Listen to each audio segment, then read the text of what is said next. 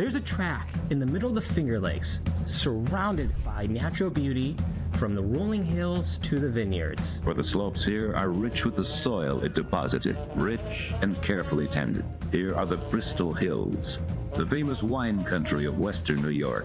This track is just a few hours from New York City and Rust Belt cities like Rochester, Buffalo, and Syracuse. This track hosted music festivals that were bigger than Woodstock. The biggest rock music gathering in 4 years. Maybe the biggest ever. Estimates of the crowd now crammed together range from 300,000 to 500,000 people. Now sit back, relax, crack open a Jenny, and dive into a plate of buffalo wings. This is Track History on Watkins Glen. I live in North Carolina, but I love New York. I love New York. This summer, see some of the most beautiful outdoor country in the world in New York State. Today, Watkins Glen's main street is just another road in upstate New York. But 25 years ago, it was the scene of a bold new experiment in American motor racing. Its public image thrives on a single event, that great autumn happening known as the United States Grand Prix.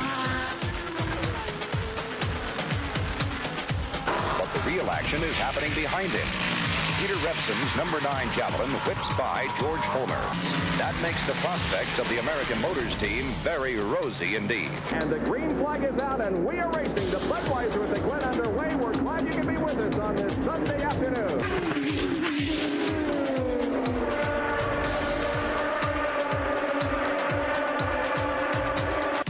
Something breaks on that car. He just clears the track.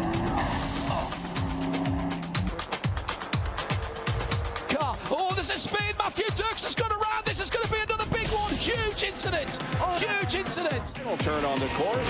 Jeff Gordon has won the Bud at the Glen. And here in 1997, securing his spot atop the NASCAR Winston Cup point standings. Hey everyone, I'm Daniel Arena. Welcome to my channel, and this is Track History on Watkins Glen. Now, this track history is very personal for me. I grew up in Rochester, New York, and it was only a 2-hour drive from the track. Have you ever heard of Genesee fever? Historically, it was probably some kind of rash encountered by Colonel Nathaniel Rochester. My love of motorsports started early, and it started with Watkins Glen.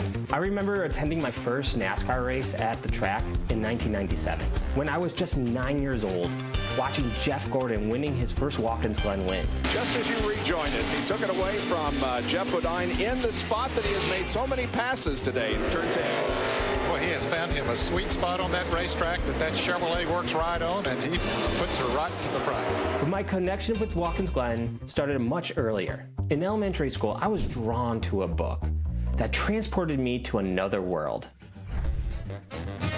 The year was 1948, when a select group of splendid amateurs gathered at Watkins Glen to revive a form of motorsport that had been ignored in America for 30 years. Oval track racing, epitomized by the Indianapolis 500, was our traditional style of competition. But racing on roads over natural terrain was distinctly European, until a Watkins Glen resident talked the village fathers into staging a sports car race to boost the sagging tourist trade. Watkins Glen, New York is a town nestled in the heart of the Finger Lakes. Some fanciful giant is heralded as creating the Finger Lakes with the dredging fingers of his right hand, an artist's hand surely. Watkins Glen was named after Dr. Samuel Watkins, who purchased the land here in the early 19th century. Situated at the southern tip of Seneca Lake, one of the largest of the Finger Lakes. This area quickly became known for its stunning waterfalls and lush landscapes. The centerpiece of Watkins Glen is the state park. This town has a small town charm, with quaint shops, cozy cafes, and historical buildings lining the streets. Watkins Glen always have been a hub of activity, but it wasn't until the mid-20th century that it became a hotspot for motorsports. It borders on the impossible to describe the difficulties and hazards of Cameron-Argetsinger's circuit. Narrow and twisty, with an elevation change of over 500 feet between its highest and lowest points. It was at best a hodgepodge collection of public roads. Drivers navigated through the narrow streets, sharp corners, elevation changes, and a railroad crossing. It's among the most demanding circuits that were ever raced on. We were racing in cloth helmets and no seat belts. It was just a big, wild adventure, a happening, which is retained today. However, the race success was overshadowed by a tragic incident in 1952. During the race, driver Fred Welker lost control of his car and struck onlookers sitting on the curb, resulting in the death of a 7-year-old boy and injuring 10 others. This is during a time when street racing was super dangerous. The only thing that was protecting the fans from the race cars from crashing are hay barrels. New York State outlawed racing on state roads in the ensuing furor, threatening to end competition at the Glen forever. As of this taping in 2024, organized street racing in New York are still banned. The streets used for this historic course remain preserved today, and you can actually still drive on this track. And it's completely insane that this was a real racetrack. In 1953, a new 4.6 mile or 7.4 kilometer layout was introduced. The track was still using existing public roads, but it was not owned by the state, so it's legal. The track was surrounded by farmland, so it had better safety measures than having it in the center of the village of Watkins Glen. In the same time, the Watkins Glen Grand Prix Corporation was established to manage spectators, parking, and concessions, ensuring a safer and more organized racing experience. The people of the community own the Watkins Glen Grand Prix. It's their corporation, and they have the say of it. In the late 1950s, the first permanent race course at Watkins Glen was constructed on 550 acres. Watkins Glen's first permanent track was designed by Bill Milliken. This track is a 2.350 mile layout. That's 3.782 kilometers. Milliken's track was a simple teardrop configuration that immediately became the fastest road course in North America. The original 1957 track was fast and narrow, and you can try it yourself on a set of Corsa and recreate 1950s Grand Prix moments.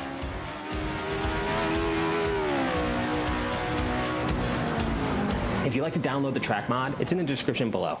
In 1957, NASCAR made its debut with the Grand National Series at Watkins Glen, introducing a new type of racing to the track. The event returned in 1964 and 1965, showcasing the unique challenges of stock car racing on the road course. Watkins Glen continued to grow with Formula Libre races from 1958 to 1960. This format had a weird range of diverse race cars. It also attracted race car drivers like Phil Hill, Dan Gurney, and Sterling Moss. So Formula Libre is basically free formula in the format of racing. So there's basically no rules. So you'll have like a Formula 1 car or an Indy car racing against a stock car or a GT car. It's basically like an open lobby on your favorite sim game, or my favorite Week 13 on iRacing. It's just pure chaos. There you are, my beauty.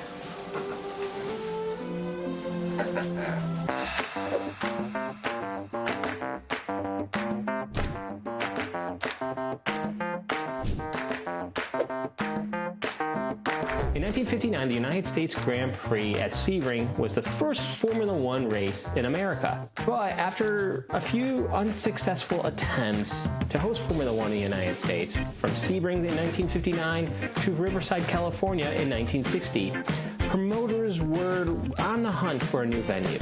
In 1960, Watkins Glen was awarded to host the United States Grand Prix. The Watkins Glen Grand Prix racecourse quickly became a favorite among drivers and fans alike. Its blend of high-speed straights, sweeping corners, and elevation challenges offered a unique and demanding test. After a decade of use, the cars began to overwhelm the circuit. Lap speeds were knocking on 130 miles an hour, and the course was criticized as too narrow and too confined. Holy smokes! Accidents increased. In 1971, Watkins Glen underwent a massive transformation. The circuit was renovated to enhance safety and improve the racing experience. The Big Bend section of the original circuit and the corners leading up to it were replaced with a new pit straight and moving the start and finish line. The most significant addition was the new segment known as the Boot, a 4-turn complex that added a thrilling downhill and uphill challenge through the woods. This new layout extends the track to 3.37 miles. That's 5.435 kilometers and became known as the Grand Prix circuit. This new configuration offered a fresh and challenging experience. Watkins Glen became a beloved stop on the Formula One calendar. The track now is one of the most beautiful racetracks in the world today, and I can only compliment everyone for it. Jackie was such a character. The reason why Watkins Glen was so important to me is that I know someone who was there in the early 1970s during the Formula One era. Hey, Dan. Hey, Dan. Mila decided to enter the chat. Hi, Mila. Literally walked in. Yeah. When was your first time at Watkins Glen track? Oh, it was around 1972. The reason why was my family ran the food concessions at Watkins Glen. So I was going down to the track to help out in the stands and set things up for the races for the food. Also, too, we provided food for some of the parties. Lotus or someone had a party underneath the tent, we provided the food for that. Any drivers that you served food with? Do you remember? Yeah, I served food and shout out to this a little bit with them. David Arena. Jackie it's a good Stewart, video. Mario Andretti. I just came across it. There were probably other drivers I met there that I just don't Dad remember, raced. or I had too much beer that night. The Glen probably since I remember there was a comment 81 that, in the Cup, met 84 to 86, Michael. 88 Michael. in and the we were talking. IMSA. And I think you were Wonder with if they ran it in the went mods to the first Formula E in the mid weekend 70s. at, That's my the New York curiosity. City Grand Prix a couple years ago. I'll find out. We met Michael Andretti there. And we were talking about some of the, get-togethers and stuff like that. And Michael made a comment that, that's why my dad didn't win that race that time. Yeah, I remember that. You made that comment to him, that why his dad didn't win that weekend. In Watkins Glen, New York, hundreds of thousands of young people gathered for an all-day rock concert. Estimates of the crowd have ranged from 300,000 to 500,000. Or as one person said today, it was 95 acres of wall-to-wall people. In 1973, a major event transformed the track. Today, 120 miles away, there is in the making Woodstock's apparent successor, a thing called Summer Jam. The biggest rock music gathering in 4 years, maybe the biggest ever.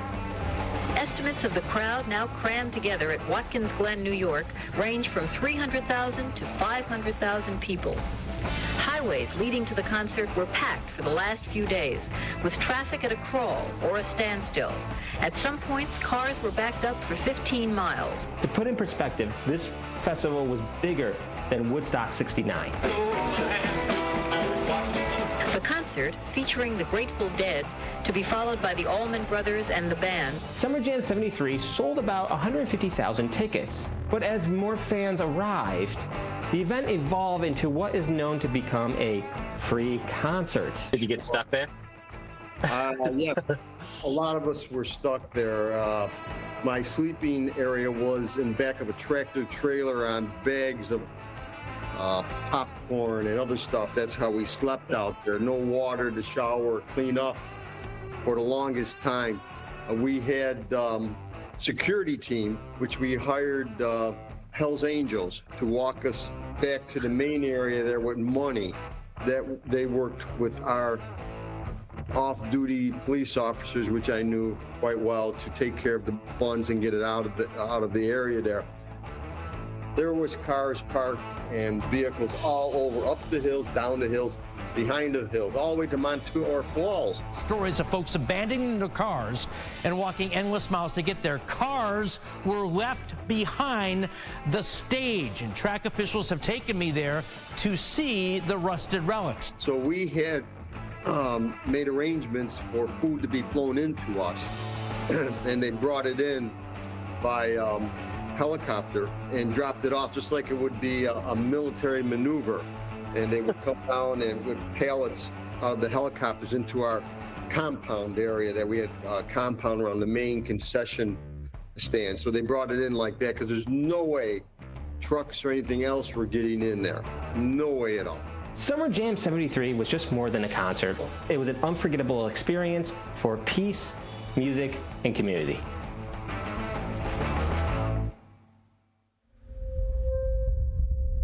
In 1973, the racing world was hit with another tragedy with the death of Francois Sever. I remember going through the fast S's at Watkins Glen. I saw the yellow flag, and I knew if someone crashed, that was going to be tough. I immediately slowed down my car, and I saw just, the back end of the tiro sticking outside of the ankle like that. In response, officials added a chicane, known as the Scheckler chicane, in 1975. This chicane slows the speeds through the dangerous S's section. Despite these safety improvements, the increasingly faster and stiffer ground effect cars of the late 1970s highlighted the track's limitations. Pretty gross from the understanding of it. It was pretty bad. It was a pretty bad situation. It was featured in the movie Rush. And reports are reaching me that there has been a serious accident in qualifying. The identity of the driver we don't currently have at the moment, but as you can tell from all the activity going on behind me towards the track, it is clearly a grave incident indeed. We will, of course, have more information for you as and when we get it, but it is the sight and sound of Formula One that nobody likes to see. In 1980, Alan Jones claimed victory for Williams, but the glory days were numbered. Himself for the first 90-degree right-hander. PK right behind him. There's a lot of jostling in the back, a lot of dust being thrown up. And Alan Jones has gone off on the right-hand side of the circuit, as have Andrea De Cesaris. 1980 was the last Formula One race at Watkins Glen. Flag is unfurled, and Alan Jones is the winner of the 1980 United States Grand Prix. By 1981, financial struggles and safety concerns took their toll. The International Autosport Federation removed the race from the schedule due to an unpaid debt. The loss of Formula One was a significant blow to the circuit, and the track struggled to survive. CART took over the Formula One date in 1981, and that same year, the track filed for bankruptcy. The future of the track seemed very bleak, but in 1983, hope arrived. Corning's see-through vision saucepan is extraordinary. It never stains and withstands heat that turns ordinary saucepans into sauce. Perfect for the microwave. Cleans up in a snap. Vision's range-top cookware. It makes a great gift, too, from Corning. That little blue flower and a whole lot more. Corning Enterprises partnered up with International Speedway Corporation, purchased the track. They renamed the track to Watkins Glen International. In 1984, the newly renovated track reopened. The chicane at the S's was removed. IMSA made a return to the track with the Camel Continental. Steve, and it's a drag race to turn one with Craig Carter in that beautiful blue and yellow V6 Camaro winning it. But look at this, from the inside, fourth starting position, Gene Felton in that white Oldsmobile Cutlass. Dad worked with Gene Felton and Craig Carter, both. NASCAR's Top Series made its long-awaited 86, return to Watkins Glen. The pace car pulls off. Here comes the field down. They get the green flag and a Budweiser at the Glen. Winston Cup race is underway. We're glad you're with us on this Sunday afternoon. Stay with us for an afternoon of exciting racing. They almost touched. They done it. And Dale Earnhardt moving into third position, and he's off the track, but that late braking will do that to you. Got off the track just momentarily, but did a great job of driving. Corner number 7. Tim Richmond is about to win the Budweiser at the Glen. He raises his hand, comes off the 7th corner, gets a little bit sideways. The back tire's off the course, but it doesn't make any difference. Tim Richmond has won the Budweiser at the Glen.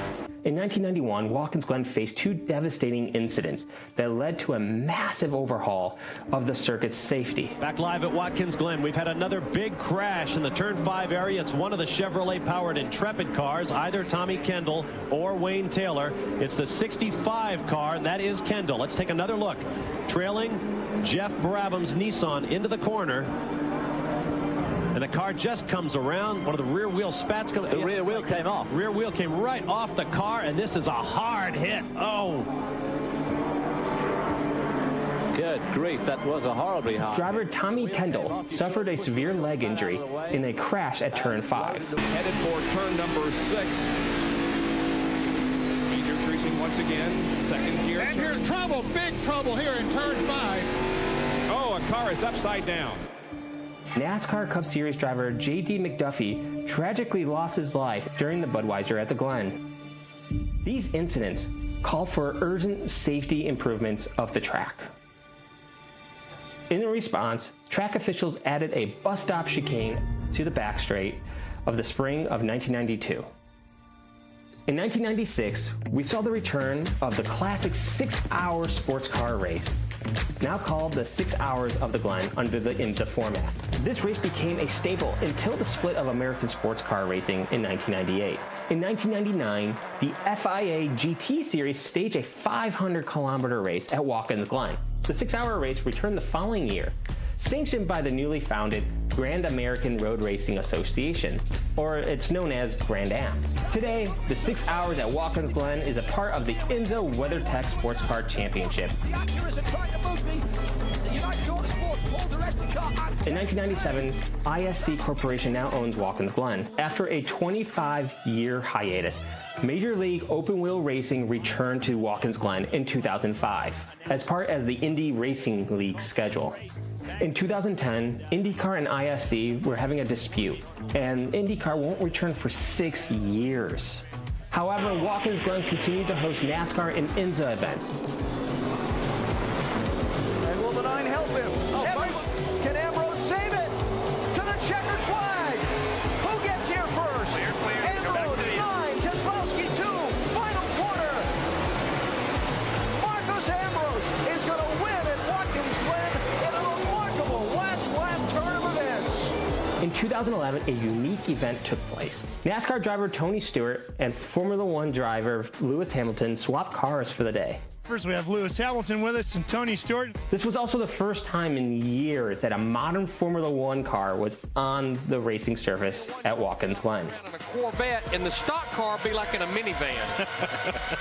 Well, very different revs on these cars, of course, Formula One compared to the Impala, about 18,000 RPM on the McLaren. Interestingly, when the two cars were circulating earlier on, guys, you heard a lot of radio chatter. Even on a demonstration run like this, that constant feedback from the driver to the engineers. What's the grip like? What's the radio like? Can you hear me? Can I hear you? Corner by corner by corner, Larry, as the guys try and learn the track. Watkins Glen International is a track with rich history in motorsport. It's now looking towards an exciting future. Could Formula One make a grand return to this iconic circuit? According to Motorsports.com, there's a call among fans and some officials to see Formula One cars racing through the scenic hills of the Finger Lakes region again. The financial and logistic hurdles are immense. A return to Formula One would not only require significant state funding, but also a long-term commitment to maintain a high standards demanded by the sport. Jalopnik highlighted another critical point. Even if the upgrades were made, the charm and character of Watkins Glen might be altered significantly. The character that makes Watkins Glen so special could be at risk with the massive modifications needed for Formula One. After Summer Jam 73, you haven't returned to the track. Oh, I returned to the track, and I returned to the track with you a number of times. Correct? So that was, 97. Yeah. I think you and I should make a return visit there, Dan. I think we should. I go down for a race, right? Yeah, I do want to go back there at least one more time, hopefully soon. Turn on the course. Jeff Gordon has won the Bud at the Glen, his 8th win of the 1997 season, his 27th career. Thank you for joining me on the history of Watkins Glen International. Please give this video a like if you really enjoy it. Also subscribe to my channel. I'm gonna have a lot more videos like this. This particular episode of Track History took 3 months to make. There's so much work that has to go into a video like this, from the research, the script writing, the storyboarding, the filming, and the post-production process. And I want to thank you again for watching this episode of Track History on Watkins Glen. Let me know down below of what other tracks you want me to cover. I will see you again soon. Until then, take care. That was a really good 3, 2, 1. compilation of the There's history actually a of the thunderstorm track. rolling in while in my taping right now, and my dog is freaking out. So you might see her in the background. Hi, you okay? Oh, hi. You scared? You scared of the thunderstorm? You scared of the thunderstorm? Mila has to make an appearance on these videos at least once. Shall we continue? In 1971, let's make sure we're recording.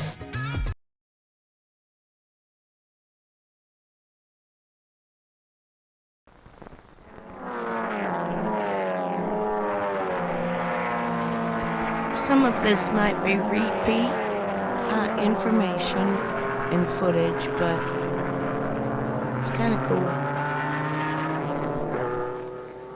If you're watching in David, these cars symbolize American road racing's unbroken lineage, stretching back from this present-day race-modified triumph to this 1948 replay, you can fast MGTC. forward through things we've seen.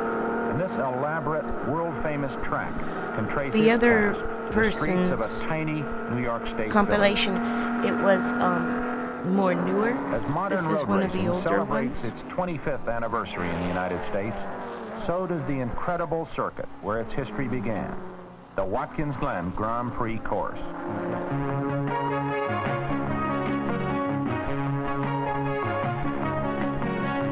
It's kind of a little history of the Glen. I was more familiar from 86 and beyond when it reopened.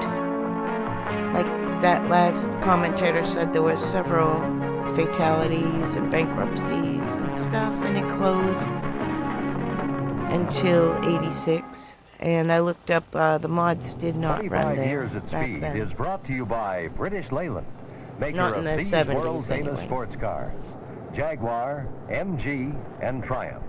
Great to begin with, and great today. Squadron, scramble. 40 bandits approaching 10. Good show.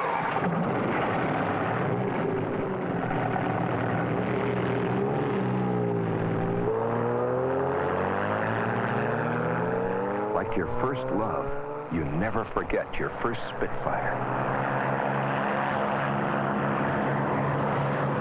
You not only get a car and a girl, but a piece of history. I'm in the chat. I'll be back in a minute. I'm just trying to get my morning routine done.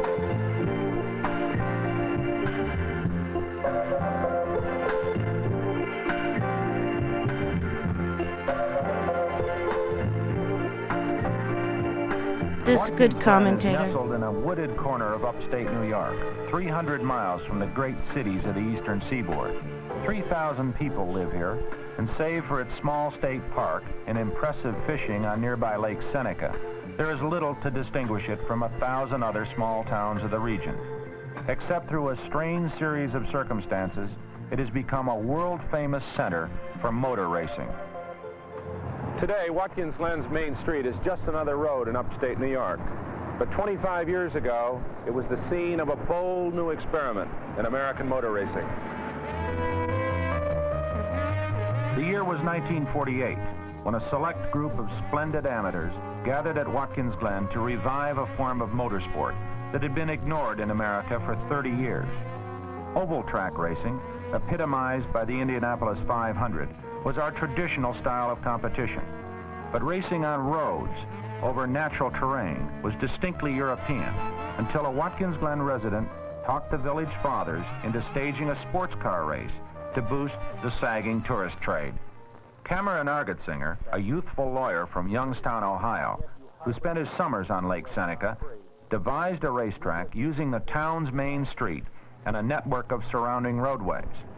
He received a sanction from the fledgling Sports Car Club of America, which invited a select group of wealthy foreign car enthusiasts from around the country for their first taste of real competition.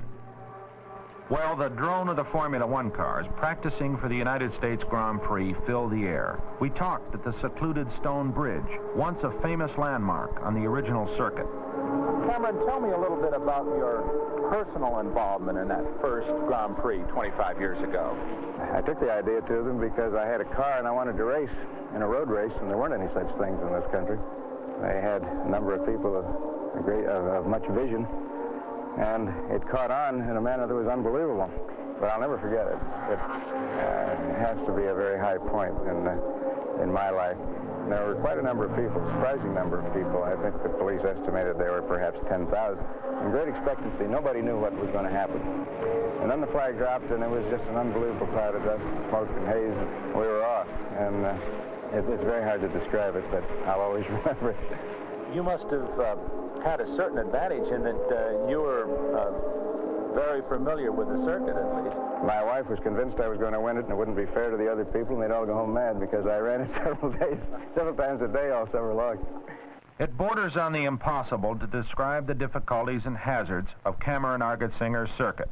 Narrow and twisty, with an elevation change of over 500 feet between its highest and lowest points. It was at best a hodgepodge collection of public roads, and at the worst, one of the most dangerous race circuits ever conceived by man. It's among the most demanding circuits that were ever raced on, ever. John Fitch is one of the best sports car drivers the United States has ever produced. This lean, quiet man from Connecticut drove for the great Cunningham team and is the only American ever to be invited to drive for the vaunted German team from Mercedes-Benz. Dad worked for the Cunningham now retired team to a career as a highway with the safety Nissan expert. GTO John recently returned to 300 Watkins Glen ZX to relive those wild Turbo. days of the late 1940s. It was all very experimental and astonishing to all of us who were participating.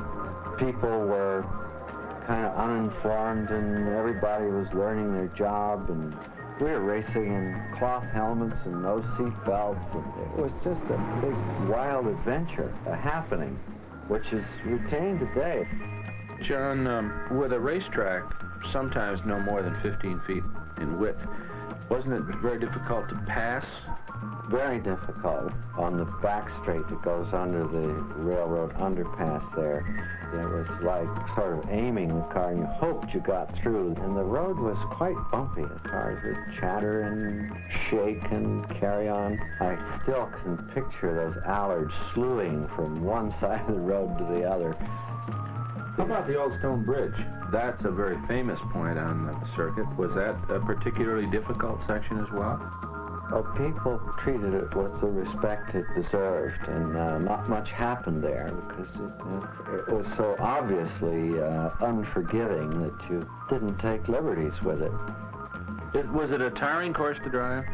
Gosh, I think people were so keyed up in those days, and it was also new and exciting, and the races were not very long, that nobody thought about that. I'm sure it was exhausting, mentally, at least. The fastest part was the downhill, big sweeping bend there, and I don't think anybody knew how fast the cars went, because the speed was sort of over the design of any of the small cars at the time, and the big cars, you just couldn't even glance at a tachometer for a split second. You know, you wouldn't conceive of any kind of motor competition on a circuit like this today. It'd be out of the question. Practically everything about racing at Watkins Glen has changed, but the racers. The old track is now a series of rutted back roads, long since replaced by a multi-million-dollar artificial circuit. But the men who race there are essentially the same. The stars of the Grand Prix and Can-Am are pros, but a vast percentage of the men who drive at the Glen each year are amateurs. Doctors, lawyers, salesmen, weekend warriors, as it were, racing as they did in 1948 for the sheer love of competition.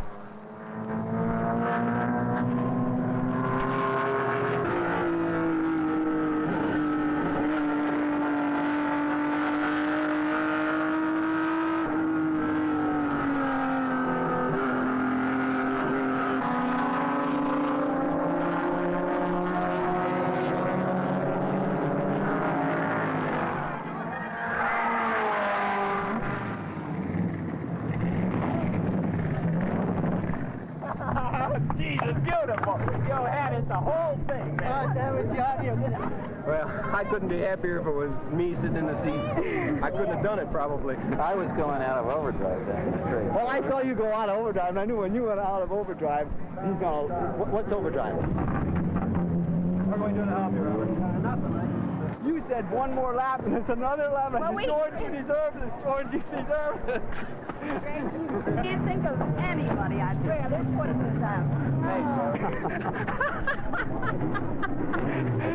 See, that's what racing is supposed to be. Freaking fun, man. If you're racing and you're not having fun, assess your situation. Racing's gotta be fun, The man. Watkins Glen Grand Prix was staged on the old network of public roads for 5 years. Its success triggered similar races to be organized at places like Elkhart Lake, Wisconsin, and Pebble Beach, California. The cars got Elkhart Lake larger and is Road faster, America. and crowd control bordered on the chaotic. Sanctioning squabbles and financing problems compounded the difficulties. And in 1952, a spectator was killed by a speeding race car. New York State outlawed racing on state roads in the ensuing furor, threatening to end competition at the Glen forever. We no longer could get the insurance. We no longer could get the permit from the state to run on the state road. So we had to go elsewhere for a circuit. A man who remembers those bleak days is Henry Valent, a lawyer and lifelong resident of Watkins Glen. He has presided over the financial fortunes of the Glen racing experience since the beginning. Despite the 1952 tragedy, Watkins Glen remained hooked on racing. An organization led by Argot singer Malcolm Curry, the local newspaper editor, who was to later become general manager of the present track, and Valent, set up another circuit on town-maintained highways. Beginning a tradition that continues to this day, the community pitched in, operating concession stands, taking tickets, directing traffic, and selling programs, part of the profits of which went to the Watkins Glen High School senior class.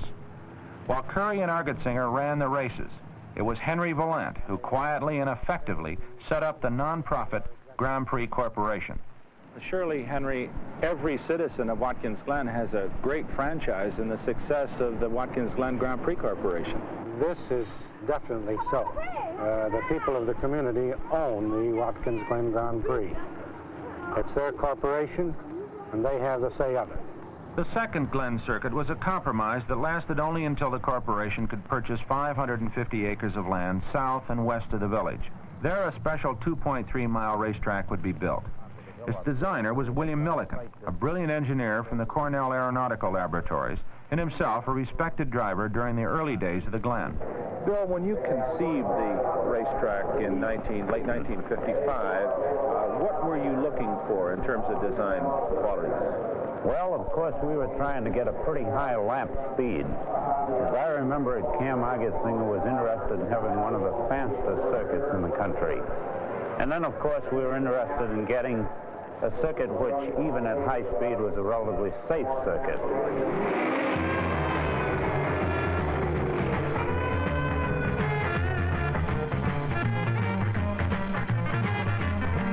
Milliken's track was a simple teardrop configuration that immediately became the fastest road course in North America.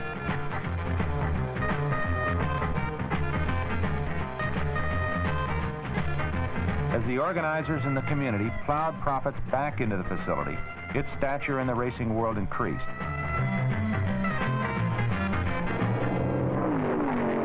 By the early 60s, most of the greatest cars and drivers were competing at the Glen. Each year, mobs of people My turned dad out was to see such legendary machines as the Cobras from California. racing in New England at this time when they like built this track and all that around 61. After a decade of use, it was the more cars organized. began to overwhelm the circuit. Dad had his Lap first speeds race were car knocking in at 130 1957. He miles was an hour, and the 14, course was so he criticized was as like too barely narrow into his and too 20s, but confined he for would safety. actually race Accidents here increased. in 86 when it reopens with the GTO series, when he was with Dingman Brothers Racing. And those are actually in the banner around the frame of your view. It would be in the bottom left-hand corner, those cars there with the valve lane. Although serious injuries were avoided, the management decided to begin a multi-million-dollar remodeling program. A new extension increased the circuit length to 3.3 miles. Bill, in 1971, you added a mile to this circuit. What was the specific intent of that extension? Well, there were many intents, in fact.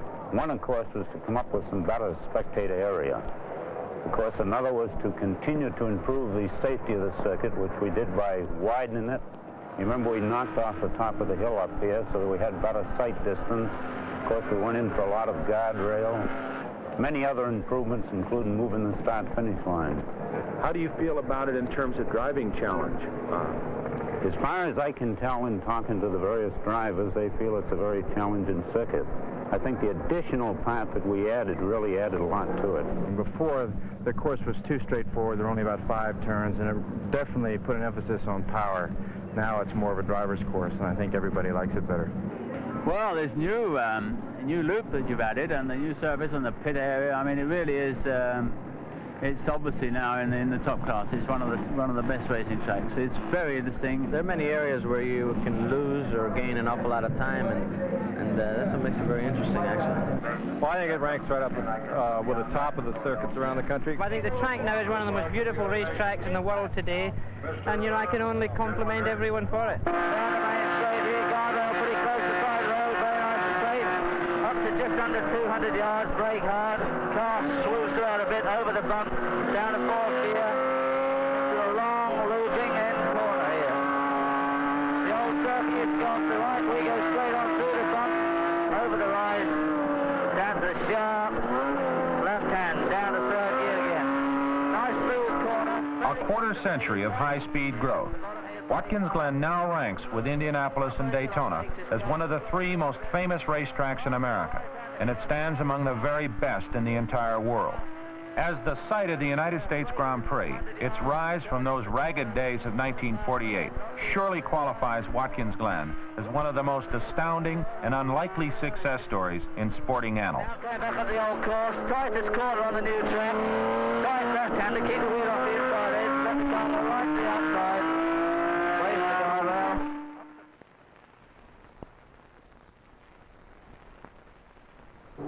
From the beginning, the essence of Watkins Glen has been the Grand Prix.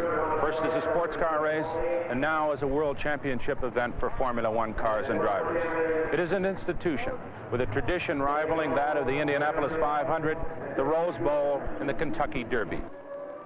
Cameron, the first 10 years of Watkins Glen were essentially amateur events, and yet you harbored this dream of a U.S. Grand Prix. Well, the first 10 years of racing at Watkins Glen established a base from which we could move into professional racing and Grand Prix racing. From the time we actually were awarded the Grand Prix of the United States until the date of the race was a little less than 8 weeks. So it was pretty rushed, both in promoting it and organizing it. We expected a huge crowd. We had a huge crowd, and that morning, I remember driving around. This is so interesting to me. In places where never before had there been spectators and being scared to death. Now, I was just born. I was a month old when all this went down, but and that field took off. Of course, there's nothing like I enjoyed anywhere else in the world. Anyway, being in my mid-20s and watching my dad, Well, this was a gamble because it had my dad's team when we could, if it was on TV, because he was running GTO and the GTB got most of the coverage. But I found a few videos, and hopefully we'll see some footage of his car, or at least some people he ran with. My sister's actually working on our own copy of Lime Rock 1986, and I was there when we won that GTO race, so it was really cool. Innis, Ireland. Even after the United States Grand Prix, it established itself as a successful event. Watkins Glen continued its pioneering role in all forms of racing. The circuit witnessed the most competitive levels of the sport, from open-wheel formula cars to the 200-mile-an-hour, unlimited horsepower Can-Am sports racers.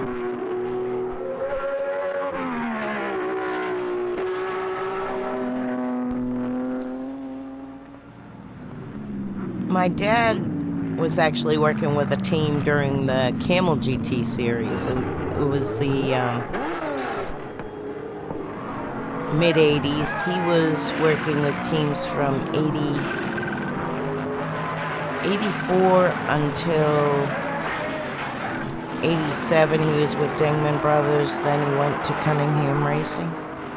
They mentioned that in one of the films we just watched. While racing at the Glen features variety, its public image thrives on a single event, that great autumn happening known as the United States Grand Prix. October is the traditional month for racing at Watkins Glen.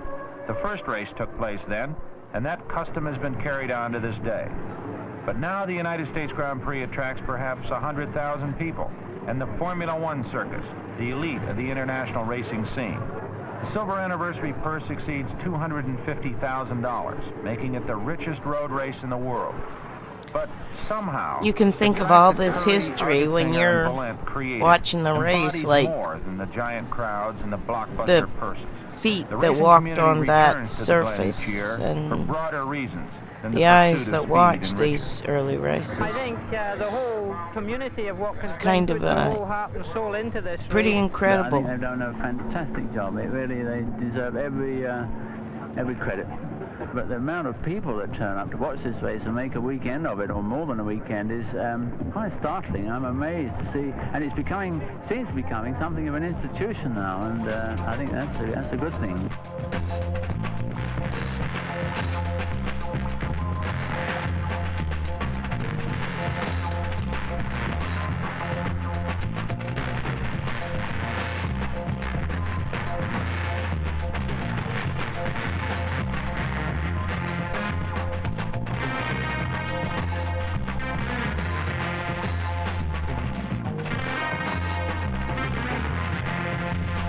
We knew how to have fun back in the 60s and 70s for sure. Racing was so flippin' fun back then.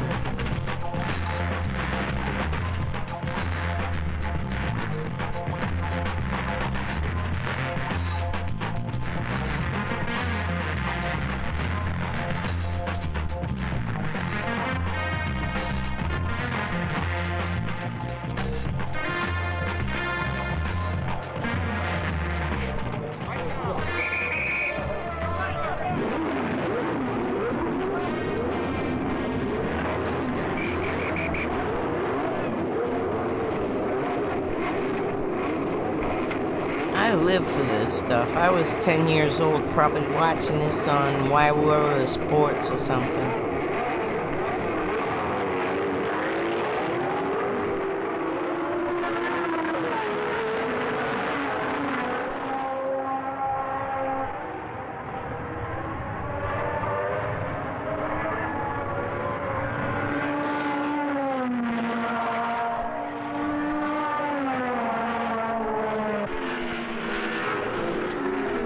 Fall foliage there. It's got to be October.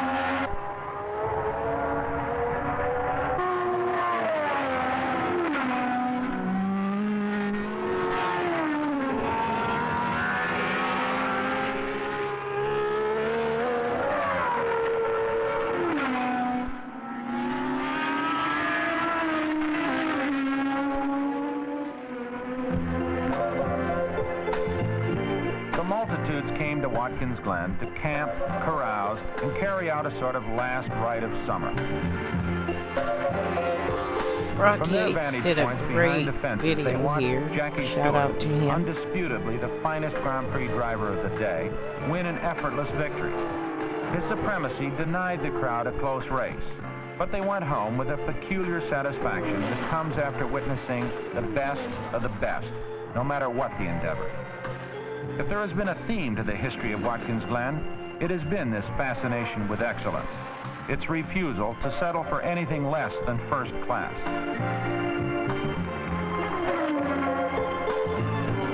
If pride rather than people was the measure of a community's size, Watkins Glen would surely be one of the largest cities in the world.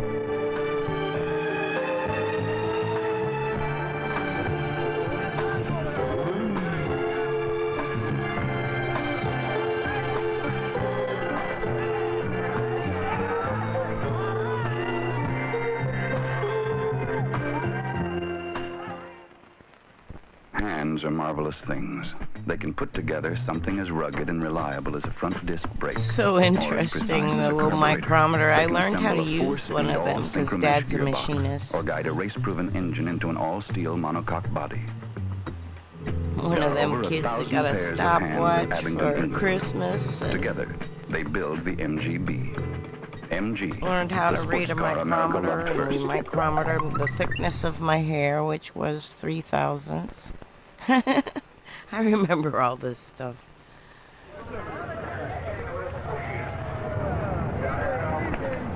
The completion of the United States Grand Prix marks the 25th anniversary of competition at Watkins Glen.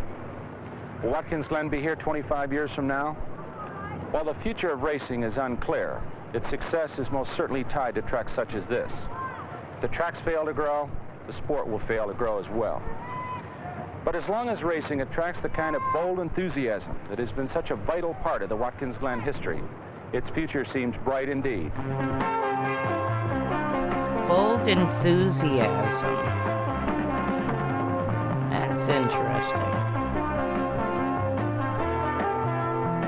The reason all us old racing people are pushing all this history stuff is to know where we were and how we can get a little bit of that back incorporated into the growth.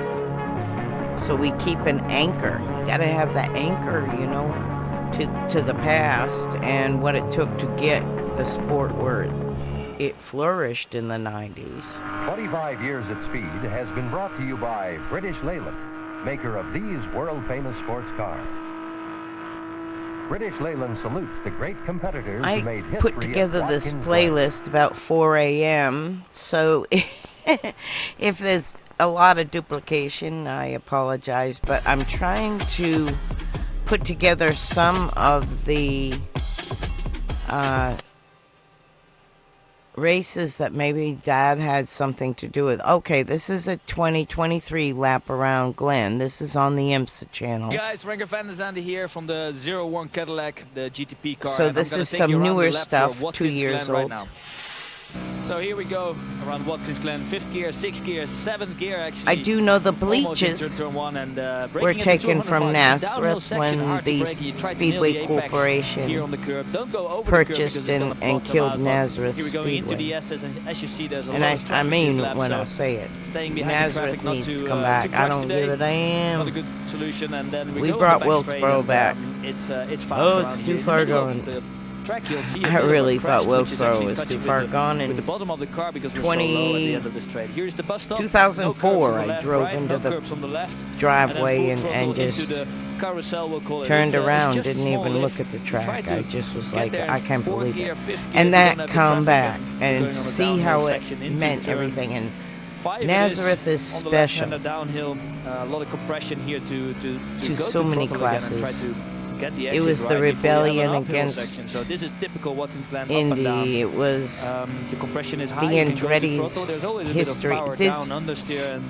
just bring making back most of the track Nazareth. running all the way Stop wide. being dumb. All the way down again. Under braking is very hard to brake down the car because it's a downhill section and also a bit of a crest where you want to get to the curb and use the exit curb all the way on the exit without having a track limit. This is turn 9 all the way around here. Not so easy, especially when it's wet because of all the kind of crests in the track. And then we go into a very fast corner, not when you have traffic, but otherwise it's almost a flat corner, especially on new tires will be flat. And then we go to the last one. Look on the left, it's a big wall. You don't want to go into the wall, so take care of not running too wide and don't have the understeer. And this was a lap around Watkins Glen. Trying to wake up slowly. Got nothing on but a Florida suntan. Hey guys, it's Michelle Gatting here from the Iron Dames. We have the Lamborghini GT3 number Oh, 83 the here in the Lambo, background. man. I will take you for a lap around Watkins Glen. Hell yeah. All right, guys, so we're coming up here on the Iron start-finish line Dames, I going love them. towards 1. There is a little bit of traffic, so braking a little bit earlier than normal. We want to use a little bit of the inside curve here to have the momentum. We can use the track here, but not too much. Then we might end up getting some track limits. And then we are entering the famous SS, carrying a lot of speed going up the hill here. the faster the better. And then going down to the famous bus stop where they have changed a little bit the curb, but we are going to prepare braking late, clipping the inside curb, not carrying too much speed, a little bit braking in between, and then using all the momentum for the exit going into T5. Here there are a lot of different lines. We are starting going from the inside and then going on throttle, going towards the outside. Then we are entering T6 here. Do not carry too much speed, then the rear of the car might be a little bit tricky. And it's the same for T7 here. As you can see, there is a little bit of movement on the car. The rear end is a little bit sliding, so we have to be careful on power. Small corrections on the steering wheel. Enter too hot. And then going down towards T8. What's very important here is to find your reference points for the braking. It's a very long corner. It seems like a short corner, but it's actually very long, and you need to have a late apex going early on power. Again, we can use the track here, but not track limits. Then we are entering T9. Super tricky corner because, as you can see, the wall is very close, but important to carry speed here for the last part of the track, entering T10, one of my favorite corners, together with T11, the last corner, and the where least if you carry too amount much of speed, soaring on your it might wheel hurt a little bit, so important is to carry enough speed, but not too much, and then that's a lap and get on it sooner than the other people. So you're not Hail Marying it through the corner. It seems it helps. But I absolutely love these guys at the 24 in Daytona. Now this is a drone footage I came across. I'm not sure exactly what it is, but kind of gives you the lay of the land. I think it's a little short, couple minutes. Oh, it's about 7 minutes. So that's a little long, but I don't think it has any commentary, but it's kind of cool. You can see the old school versus the new school. Like I said, a lot of these bleachers were taken from Nazareth and put here by this NASCAR Corporation, whatever it's called. Speedway Corporation used to be the Bill France Corporation, used to be Daytona Speedway Corporation, when all the original investors signed their life away on that speedway, and then the France family declared bankruptcy and hosed all the original investors. But that was 3 generations ago, so we can't hold it against the new guys. They're doing good things, like bringing back Nazareth. Damn it. I was there in 2000 something, 98, 99, and Dad won there with his team with the Kleenex car and Fedowa. It's probably 98 or 99. So, not only that, the frickin' Andretti's history is there. It's just important.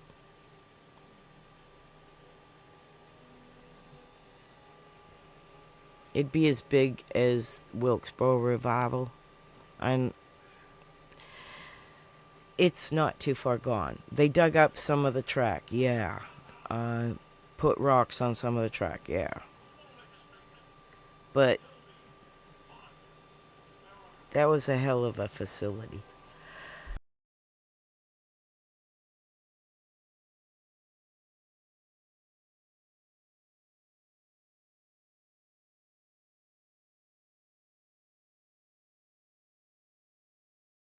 This is a 7-minute video, so I am, if you don't mind, putting this on double time.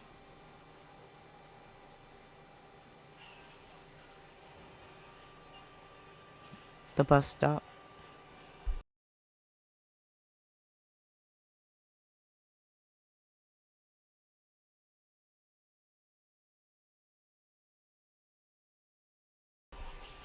The little spot there where we lost J.D. McDuffie. I remember that, like, really vividly. Like it wasn't that long ago. And then now the new boot. The NASCAR guys don't run the boot. And this is more IMSA.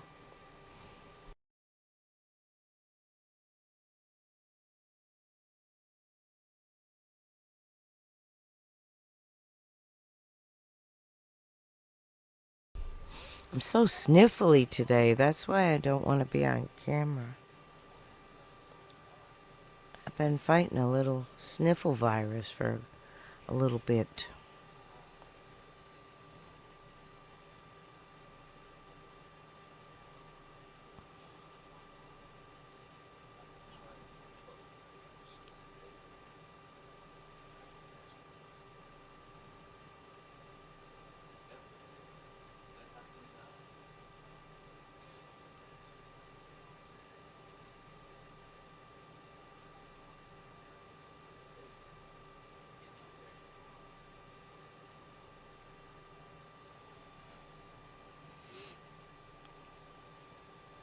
I'm going to shut the camera for a minute because I'm still sneezy and I need to blow my nose.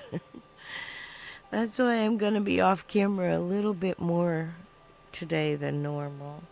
But I wanted to say hello and tell you I'm really, really here. And I appreciate all my viewers, all my followers, my subscribers. You guys have been awesome. Oh, there's Victory Lane.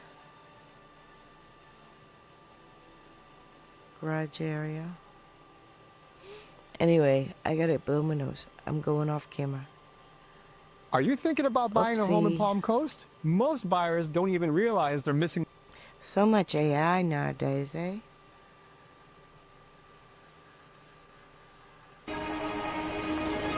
Watkins Glen, New York. 6 hours of endurance racing moments.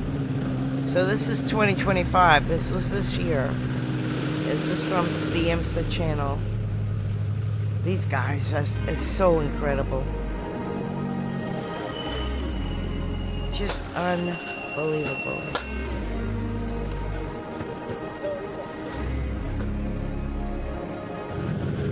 I loved IMSA. So fun, so stress-free, back then anyway.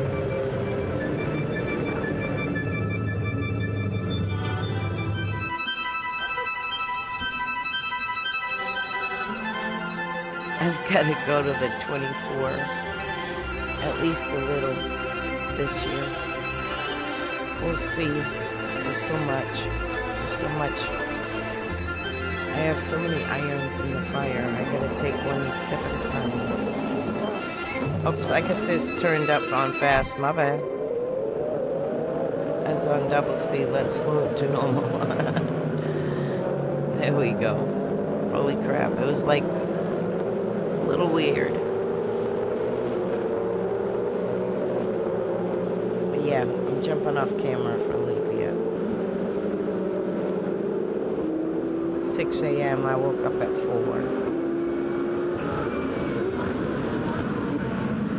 Still not gathered all my 3 brain cells yet. They're still wandering in the ghetto. We'll be back on the camera in a little bit.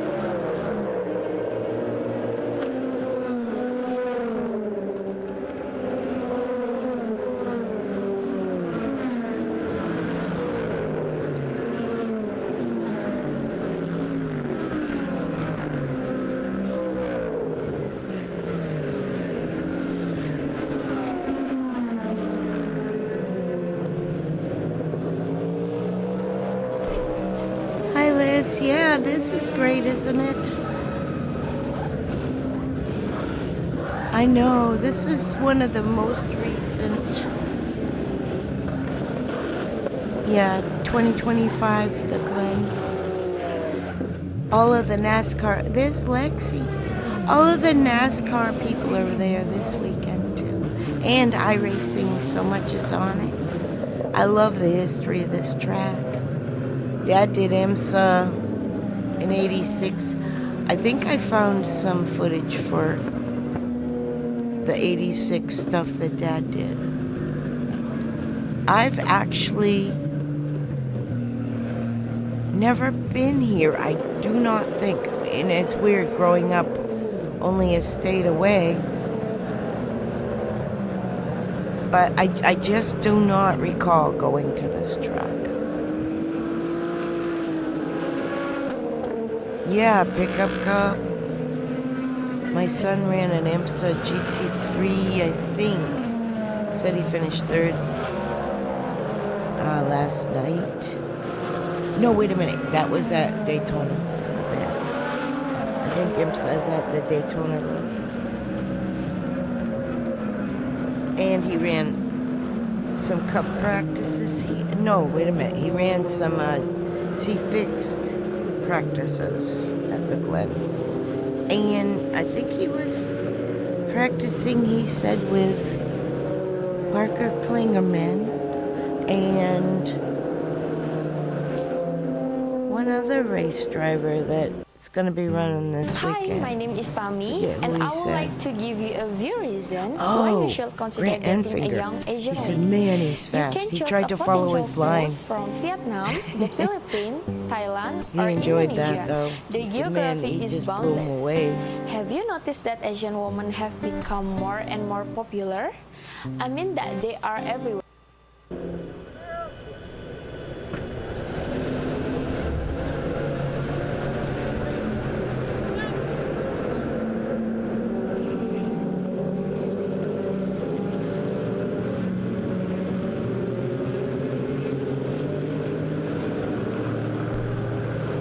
I've been to Lime Rock, and that was in '86.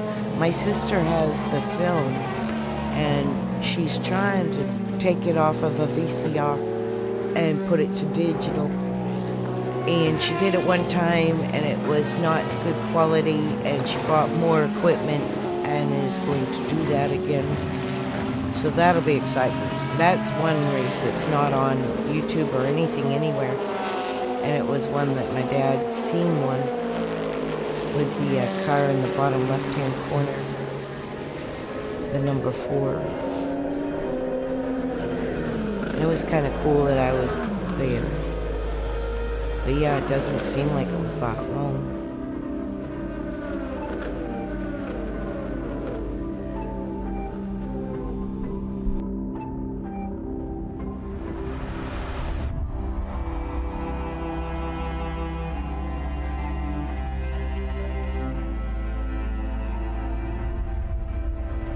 The Michelin Man, I remember him.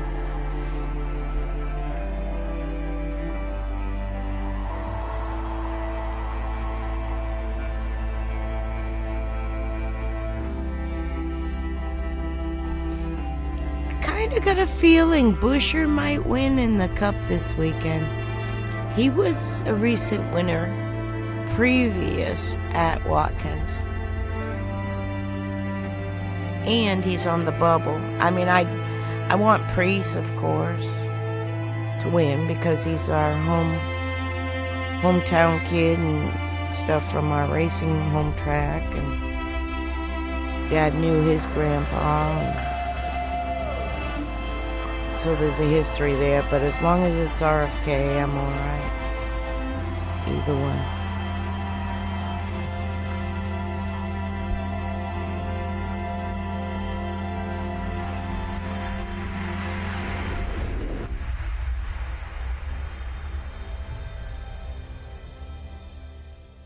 IMSA's been putting out some pretty good stuff. They must have a good graphics guy or a video guy or whatever, editor. Now this should jump to something else here. Yeah, see Chris Buescher went at the Glen. In something. This is something I came across. So, I see the 18 moving around like he might be out of fuel. That's exactly what I was thinking, Andy. I was wondering if he was running out of fuel here. Coming to the white flag. I'll tell you, the two cars close that gap. I don't know if it's that or if he thinks he might have a flat tire or something like that. He's really moving the car around. It doesn't look very stable right now. 1 lap to go. Kyle Busch, defensive line into turn 1. the track configuration for these guys does not include the boot. Now Ambrose trying to get second from Keselowski while he tries to get the lead from Kyle. Contact in the S's. It's right. Oh, oopsie. Not clear. Dangerous spot on the track for Kyle to be sideways. Looks like he gets off to the guardrail. No caution yet. Here's the race for the lead. Keselowski's got damage on the left front. Is the tire going to make it all the way around?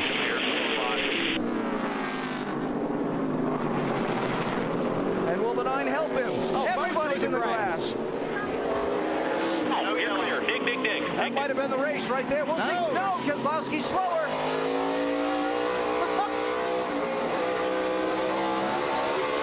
Keselowski's got a problem. Trying to stay with Ambrose. 2 final corners. Do they use the bumpers?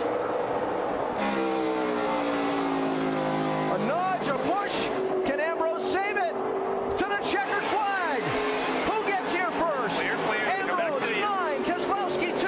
Final corner. Marcus Ambrose is going to win at Watkins Glen in a remarkable last lap turn of events. Right?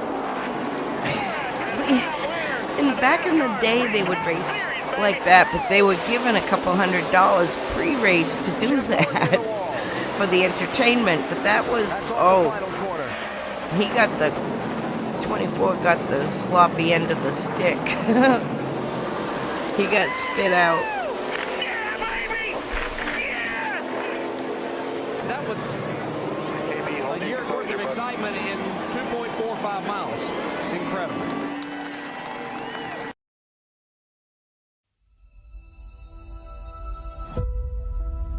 EVE Online is a vast universe. Watkins Glen, New York, where 36 Winston Cup cars and drivers will be moving out in just a few moments to start this 90-lap race. This is highlights of the 86 race. 2.8-mile road course. I think it had already shown in Richmond 1, I think. Course, and the pace car pulls off. Here comes the field down. They get the green flag and the Budweiser at the Glen. Winston Cup race is underway. We're glad you're with us on this Sunday afternoon. Stay with us for an afternoon of exciting racing. It looks like that Darrell Waltrip has grabbed the lead from pole sitter Tim Richmond. Let's see if everybody gets through that first corner okay. It appears now, my dad was with Dingman Brothers in the IMSA side, but they also started running a cup car, and I believe it's Greg Sachs in the 50 is in this race. Maybe. Possibly Tommy Riggins. Because Tommy Riggins was one of the IMSA drivers. But you can see the Valvoline car, and I think that was one of the Pontiacs. If it's a Pontiac, it would be a Dingman Brothers car. Tim Richmond is back in third place already. So we've had 3 lead, or at least 2 lead changes here. Basically out of the same shop as my dad's. And he had input, but he mainly, his thing was the IMSA. On the outside of row number 2, but he is running in second position at the moment. Right behind him is our pole sitter, Tim Richmond. Tim getting this, the right side of the car off the track just racetrack between himself and Wallace. Here they come, the completion of lap number 1. It is Darrell Waltrip, followed by Rusty Wallace. Then Ricky Rudd has moved into third position, followed by Harry Gant, and Tim Richmond is definitely falling back. And Rick got off the course a little bit. That may have... I believe he just got a wheel off over there, and it takes a while to gather back up. Of course, but Rudd made a good start. He's up. That's what put him up into the third position now. Ricky Rudd started the race from 7th spot and is all the way up into third right now. There appears to be a little bit of smoke or something coming from the rear end of Rusty Wallace's car. I've noticed that a couple of times. At the moment, I don't know what it is. Darrell Waltrip continuing to lead as he is caught up with Chet Phillip and about to put a lap on him. Chet moving over and allowing the faster inside and putting a lap on him. Rusty Wallace is staying right behind in that second position, and now Tim Richmond is charging back up toward the front. So that Rusty going to make a move here. And let's see if he does. He may have the lead. Nice move by Rusty Wallace, and Rusty goes in the lead. Yeah, he's running that car pretty hard. You can see him sliding there. Now, the tires, I've heard him say when they're new, they're good for about 10 laps and then start tapering off a little bit. So, it's hard to say how hard he's using those tires. It looks like he's using them pretty well. Well, Rusty came here with a lot of hope this weekend. They did test that car here. He got in quite a few laps and perhaps had a little bit of an advantage on some of the other drivers who didn't. And his testing is showing itself here as Rick Wilson has come into the pits. Jack Arute is down there. It looks like it could be a serious problem on Rick Wilson's machine. Those cars were huge.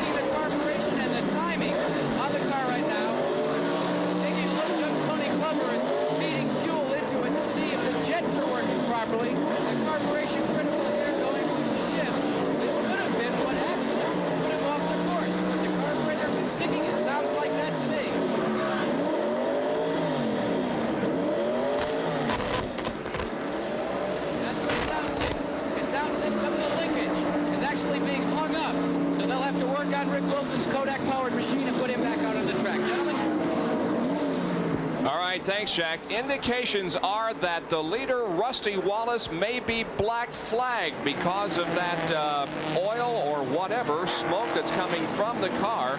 We'll watch this time around to see if Harold Kinder does give him the black flag, but that is the indication.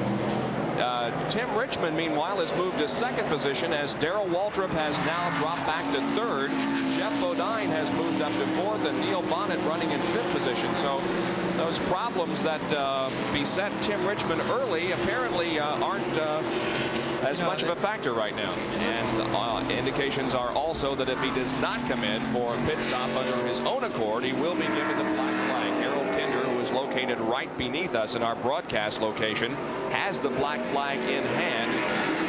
And Rusty is dropping to the inside of the racetrack and is coming in for the pit stop. Here's Jack.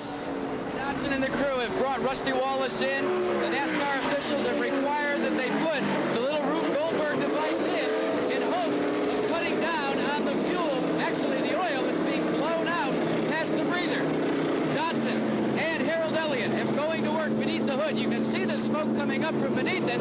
It looks kind of like they're spraying for mosquitoes. This is going to be a somewhat costly stop for your leader, Rusty Wallace. Wallace, in the meantime, is standing resolute inside the car, doesn't look at all concerned about the problem. He's just standing there, and now he gives us the signal that he is indeed quite upset about it. As they come off of corner number 7 and head down the straightaway, and Geoff Bodine, let's see now if he makes a move on Tim Richmond going into turn number 1. He shoots to the inside of the racetrack, tries to go inside, and does. I tell you, that surprised me, being able to make that move there after being kind of pinched a little bit down in the middle of turn 1, because that usually kills your momentum a little, and he still had enough to get by him. So we also have a contest going on back for 6th position between the number 43 STP Pontiac of Richard Petty and Dale Earnhardt. And here's a pretty good contest. That is Tommy Riggins at number 69, the number 69 machine. My dad's the crew chief on that car, Tommy Riggins. I got that on my but he at the moment has left-hand bottom corner, second one up. And Dale has really not been a factor in this race. I didn't realize. I need to add this to my dad's playlist. I just came across this, I know, at like 4 a.m. I didn't know that we had a tape of this. I'll have to send it to Dad. 6th is Petty, 7th is Earnhardt, 8th is Rusty Wallace, who despite numerous problems is still on the lead lap in the top 10. And a car spinning, and there's Geoff Bodine. Unbelievable. Geoff Bodine, who had a huge lead at one point until the most recent yellow, and who was staying ahead of Tim Richmond, gets off course, and this may spell disaster for Geoff Bodine. Tim was pressing him pretty hard, but then it looked like they're in the Tommy actually lives in the Daytona area. My dad, I think it was like 2 years ago, he gave me a booklet. They went to a dinner, a luncheon that was featuring Tommy. I should photograph that, or I might have it in my photo. And he just waved to him when he came off the corner. Interesting. It was regarding this car. There as Darrell went around Neil Bonnet. Oh, we have a problem, and a yellow flag is out. Bobby Miller Jr. spinning, and Richard Petty almost making contact with him. I don't think there was any contact, but it sure was close. And now just a slight tap is all. Yeah, now this will bring everybody in for a pit stop, and it will eliminate the possibility of everybody running out of fuel with just a couple of laps to go. Petty is back underway, but we now watch the leaders to see if they choose to make a pit stop, and we are sure that they will. This is our fourth caution period of the afternoon. There is Tim Richmond slowing down for an apparent pit stop. That's a great break for Geoff Bodine to be able to help him bunch back up and catch up with everybody. And there is Tim Richmond moving off of corner number 7 and entering pit road. The leader is in the pits. Let's go once again to Jackaroo. All of the top runners bring their presence known onto pit road. Tim Richmond is the first one to come to a stop. Darrell Waltrip is second. And now Neil Bonnet has come to a stop. All three of them are going on side tires.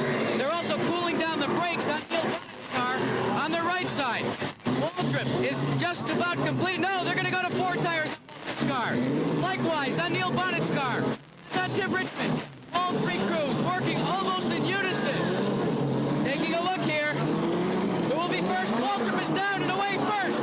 It'll be Waltrip, then Bonnet, and it'll be Tim Richmond taking up third.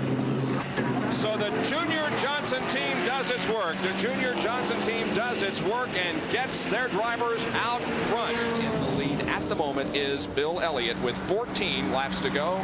And it seems as if the green flag will be coming out here in just a moment. Cars come off of corner number 7, or at least approach corner number 7 with Bill Elliott. In the lead now, he begins to pick up the pace as the cars come off the corner. The pace car dives to the inside, heads for pit road. The green flag comes out, and we're racing once again. Now let's see what Darrell Waltrip does. Let's see if that tire vibration is going to be a problem for him, if he can pass Bill Elliott. He held him off for the first turn. When you have a problem like that, you tend to kind of sneak up on it a little bit that first time through the corner just to make sure. The battle at this point is for third position, as Tim Richmond would like to take over third from Neil Bonnet. But now Tim falls in behind Neil as they head single file up the hill slightly into corner number 4, and now on to the backstretch. Bill Elliott leads him down. Darrell Waltrip is right behind him. Here comes Tim Richmond on the inside of Neil Bonnet to try to take that third spot. He's going to do it. Got it. And let's watch Earnhardt. Ooh, Earnhardt and Bonnet go in side by side. Sorry, I thought that was Bodine coming up there, that yellow nose. That's Dale Earnhardt, and he wasn't able to pick up the spot, but Tim Richmond has third now, with Neil Bonnet in 4th and Earnhardt in 5th position. Now we have a change of leader as Darrell Waltrip was able to pass Bill Elliott, and Darrell Waltrip goes back into the lead. That is our 9th lead change of the afternoon. Thanks, Liz. I'll talk to you later. I had to run and go use the bathroom myself. One of the areas of the racetrack that I had stepped away a second. Going into corner number 1. Thank you for stopping by, though. And it was kind of a neat find that I found this of Tommy. Especially where Dad went to a little event, like in the last couple of years with him. We'll take a look at That was the cool. lead change once I again. went to see if I could dig out that booklet, and it's actually kind of stuck behind a table. He must have really got a good drive, bureau coming drawer. I off have of to turn pull 5 there out. to be able to Have to raise the table up. It's one of my He's working well. But he is not laptop pulling away tables. from the rest of the field by I any gotta do means. As a some matter of arranging fact, to Tim get it Richmond is out right on his of the back drawer. bumper. But it's very cool. Thank you for stopping around here and watching. Advantage that Waltrip has, and Bill Elliott getting a little high in that I'm corner. from the other side of the world. Getting the car just a little bit sideways, but he did not lose that position. We're in the closing stages of this 90-lap race here at Watkins Glen, New York, and look at Tim Richmond right up on the back bumper of Darrell Waltrip. Tim has had such a great season recently. In the last, let's see, 7 races, if you throw out a 15th place finish that he had at Michigan, He has had a second, a first, a first, and a second. And he has been really competitive all race long. He was our pole sitter. Did have a problem at the beginning of the race with the engine missing, but they switched over to the backup ignition system, and he has been leading or hot on the tails of the leader ever since that point. Tim Richmond in second position. He and Darrell Waltrip are really having a battle here in the closing stages of the Budweiser at the Glen. You know, the Elliott here, he didn't make a pit stop there, so he doesn't have the fresh tires on, and he may just be kind of trying to hold on here until these guys run the tires off a little bit, and then it'll equal up a little bit. And Tim Richmond goes I into think the this lead. is a highlight reel, and I think I have the full race next. I might skip through some parts of it, Leaders, but we have had 10 lead but changes. I want to see if they cover now that I found Tommy's in it. Really cool. Waltrip and Tim Richmond, you'll recall, battled almost side by side to the final checkered flag at Riverside earlier this year, a race that Waltrip won, but it was a close battle with Richmond, and they're in the same kind of a duel here this afternoon on the road course. And now we have Dan Earnhardt really putting a challenge on the bonnet for that spot. That's the battle for fifth position. He set him up coming off that corner to get a run at him, and it looks like it's working. Let's see what Dale does. He's down to the That inside of the alley guard racetrack. car got some definite We've seen numerous oil passes here leakage. today, Did you and we see the rear another one. bumper? Earnhardt goes into fifth spot. And Rusty Wallace, I think, wanted a little bit of that Neil Bonnet car, too, at the end of the straightaway, but he could not make. And Mike Waltrip continues to have problems. He is obviously experiencing some serious problems, and Bobby Allison is also sometimes there's oil on the track. It's coming off the back of that alley guard car. His entire rear bumper was covered in crap. There goes Tommy. Dale Earnhardt battling here for that third spot. It's only tight coming off there. This could be the time. Slide up. Didn't make up his mind here. They almost touched. Got it. They got it. And Dale Earnhardt moving into third position, and he's off the track, but that late braking will do that to you. Got off the track just momentarily, but did a great job of driving. Good job of driving. 2 more laps to go. The next time around, it'll be the white flag for Tim Richmond. Here they are. Earnhardt and Bill Elliott for third spot. The last lap, the Budweiser at the Glen. Here they come down the straightaway. It's a 1.15 second advantage for Tim Richmond. If Darrell Waltrip is going to make the move, he's going to have to do it soon. He goes to the inside and passes George Fulmer, a slower car. Look at Earnhardt get sideways coming off of corner number 1, but he keeps that third spot. Yeah, these guys are working here. They are working good. Tim Richmond is pulling away, it appears, on Darrell Waltrip.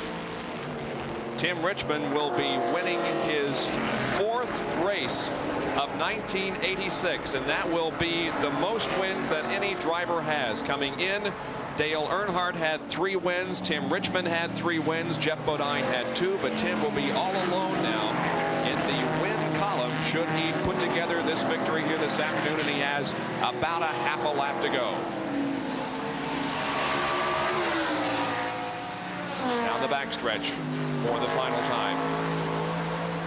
It's still about a 1-second lead for Tim Richmond, but he's looking very, very strong. He's in corner number 7. Tim Richmond is about to win the Budweiser at the Glen. He raises his hand, comes off the 7th corner, gets a little bit sideways. The back tire's off the course, but it doesn't make any difference. Tim Richmond has won the Budweiser at the Glen. Finishing second was Darrell Waltrip, and third place went to Dale Earnhardt. I tell you what, there was a lot of tough guys out there, and we held back a little bit there for a while to just make sure we had the brakes to be able to race them at the end, and the car worked great. I mean, Harry Hyde and the whole Folgers crew, they're making me look real good, and they're making it a lot easier on me to win races, and I can't take much credit because they're the ones that put this equipment under me, and Rick Hendry. And I want to say hi to Rick's mom down in Charlotte. She was sick, and my sister in Ohio in Ashland, the Wales rib down in Deerfield, but they're going crazy now. Anyway. It's not having access to 1 million industrial-grade products that's so amazing. It's the feeling of knowing you'll find the one you... Small town of only 2,400 called Watkins Glen. But the very mention of that name means auto racing. The Auto Racing Museum in the village recalls some of the memories. Like I said, this is the full race. I might skip through some of the stuff that we've already seen. I want to see if they mention Tommy in the beginning, see if I see Dad or anything. Richard Petty was in that race, and he's here again today at age 49. The U.S. Grand Prix Formula One race was held here beginning in 1961. Bill Hill and Graham Hill, just two Grand Prix drivers who have raced at the Glen. The last Formula One race was held here in 1980. All professional races canceled in 82 and 83, but a new and more beautiful Watkins Glen track was opened in 1984 to continue the tradition. You know, there's an aura floating around this place, like at Indianapolis, and you know, when I drove in here the other day, you could tell this is some place special. The Glen is back, NASCAR is back, and ESPN ready for live coverage of the Budweiser at the Glen. The weather, partly cloudy skies, 67 degrees, humidity at 35%, northwesterly winds at 15, and a 40% chance of rain this afternoon. Good afternoon, everybody. I'm Bob Jenkins, along with IndyCar champion Rick Mears. Well, these Winston Cup drivers aren't completely foreign to road courses. They compete at Riverside twice each year. Because we saw the highlight reel, I'm second nature. And there must be gonna skip through most of the race part. But I like the interview parts. Road course. Rick, what about mental preparation? Well, with the mental preparation, I think the biggest factor is reprogramming yourself to hustle a car a little bit more. When you come from a super speedway, where you run a little bit more of a fine line, a little bit more of a finesse, you can't make a mistake. Well, here you have to hustle a car a little bit more, throw the car sideways more, and just kind of program yourself to do that. And I think that's the biggest job. Well, that's the preparation that must go on behalf of the driver. Now, as far as the crews are concerned, let's go to our pit announcer for the afternoon, Jack Arute. Bob, the preparation begins long before the time that they unload these cars in Watkins Glen. These Winston Cup competitors are used to running in a counterclockwise direction. They've got to make the changes back over to the clockwise Jack Arute direction. Is from the family a lot of them take place back that at the owns shop. Stafford Speedway. One of the more obvious still changes today. is the repositioning of the fuel what I filler would from say the left probably side of the car one to of the here most on the right successful, side. if not the most successful, short track in the country. They're really a good model for how it works. The car reflects some concessions to road racing as well. Aerodynamics are still important, but cooling takes priority, so teams open up the headlight panels and force air beneath the hood through ductwork to provide cooling to the brakes because of the severe workout they get. It's a technique used on short tracks, but seldom seen on super speedways. The clockwise concentration upon right-hand turns also puts a lot of attention upon weight distribution, but this time it shifts from the left to the right. You want to get as much weight as possible over the drive wheel, in this case the right side wheel. So all the coolers are moved to the right side, even the fire extinguisher and extra lead weights are put as far right as possible. Steering changes too. Road racing requires quick steering, so crews opt for a quicker and more sensitive steering box so the drivers can sift through the S's and the sweepers here at Watkins Glen. Finally, the transmission is modified and it's made as bulletproof as possible in anticipation of the more than 100 shifts during the course of today's race. Now, despite all of the best preparations, when you unload the car, you can still have problems. And for more on one driver who encountered plenty of problems before the start of this race, let's go back to Bob Jenkins. Well, it happened Friday during a qualification attempt. Bill Elliott hard into the guardrail in turn number 5. Bill was not injured in the crash. The car was repaired. It qualified on Saturday, but Bill will start in 22nd position.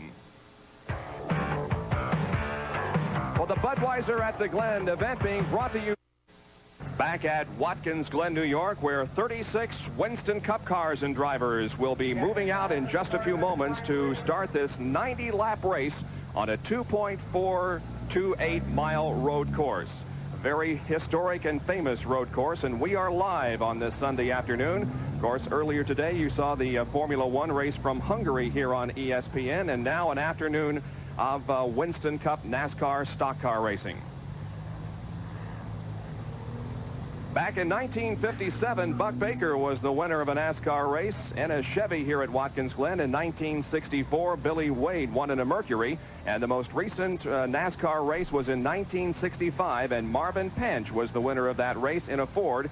He is here today as I've the seen the honorary Marvin starter of Panch the event. car. So not a real Smokey historic Yunick background as far as NASCAR stock car racing is concerned.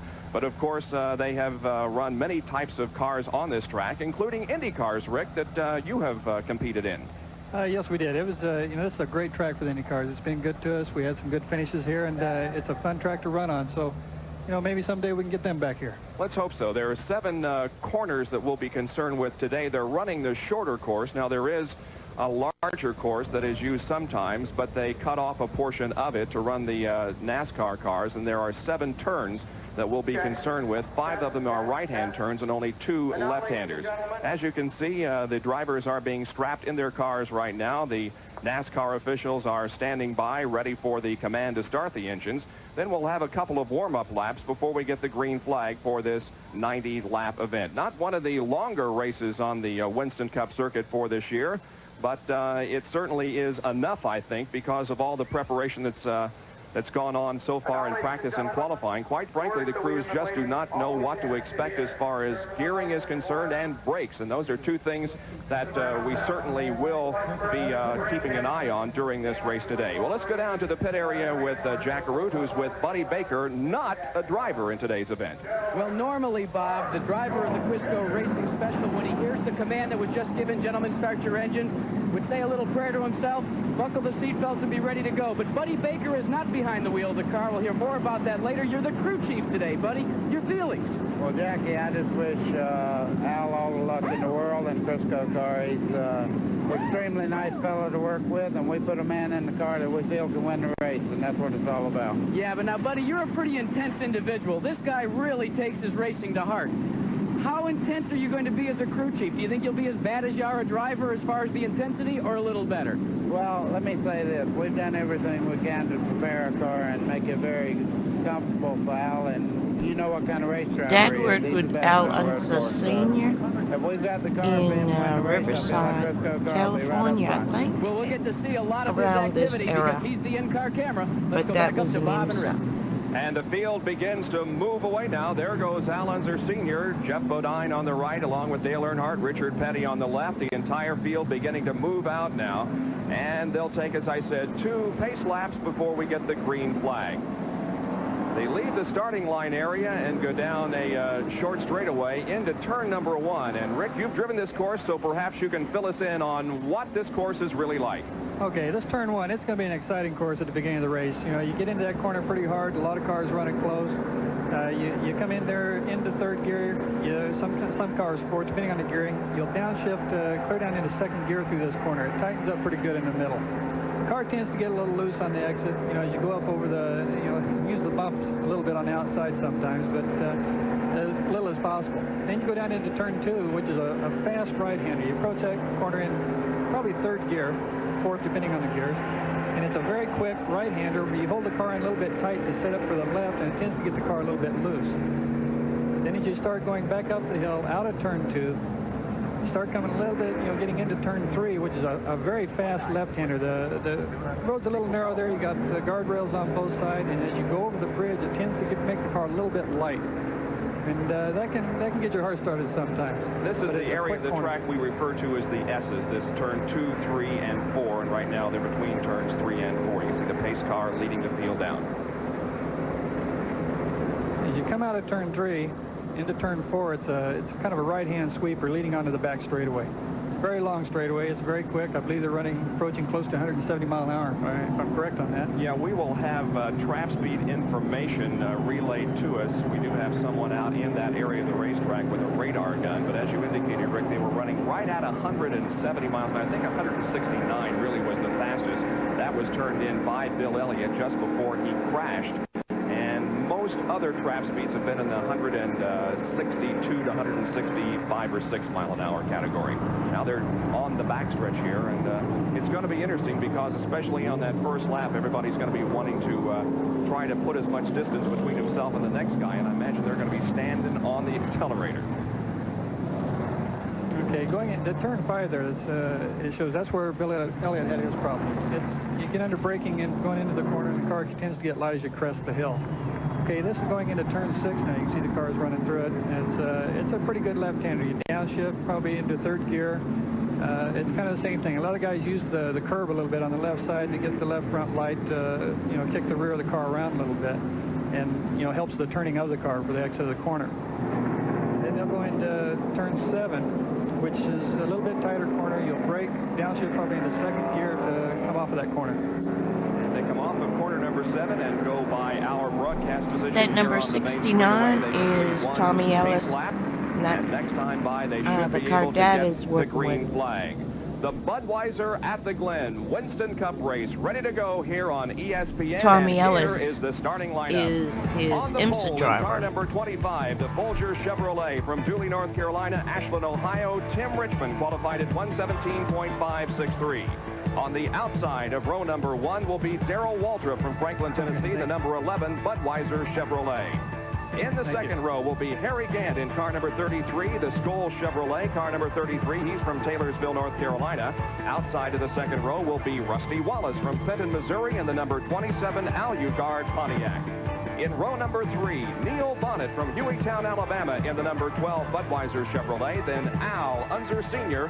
from Albuquerque, New Mexico, in car number 88, the Crisco Oldsmobile. In the fourth row, Ricky Rudd in number 15 Motorcraft Ford. Ricky's from Chesapeake, Virginia. Also in row number 4 on the outside in the Leot by Garrett Chevrolet, car number 5, Geoff Bodine from Chemung, New York, Pleasant Garden, North Carolina. In the fifth row, Richard Petty, car number 43, the STP Pontiac, and Dale Earnhardt from Kannapolis, North Carolina, in the Wrangler Jean Chevrolet. In row number 6 will be Bobby Allison in the number 22 Miller American Buick. He's from Hueytown, Alabama. Outside of that row will be Terry Labonte in the Piedmont Oldsmobile, car number 44. In the 7th row will be Benny Parsons in the Copenhagen Oldsmobile, car number 55. Outside of row number 7, in the number 71 Helen Ray Chevrolet, will be Dave Marcus from Avery's Creek, North Carolina. The rest of the starting lineup in row number 8, Mike Waltrip in number 23 and Kyle Petty in number 7. The 9th row will consist of Pancho Carter in number 17 and Bobby Hillen Jr. in number 8. In the 10th row, car number 75, Morgan Shepherd, and number 4, Rick Wilson. Row number 11, car number 26, Joe Ruttman, and Bill Elliott in number 9. The 12th row, Bill Parsons in number 66 and Tommy Riggins in 69. The 13th row, Ken Schrader in car number 90 and George Fulmer in 29. Then in row number 14 will be Chet Phillip in car number 81 and Thomas Rotzel in number 51. The 15th row consists of IMSA star Rick Knoop in car number 6, his first Winston Cup race, and Jocko Giacomo in car number 63. The 16th row has Buddy Arrington in number 67 and Jimmy Means in 52. The next to the last row, J.D. McDuffie in number 70 and Phil Good in number 76. And in the final row will be Eddie Birchwald in car number 64 and James Hilton in 48.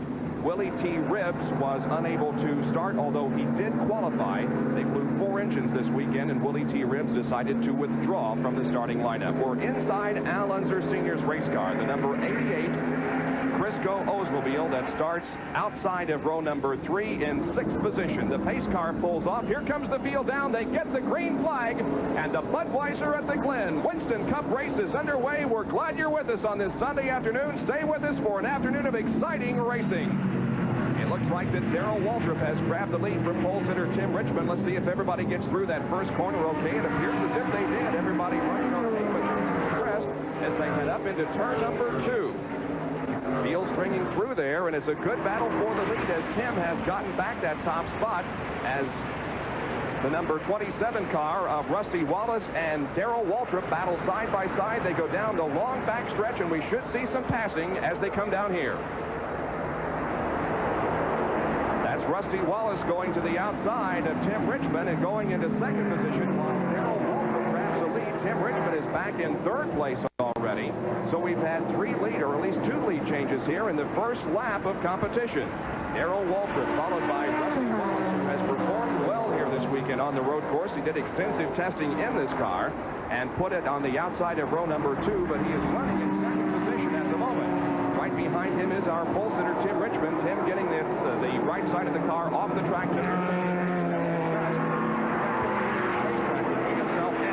Here they come, the completion of lap number 1. It is Darrell Waltrip, followed by Rusty Wallace.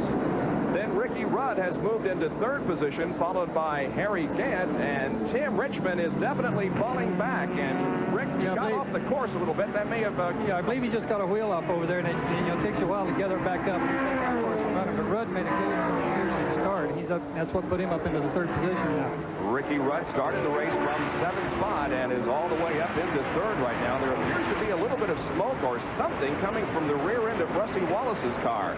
I've noticed that a couple of times. At the moment, I don't know what it is, but it isn't affecting the car at all. He's right behind our leader, and there is Al Unser Sr., who's right behind Tim Richmond. It's Richmond in 6th and Al Sr. in 7th position.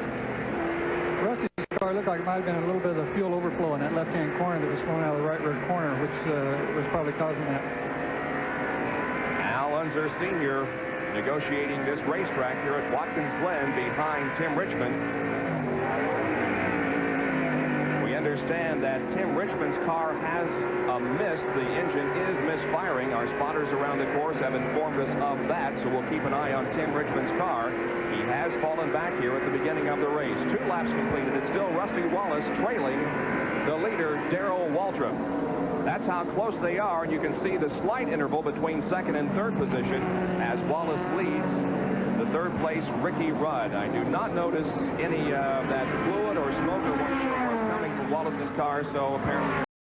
To level 3 non-speak autistic children, and safety has been our top priority because these kids are so unaware of danger. But when we're in public spaces doing field trips or just hanging out with friends, this has really been a lifesaver. Bryce and James can elope really fast, so having these connected to them not only gives them independent skills, but also just kind of helps me chill out, because it is stressful being out in public spaces and worried about your child eloping. We are really loving this tracker because we were using air tags, and with this, everything is okay. Now there's a little tire smoke there, but again, apparently it's not affecting the handling or the running of that car at all. These two are taking off and leaving the rest of the field. They come down the backstretch, approaching 165 miles an hour here. The trap speed on that last lap was 160.7. Right front there, getting into the corner. That's a tough place getting in there. Still right behind our leader, Darrell Waltrip. We're on lap number 3 of this 90-lap race. Let's go down to the pit area. We saw most of this race, and only within a certain RPM range. I talked to Harry Hyde. He said it's only up around 6,000. So when he comes up through the gearbox, hits the 6,000, it misses. When he gets up higher than that, it goes away. They're not quite sure what the problem is, but now we see there's another blown motor on the course, gentlemen. And we're not able to determine who it is at this point, but he has moved the car to the inside of the racetrack. And we'll try to determine, well, it's car number 63. Let's jump to the old track fact. One of the biggest innovations to show itself in Winston Cup racing on road courses has been the use of the transmission. Now, under normal circumstances on the ovals and the short tracks, a crew would slap a transmission in the car, push it up into 4th gear on a start, and let it be there until the cautions. But on a road course, you go through gear changes as many as 15 or 16 times, from 1st to 4th and so on. So a company such as Jericho Transmissions has introduced a new sort of transmission, a quick change, if you will. You pull this section off once you get to the racetrack, develop the proper kind of gearing for 1st, 2nd, 3rd, and so on, put it inside, and go racing. It makes it a lot quicker, whether you're in 1st gear or 4th gear, and that's the key to winning on a road course. This track fact was brought to you by Levi Garrett Chewing Tobacco. Time after time, the quality comes through. We've completed 30 laps out of 90 here at Watkins Glen, New York. We'll be back with more right after these messages.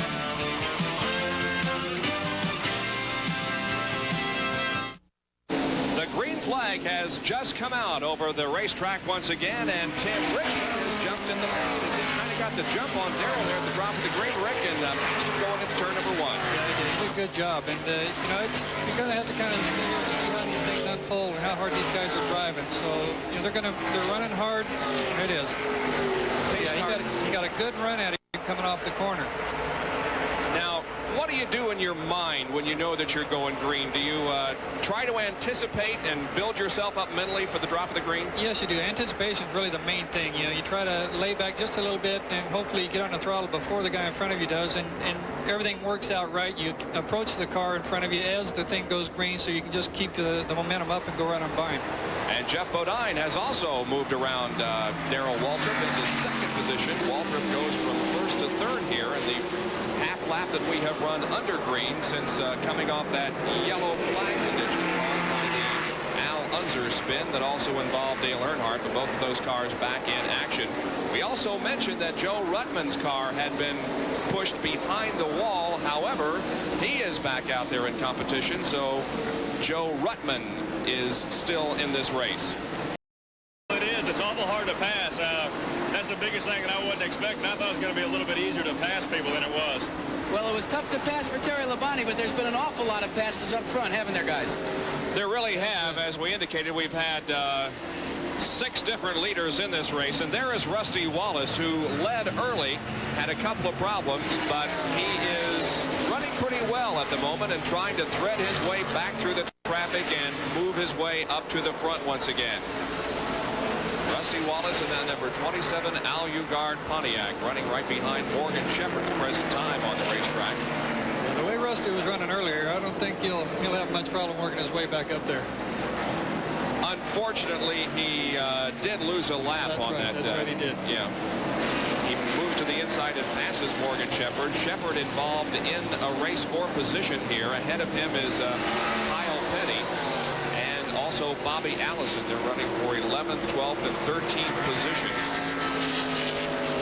And there we have the battle involving 8th, 9th, and 10th. It is Dale Earnhardt, Al Unser Sr., and Bill Jr. Johnson watching the progress of his team, and his drivers are running in 3rd and 4th. Bonnet is 3rd, and Darrell Waltrip in 4th position. Back with more right after these messages from Watkins Glen.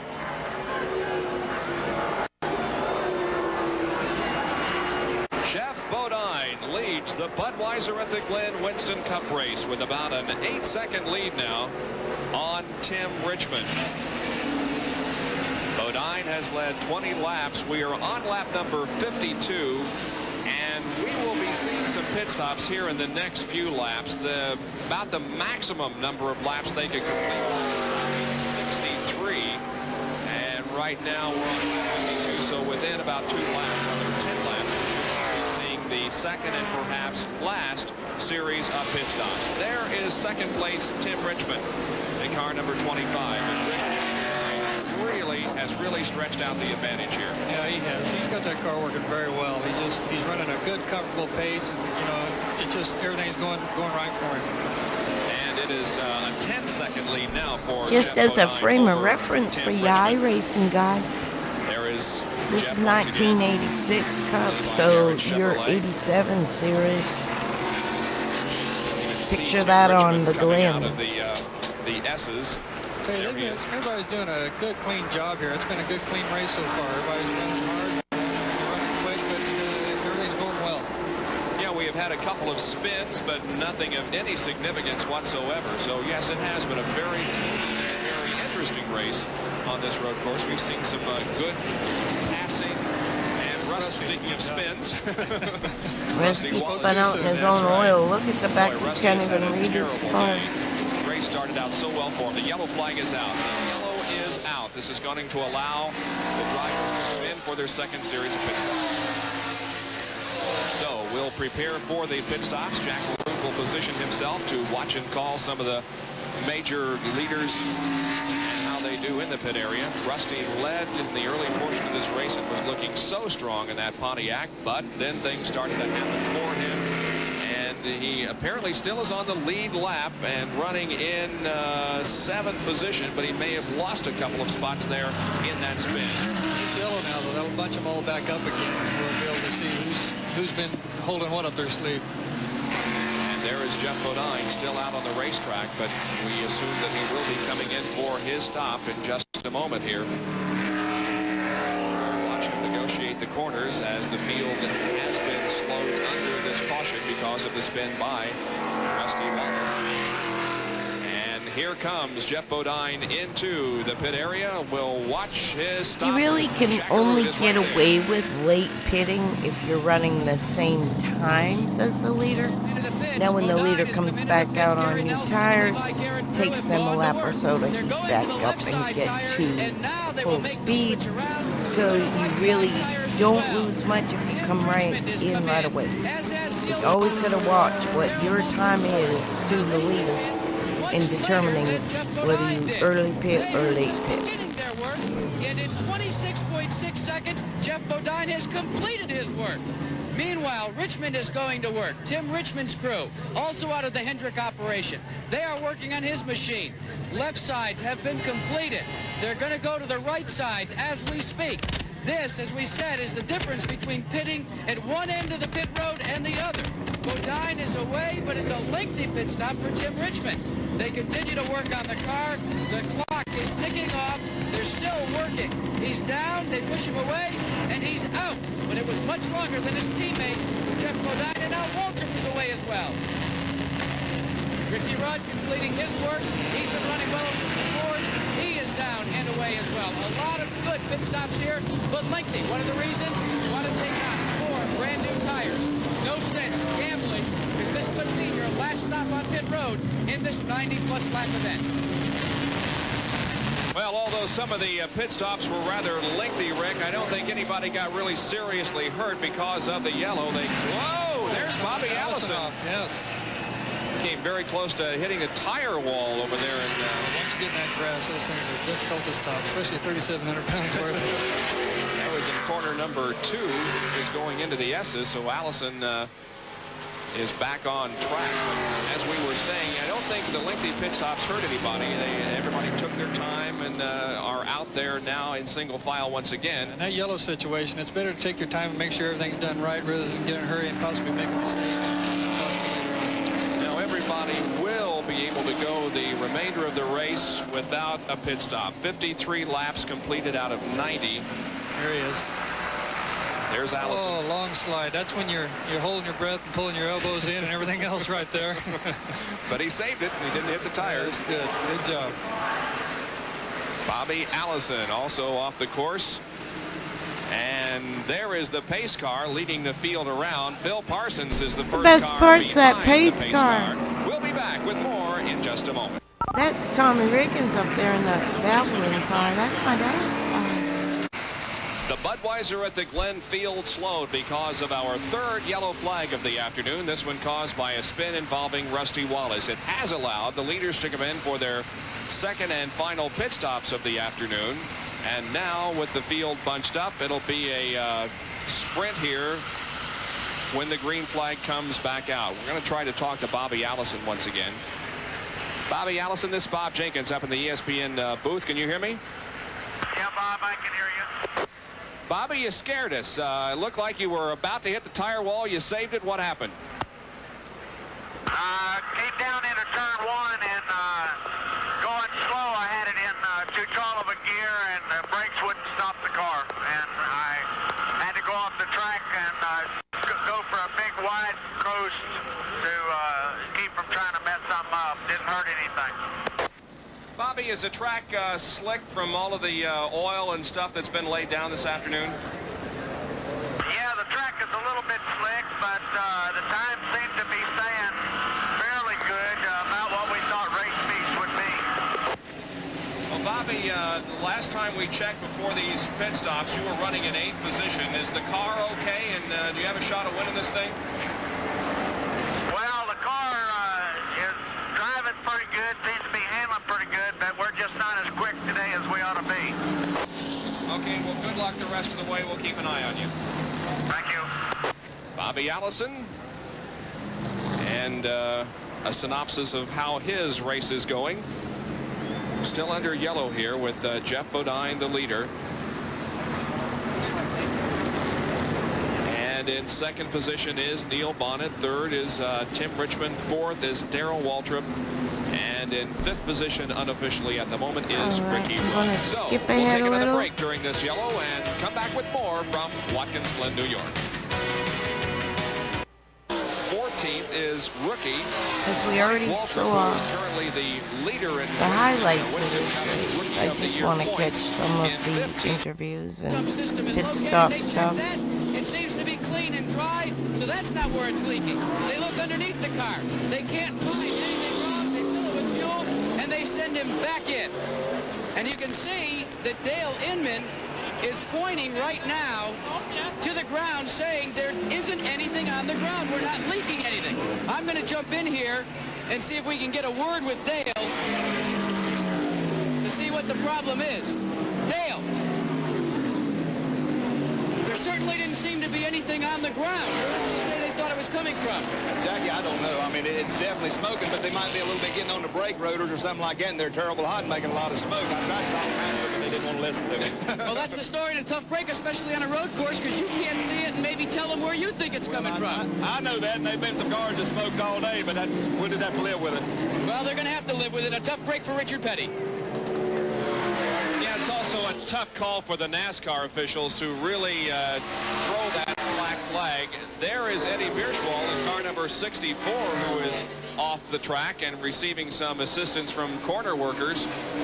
Bierschwal in that number 64 machine, the Sunny King. Eddie from San Antonio, Texas, trying to get him restarted, but I don't think they're going to have much success.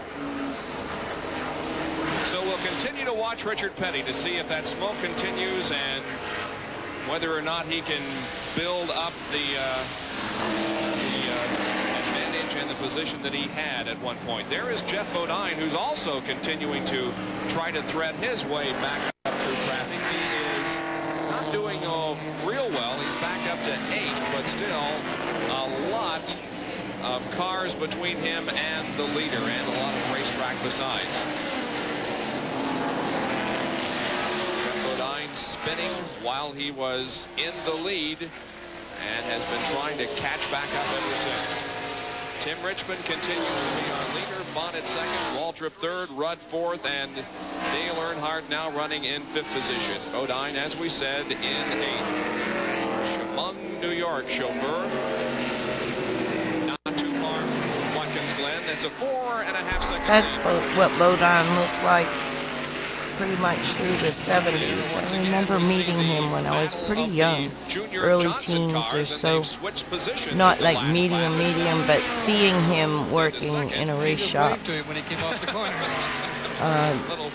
Dad was working with the same race shop, but in a different building or something, with a different car or something. Not really sure, but Dad was running with Ray Hendrick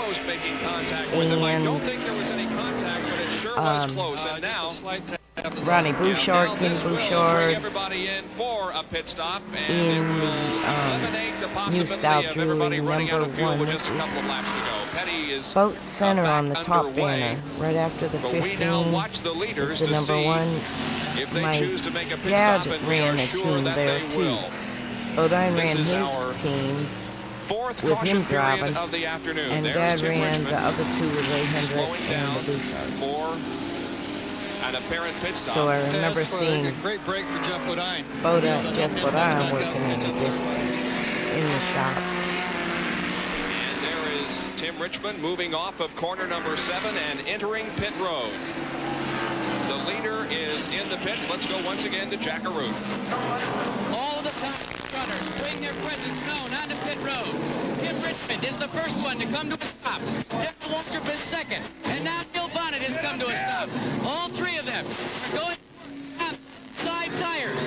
They're also cooling down the brakes on Neil Bonnet's car on their right side. Waltrip is just about complete. No, they're going to go to 4 tires on car. Likewise on Neil Bonnet's car. On Tim Richmond. All three crews working almost in unison. Taking a look here.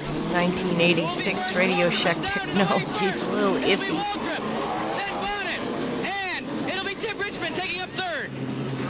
So the Junior Johnson team does its work. The Junior Johnson team does its work and gets their drivers out front. That's a great hit. You talk about runner relief. That pit work, the guys make a tremendous job like that. When you can make a pass in the pits, that's a good feeling. No, we say it time and time again, and I know people get tired of hearing it, but indeed a race can be won or lost lost in the pit area. Sure can. That could be the situation that we face here this afternoon, as Bobby Hillen's car is still stalled on the racetrack. This will necessitate a wrecker to the area to get it off. Meanwhile, it's going to be Darrell Waltrip leading this race, Neil Bonnet in second, and Tim Richmond third as the result of pit work. We'll be right back in just a moment. Let's skippy a little bit again. See if we can get Still under caution here at gossip. the Budweiser at the Glen at Watkins Oh Glen my God! International, Look at but all. some problems maybe. Okay. Yep. Okay. We'll watch this. That was Still Bobby under caution Hill. here at the Budweiser at the Glen at Watkins Glen International, but some problems maybe with a big question mark developing on Darrell Waltrip after that brilliant pit stop that put Thought him in that the was lead. Geoff Hammond. Jeff Hammond calls the shots here along with Junior Johnson, and Jeff, he's busy talking to Junior. He's busy talking to Darrell right now. They're concerned about tires. I just giggle because he was such a studly. The concern, let us tell you, is they put 4 tires on and it the developed a girls talk. vibration. That's all I know. They have tried to shake the car down to determine whether it was a problem with the tires or not. So far, their consideration is that it is not a problem. They're electing, it looks like right now, to keep him out on the racetrack because it is 17 laps to go. Jeff, it looks like you're going to not make the call to bring him back in. No, Jack, it was just a feeling that he had when he first took off out of the pits. He saw a little stream of gas, and at the same time, he had a little bit of a bounce in the tires. Sometimes with a new set of tires, you had to sling them out a little bit. And he just, right now he's so intense and everything is so important, you might say. He's feeling every little nick and nook in the car, and if it creaks the wrong way, he feels it. So whenever he feels that, he hollers in, something's wrong, something's wrong. So, just had to calm him back down, and then we went back through everything, and everything's fine. Neil looked the car over for us at the same time, so we're in good shape and we're ready to go racing. Well, now, this is something that ought to be pointed out, gentlemen. That's when cream rises to the top. Rather than making a momentary judgment and bringing the car back in during this caution and losing all that valuable ground, they said, Darrell, stay out there, shake it down during these couple of caution laps. Let's find out what the problem is before we overreact, put 4 new tires on, and give away everything that we gained during that pit stop. Cream definitely does rise to the top. Good point, and Rick, and also a point to make here is that I'm sure you can relate to this. Late in the race, you're leading, you do feel every possible thing that can go wrong with the car. Well, you do that. And that's exactly I was like looking they said. over Everything in, is magnified like, at that point in time. You're just, you early almost this expecting morning, something some to of this happen old possibly, so you're really paying Watkins close Glen attention, hoping that footage, chance to make you look for things and that I aren't there. didn't realize my dad had a car in the race. He's crew chiefing the number 69 Valvoline car for Tommy Riggins. They were an IMSA team, and they did a little bit of crossover racing into the Cup stuff Bill Elliott is our back in fifth leader '86. of the afternoon, although we have had a total of 8 lead changes. Yellow is still out because of a spin involving Bobby Hillen. Back with more from Watkins Glen after this.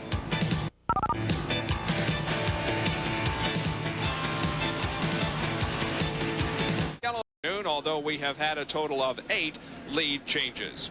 Yellow is still out because of a spin involving Bobby Hillen. Back with more from Watkins Glen after this. And his teammate Neil Bonnet. Now the signal has been given. We'll go back to green in one more lap. Before we do that, let's go down to Jackaroo. Talking about the strategy for the Bill Elliott team, they pitted back on lap 55. They feel, no problem, we've got plenty of fuel to go the distance. They've worked kind of like the tortoise and the hare, just catching a little bit each time, getting back to the front. But now they may have another problem developing, and they were all craning their necks as the car came by to survey the situation on the right front tire. There were some reports that maybe that tire was going down. They couldn't see anything from this vantage point, but from some spotters around the racetrack reporting back to NASCAR, there have been some indications that a tire could be going down on your leader, Bill Elliott. Only time will tell, but as far as fuel consumption, they say it's green and down all the way for them. They won't be back here unless Good it's morning, Pops. Good to see ya. My animals woke me up about 3:30 in the morning, and so I decided to put together a little Watkins Glen history. And by pure, coincidence, my dad had a car in this race. Now, I watched the highlights of it, led a great portion of this race. So I'm skipping through the actual, and also it's a little bit of a rough old. Oh, you were woke up by thunder. I was woke up by a kitty cat sitting on my head. Like she'll lay on my shoulder and she'll like hang her head over and look at my eyes and breathe in my face and purr and take her paw and keep hitting my mouth because she was hungry. And she's relentless. Thank you for the follow. Thank you, Cherries. Rusty Wallace is in 6th, Dale Earnhardt 5th. Yeah, 4th is Tim Richmond, I've been 3rd, Neil Bonnet. back and forth on that. I really Of course, should come in the chat. I'm just, Darrell Waltrip, I was and in just the lead at the moment is wakey Bill bakey, Elliott you with know how it 14 is. laps to go, and it seems so I was being a lady. here in just a moment. Cars come off of corner number 7. I'll put my or at least camera on. Approach corner number 7 with Bill Elliott. Actually, I was not only woke up by the kitty kitty, Now let's see what Darrell Waltrip does. Let's see if wanting her bowl tire full. vibration is going to be a Then problem for it him. led If to he can the pass dog wanting to go out and go, and I said, well, screw it. I'm gonna look up some Watkins Glen stuff. Let me put my camera back on. I know it's Thursday, but I'm Sunday morning scuzzing today too. Got nothing on but shirt and a tan. Florida tan, no makeup. Squinty eyes. Third spot, he's going to do it. And let's watch Earnhardt. Uh-oh. Bonnet going side by side. Sorry, I thought that was Bodine coming over there. Gee whiz. Overreact. And he wasn't able to pick up the spot, but Tim Richmond has. But we watched the updates, like the highlight reel of this race that was a lot clearer than this video. So I'm skipping through it quite quickly, and I think the next race is an IMSA race that was at Watkins Glen also. Now the IMSA runs the boot, and the Cup cars don't. And this is before the buck stop. Yeah, I need coffee too. About to switch over.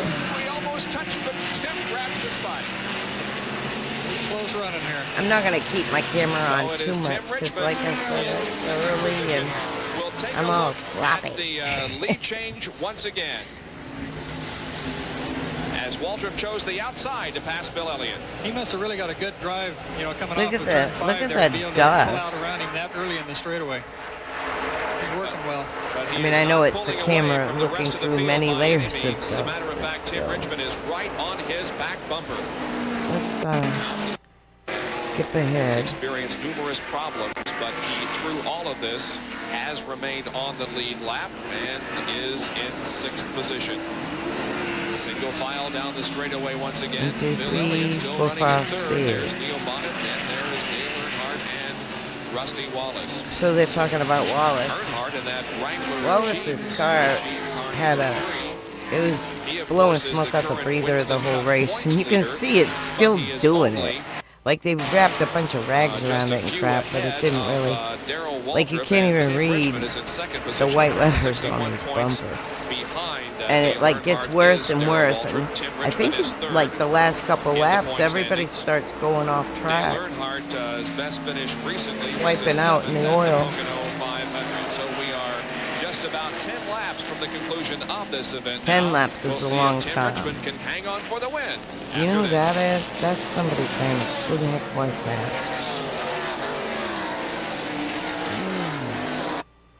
With Rick Mears and Jack Caruth, this is Bob Jenkins back at Watkins Glen International Race David Course, Hiff, where maybe? we are about 9 laps from the finish of the Budweiser at the Glen Winston Cup race.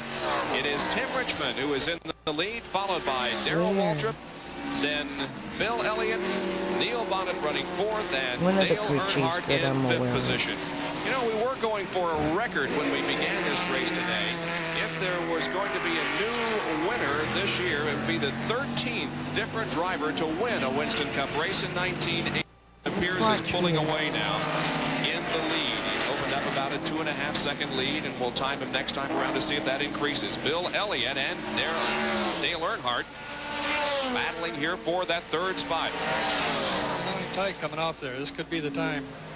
Sliding up. Didn't make up his mind here. They almost touched. Got it. They got it. And Dale Earnhardt moving into third position, and he's off the track, but this is when I think the track's all of a sudden like really greasy. Just momentarily, but did a great job of driving. Good job of driving. 2 more laps to go. The next time around, it'll be the white flag for Tim Richmond. Here they are. I'm interested to see the finish order. Bill Elliott for third spot. I think that my dad's car finishes fairly well for hanging in there. Earnhardt now may be able to pull away from Bill just a little bit. I could look that up on the database. The fuel, although he would be going forward at this point with less than 2 laps to go. And I know it's such a poor quality 1986. NASCAR had one up too, but this guy I like to watch, Smith. But you got to wonder if that wasn't SMIFF. It's got a picture of Dick Trickle on there. Oh yeah, I think it was. It was a good move. Stuff like that. Let me Less see. than 2 laps to go now. Earnhardt Gonna look now up that begins to database. put some distance between himself and Bill Glasses Elliott. on. And it appears as if Tim Richmond has at least one slower car between himself and Darrell Waltrip. So it's looking pretty good for Tim Richmond here. He comes off of corner number 7. The white flag is out. The last lap. The Budweiser at the Glen. Here they come down the straightaway. It's a 1.15 second advantage for Tim Richmond. If Darrell Waltrip is going to make the move, he's going to have to do it soon. He goes to the inside and passes George Fulmer, a slower car. Look at Earnhardt get sideways coming off of corner number 1, but he keeps that third spot. Yeah, these guys are working here. They are working good. Tim Richmond is pulling away, it appears, on Darrell Waltrip. Tim Richmond will be winning his 4th race of 1986, and that will be the most wins that any driver has. Coming in, Dale Earnhardt had 3 wins, Tim Richmond had 3 wins, Geoff Bodine had 2, but Tim will be all alone now in the win column should he put together this victory here this afternoon, and he has about a half a lap to go. Down the backstretch for the final time. It's still about a 1-second lead for Tim Richmond, but he's looking very, very strong. He's in corner number 7.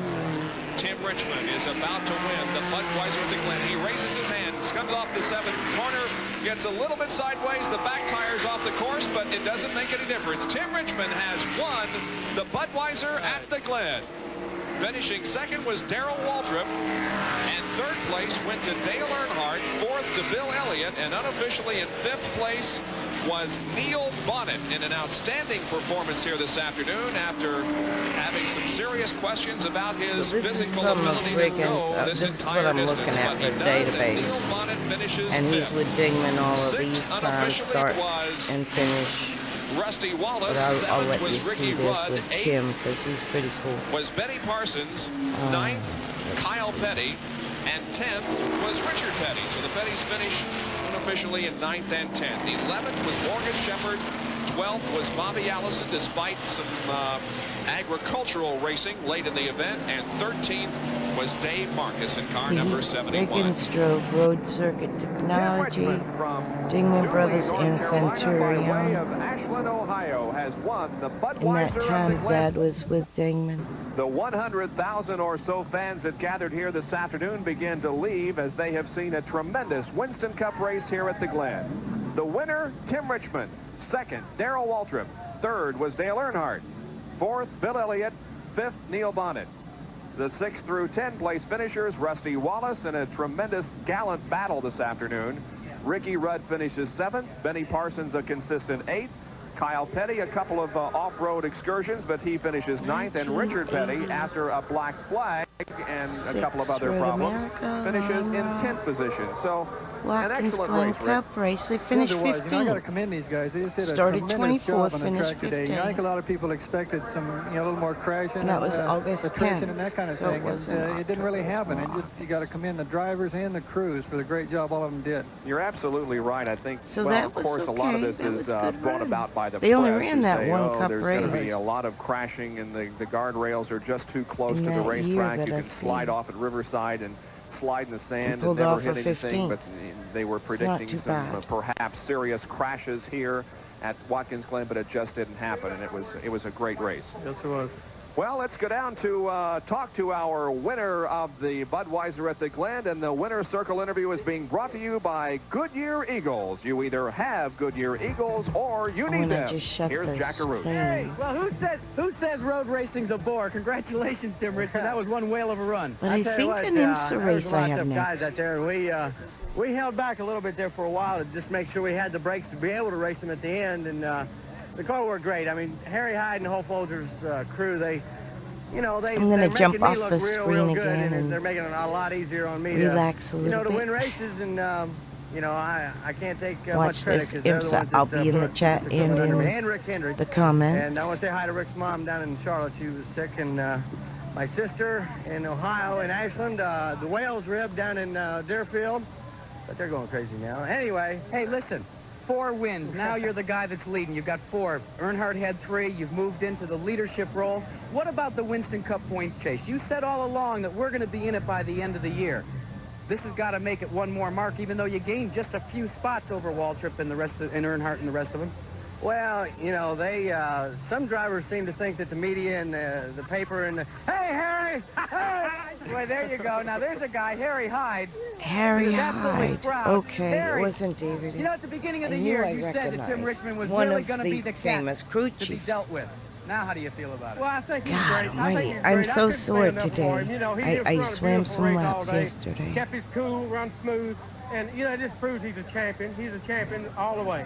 Well, I'll tell you, we've got Rick Hendrick here also, and this is a guy that we normally don't get to see in victory lane. Rick, a 2-car operation. You've won with both of them, but this is the cat that's really getting the job done. And look what we did. We brought the old man out of retirement. How about that for an old guy? Timmy drove a heck of a race, and we couldn't be any happier, and I'm just so proud of The Harry and Tim. storyline for Days of Thunder really was a fictional storyline, but it was so much based on Richmond and Harry Hyde. Also, the guys back in the engine shop, Mark Graves and everybody, this thing ran like a top all day, and I'm just glad to be here. But what you were talking about before about the championship thing, a lot of drivers think that talking on this thing and in the newspaper and stuff has something to do with on the track, but this thing right down here is going to do, if it can talk, it will, and if it can beat him, it will, and if it can't, then I like third. I met his parents because a lot of his stuff was one of the first groups of items donated for the North Carolina Auto Racing Hall of Fame. So if you ever get a chance to go out by the old Penske shop and across from the, I guess it's, I think it's Roush's Engine Shop now. It used to be Morosa. North Carolina Auto Racing Hall of Fame has some Tim stuff, uniforms and stuff that his parents gave Geoff to Bodine display. led the most laps with 33. The average speed of the race was 90.464 miles an hour. We had 4 overall caution periods, a total of 19 Yeah, laps. they are making a 13 Days of cars Thunder finished on the too, lead and I lap. don't There know were much about it. 10 I was talking to one of our lead racing changes friends about it, 5 drivers. and he wasn't sure. I was just And we busting have him a about you doing tremendous some day of racing stunt a week driving from today. We're gonna for start Days it of all Thunder off too, and he with goes, the "That's Stan Austrian Barrett's Grand job." Prix, the next And in the Formula One junk like schedule that. for We just joke 1986. like Of that course, in the today's behind the Hungarian scenes, Grand but Prix was it won was by kind of Nelson cool. Piquet, Dad but was the there for the Austrian making Grand of the Prix first on one, at 10 o'clock next and Sunday I morning. think Greg Sachs Then did a live lot at of 12:30 p.m. the Eastern stunt Daylight Time, driving the Champion Spark Plug 400 for them Winston as Cup. well. Let's go back to I think this 1986. NASCAR tests out the track before the big race in August. This is a little Of course, retrospect on the eventual race winner, we just the saw. late great Tim Richmond got a first look along with Chemung native Geoff Bodine at the track. NASCAR returned for the first time in 21 years back in '86, and Richmond said it was a good idea to get a jump start. I was obviously, this course being one that you got to pay major attention to where you're driving to and through, that sometimes there's a lot of missed shifts, which results in a lot of blown engines, and blown engines put oil in the track, and oil makes it slippery, so makes the car slide everywhere, and you have no control. So that is an advantage there. You know, there's an aura floating around this place, like at Indianapolis, and you know, when I drove in here the other day, you could tell this is someplace special. The Glen is back, NASCAR is back, and ESPN ready for live coverage of the Budweiser at the Glen. Quite frankly, the crews just do not know what to expect as far as gearing is concerned and brakes, and those are two things that we certainly will be keeping an eye on during this race today. Well, let's go down to the pit area with Jack Arute, who's with Buddy Baker, not a driver in today's event. This appears to be another repeat of the race we also watched. Like I said, about 4 a.m. I was woke up by my furry kids, and I threw together a playlist of Watkins Glen on my channel.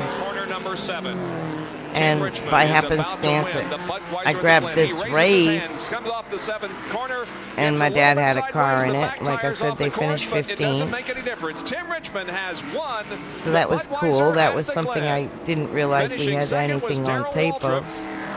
Third place went to Dale Earnhardt, fourth to Bill. It's kind of cool. Yeah, the Happy Gilmore, I've heard mixed things, but it was always a good movie. Having some serious questions I about like his comedies physical best. ability to go this entire distance, but he does, and Neil Bonnet finishes fifth. Well, let's go down to talk to our winner of the Budweiser at the Glen, and the winner's circle interview is being brought to you by Goodyear Eagles. You either have Goodyear Eagles or you need them. Here's Jack Arute. Well, who says road most of racing's my a bore? sounds are from Congratulations, comedy Tim Richmond. movies. That was one whale of a run. I tell you what, there was a lot of tough guys out there, and we held back a little bit there for a while to just make sure we had the brakes to be able to race them at the end, and the car worked great. I mean, Harry Hyde and the whole Folgers crew, they're making me look real good, and they're making it a lot easier on me to win races, and I can't take much credit because they're the ones that put this equipment under me. And Rick Hendrick. One of my favorites. And I want to say hi to Rick's mom down in Charlotte. She was sick, and my sister, Genres and Ashland, actors. the Wales I rig like down in Deerfield. But they're going crazy now. Anyway. Hey, listen. 4 wins. Now you're the guy that's leading. You've got 4. Earnhardt had 3. You've moved into the leadership role. What about the Winston Cup points chase? You said all along that we're going to be in it by the end of the year. This has got to make it one more mark, even though you gained just a few spots over Waltrip or we can jump back to the 70s. You know, some drivers seem to think that the media and the paper and hey, Harry! Hey! Boy, there you go. Now, there's a guy, Harry Hyde, that is absolutely proud. Harry, you know, at the beginning of the year, you said that Tim Richmond was really going to be the cat to be dealt with. Now, how do you feel about it? Well, I think he's great. I think he's great. I couldn't say enough for him. You know, he did I like beautiful comedies. race all day, kept his cool, run smooth, and Even you know, this one. proves he's a champion. He's a champion all the way. Well, I'll tell you, we've got Rick Hendrick here also, and this is a guy that we normally don't get to see in victory lane. Rick, a 2-car operation. You've won with both of them, but this is the cat that's really getting the job done. And look what we did. We brought the old man out of retirement. How about that for an old guy?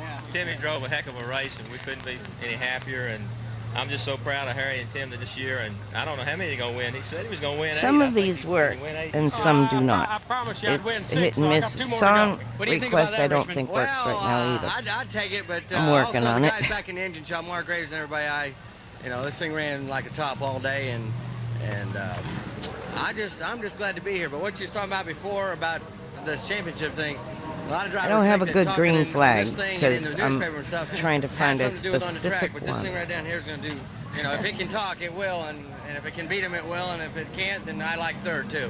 Well, Richmond says put your foot where your mouth is, gentlemen.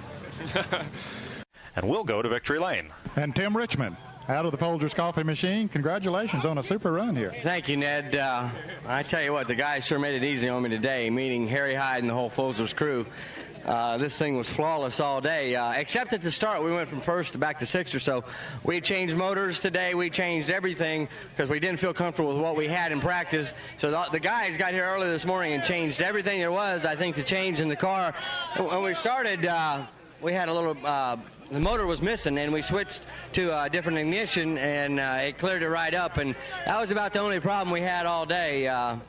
We just made a point to try to stay out of trouble and not burn the brakes off the car, and we had enough car left at the end to whoop on them. At one time, Darrell had moved in with about 10 laps to go, moved back up on you. Were you sort of cooling at the same time, and you thought he was too? No, not really. You know, when Darrell started hammering on me there towards the end, I had some left. I didn't want to extend the whole car and then not have any for the last 2 laps or so.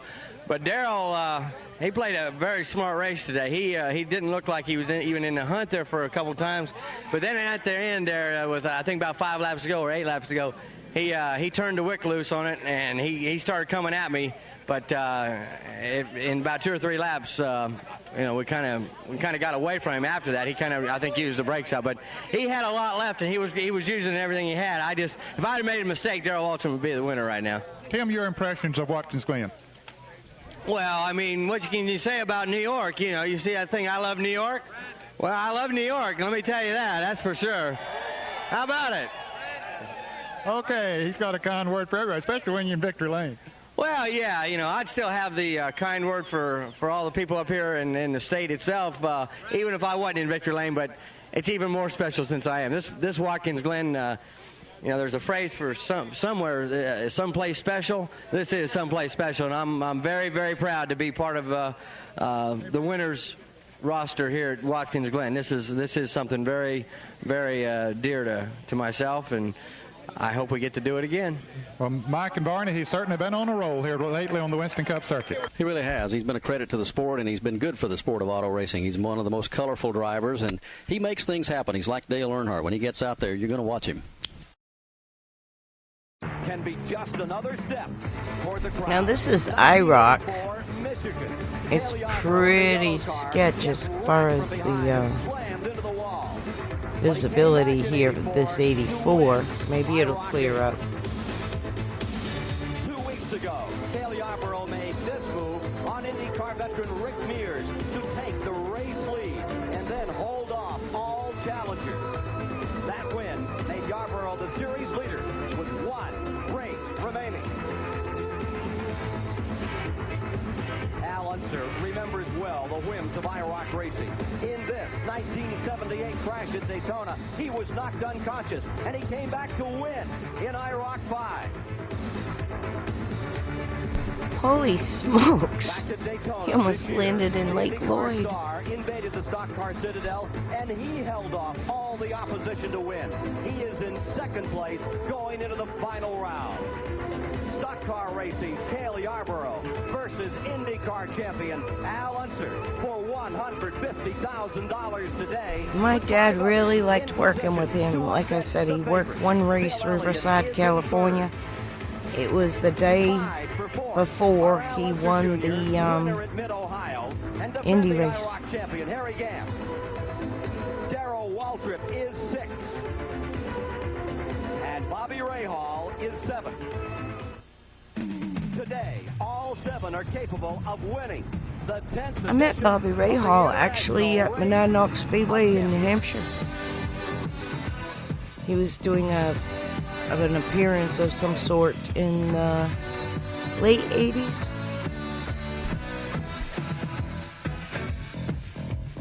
Watkins Glen, until 1948, was the work of glaciers and the work of nature which brought the summer folk to the upstate New York hamlet of 3,000. Then down Franklin Street and surging through the countryside came the racers, who have left a motoring legacy that makes this little community... Yeah, I heard about that. I was watching Dirty Mo had something they probably put out one day ago about Iowa. It's the one titled his opinion on Iowa. And that was a really good video. And he mentioned that about, the soundtrack and all the getting of the rights. And that's really cool. He mentioned Cletus was in there. Who knows this track pretty well. They say he finished 2nd on this track some 21 years ago. Here's Ned Jarrett.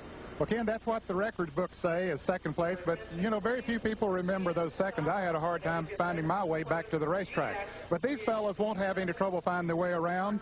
Cale, You lead the points going into this race. The IROC series was what they wanted when everything, they wanted all the cars exactly the same, kind of like what we got in Cup now.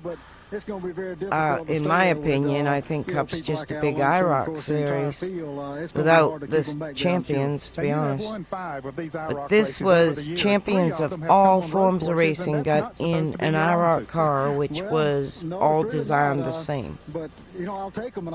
And I believe Ray Evernham has some of the original IROC cars and does some exhibition races with them, which is pretty cool. I think Stapleton 42 covers a lot of that YouTube channel. Well, I'd like to, but and on my YouTube channel, it's listed below a lot of my racing references. Is it difficult to pass on this track? Yes, it is. It's going to be difficult. This is one of these courses, like Mid-Ohio, that when we run there, that if everything's working your way, they're going to have a hard time getting around you. Well, this is going to be one more interesting race, Ken. Joining me in the booth today will be the old editor of the National Speed Sport News, Chris Economaki. But right now, he's trackside with two other top stars, one of whom had his difficulties with the Winston Cup car yesterday. It was 169 miles per hour. Plus, when going down into what we will call Turn 4, Bill Elliott just had problems. Danced off the track, went across this grass, hit this barrier, jumped over the barrier, landed in the cyclone fence on the other side. He really took a hit. That car they're repairing for tomorrow's race, and he is standing by with Chris Economaki along with the defending IROC This configuration of the Glen was prior to we had the bus stop made when we had too many deaths there. I think they had 2 deaths. Is that going to affect your drive in today's IROC race? In that turn 5, and out of the bus stop, one was in, I believe, Formula 1, well, we have maybe, and J.D. McDuffie, of course. Harry, a year ago today, you went into the lineup at IROC 9 at Michigan Speedway, 8th in the point standings. And when it was all over, you came out champion. But the conditions were different. That was an oval track. I remember watching the race in real life on the TV. How are you going to play it all?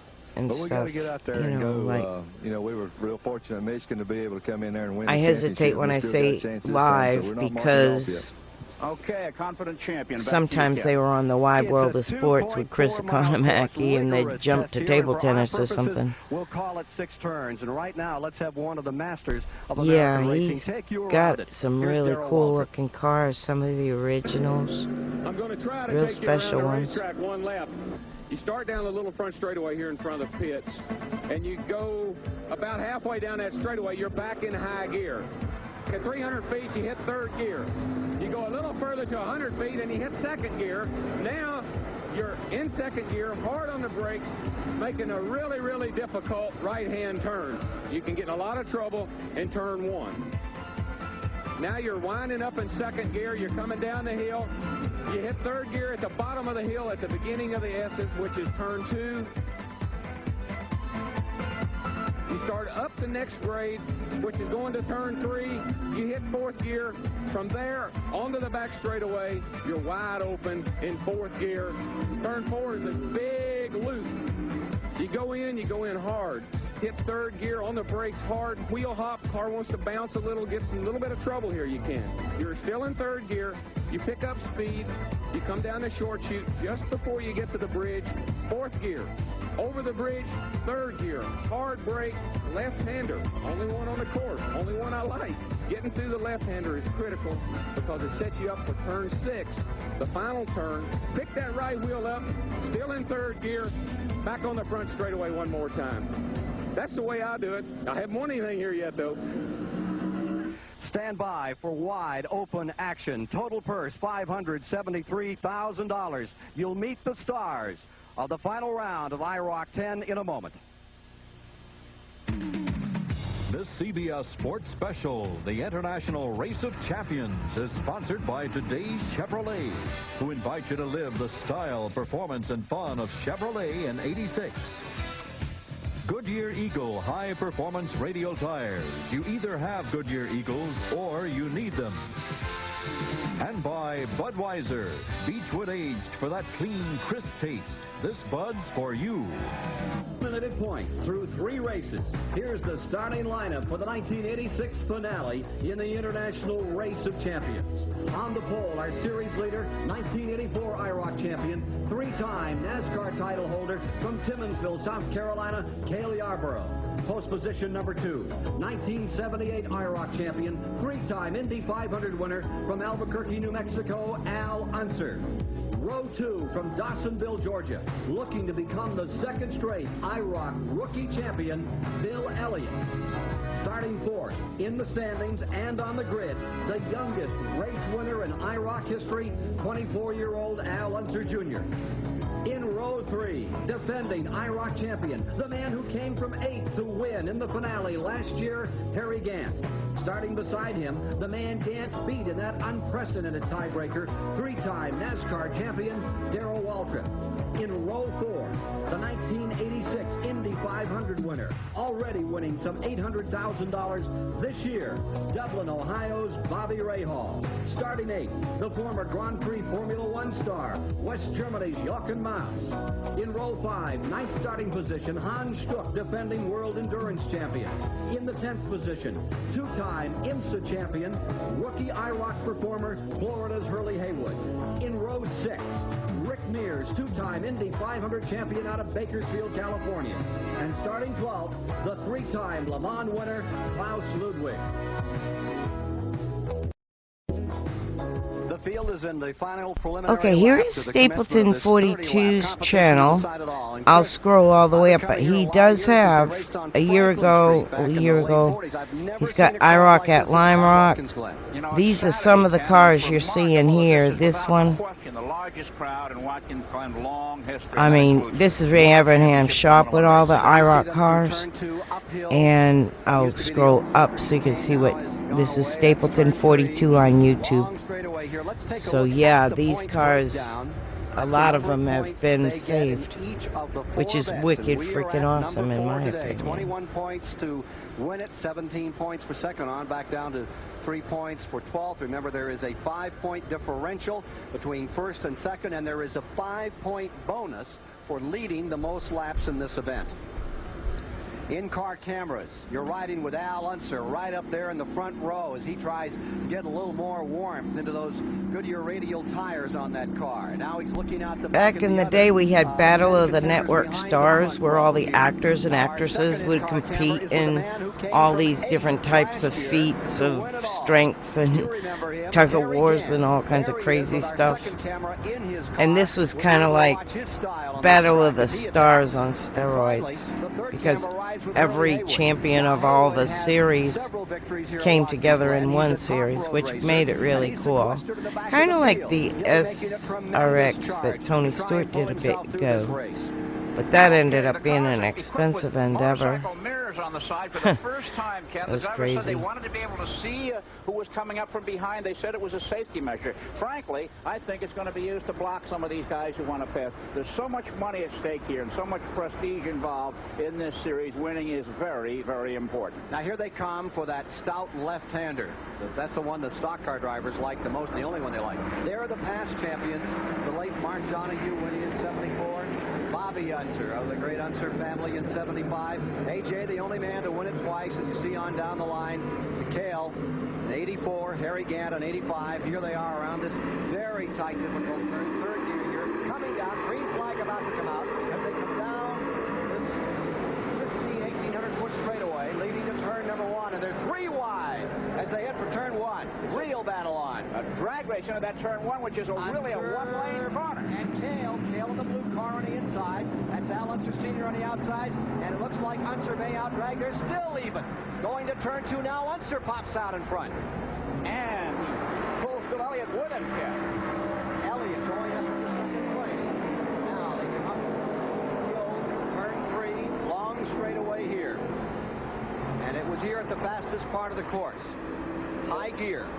That better than 169-mile-an-hour trap speed. Look at this move on the inside. That's trying to roll back into this race with Charbonne. He's being challenged on the inside. This is a tough corner, Ken. That's really hard to see, and it's a little bit bumpy. And Al Unser has really shown how to to do it at the start here. The IndyCar veteran who was the winner of the opening round at the Daytona International Speedway. Beautiful pictures. Another one of those straightaways that gets them into third gear. They don't get into high right there. Now here they come around to complete the first lap, headed for turn 6.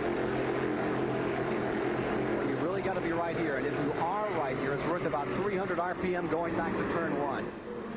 All right, coming by to complete the first lap. Unser first, Elliott second. Al Unser Jr. up into third. Waltrip is in fourth, and sliding back is Yarborough. Yarborough now back in fifth, and he's being challenged once again. Yarborough falling further back. Well, with Harry Gant got off in the dirt on that opening lap.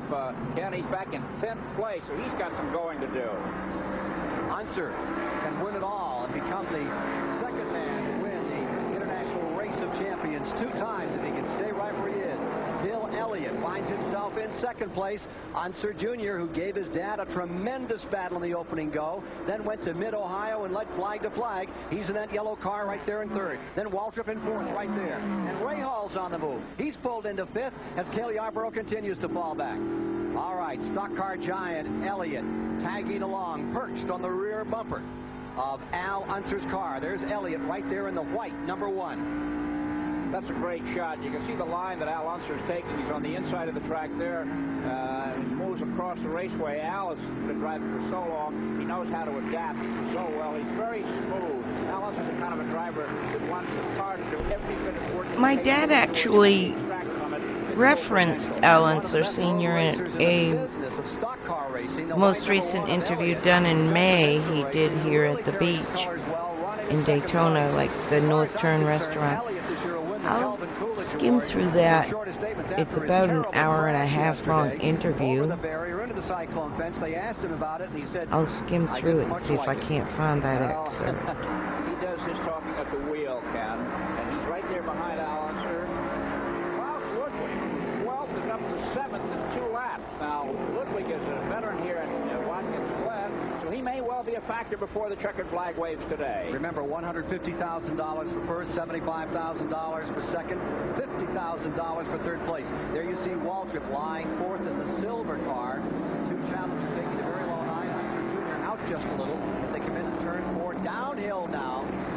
Elliott went a little bit wide in that corner. He's probably feeling out a new line. He wants to come off with more RPMs to maybe take a run at leader Unser. $573,000 at stake as they come around this time in this beautiful Watkins Glen course. Actually, it's a very tight course with these many barriers, as opposed to what we saw in Mid-Ohio. You know, they raced in Mid-Ohio, and they raced in Riverside, and at first they thought it would be easy, and they now say it's much tougher than any other the road course they've been on. The braking applications are severe, despite only requiring six gear changes in the course of a lap.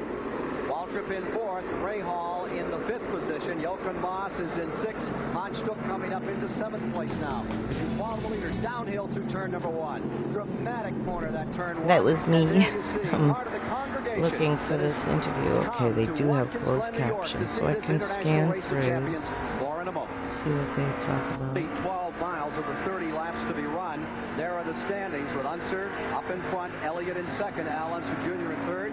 There's the back of the pack incident just moments ago. Let's take a look at it from a couple of different angles, as there was a skirmish coming down that hill to that big looping turn. Here are the leaders. Unser still being challenged by the Elliott car. Now let's take a look at what happened moments ago. Okay, coming off the turn leading in the short stretch, a couple of cars got together. Harry Gant on the left-hand side, and Klaus Ludwig in the dark blue car wound up. Let's take a look now. That's Harry Gant touching the guardrail on the inside, coming back on the circuit. I think we have a view of this. Here's Harry Gant now in the car. Watch him correct. The car's starting to spin. He's obviously been hit. He's correcting, trying to keep the car off the guardrail. There he nudges the guardrail. You feel he reaches for the gear shift lever now to get back into gear. Rick Mears whipped by, and Harry Gant is back on the track, but hopelessly in arrears with just slight right front fender damage. There was a car on the inside of Gant that had the problem. Now here's Gant from inside of his automobile. We're back with you once again. Actual race count. The series ended right now when it stopped at this particular moment. Then with Al Unser out in front, he would take home the championship. But it doesn't end now, Ken, and there's a lot of racing to go. There he'd have 69 points. Elliott's 57. Cale Yarborough with 57.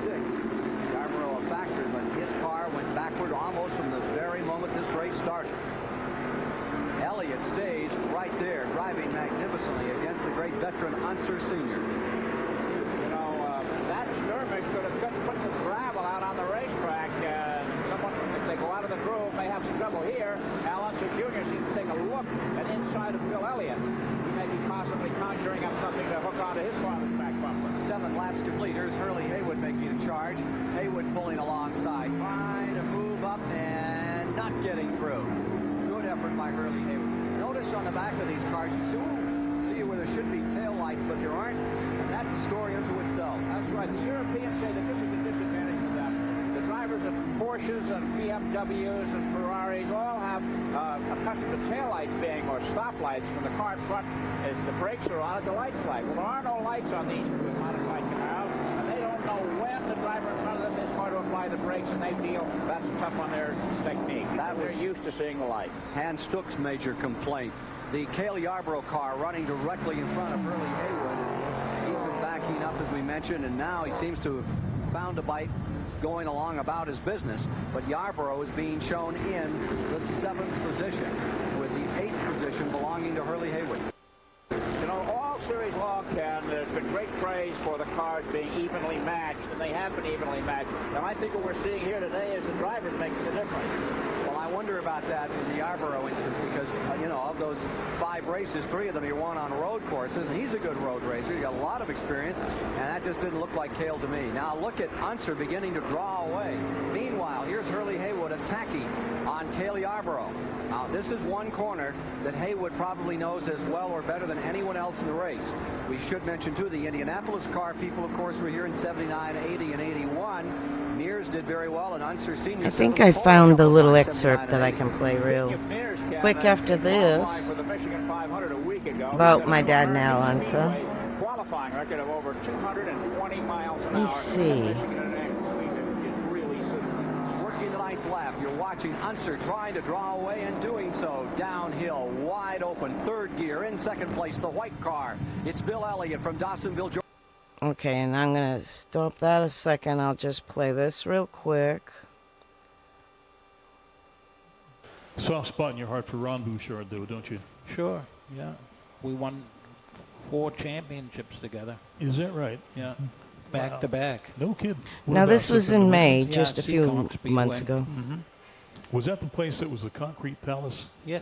Yeah, the guy who owned it, Mr. Venditti, he was a concrete guy, and he made everything out of concrete. Nothing wrong with that. No, no. I mean, it'll last forever. Yeah. But out of all the road races that I work with, the one that I enjoyed working the most was with Al Unser Sr. Really? Yeah. Oh, my gosh. How'd that come about?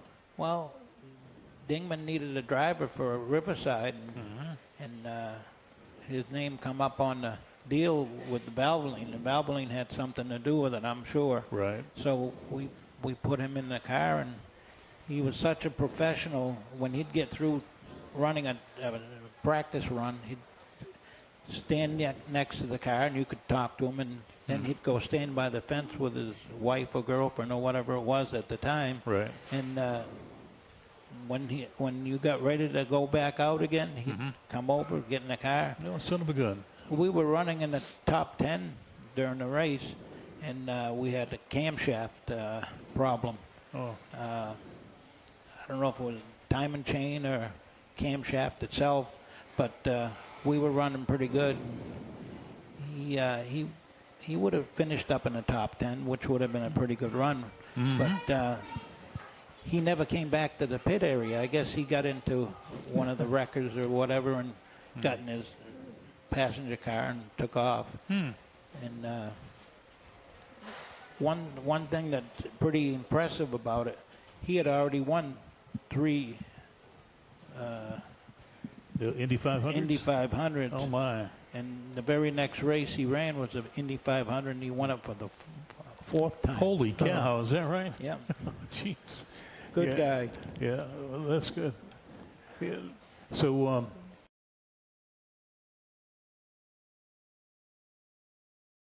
So that's a little bit of what my dad had to do with Al Unser Sr., and he really liked him for the little bit he got to work with him. But let's continue with Al Unser Sr. leading this IROC race.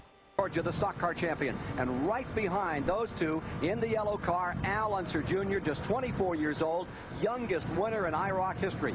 Waltrip is back there in the 5th position. And running 6th has been Han Stuck, 7th Yarborough, 8th, the Hurley Haywood car, and 9th Jochen Maas. The average now is over 110 miles an hour, the last lap being turned at 110.45. And I wonder, Ken, if Elliott hadn't had that skirmish with the guardrail yesterday, would he be further ahead? They come down by the pit area. Like I mentioned before, Dad was kind of a race consultant. He had IMSA experience and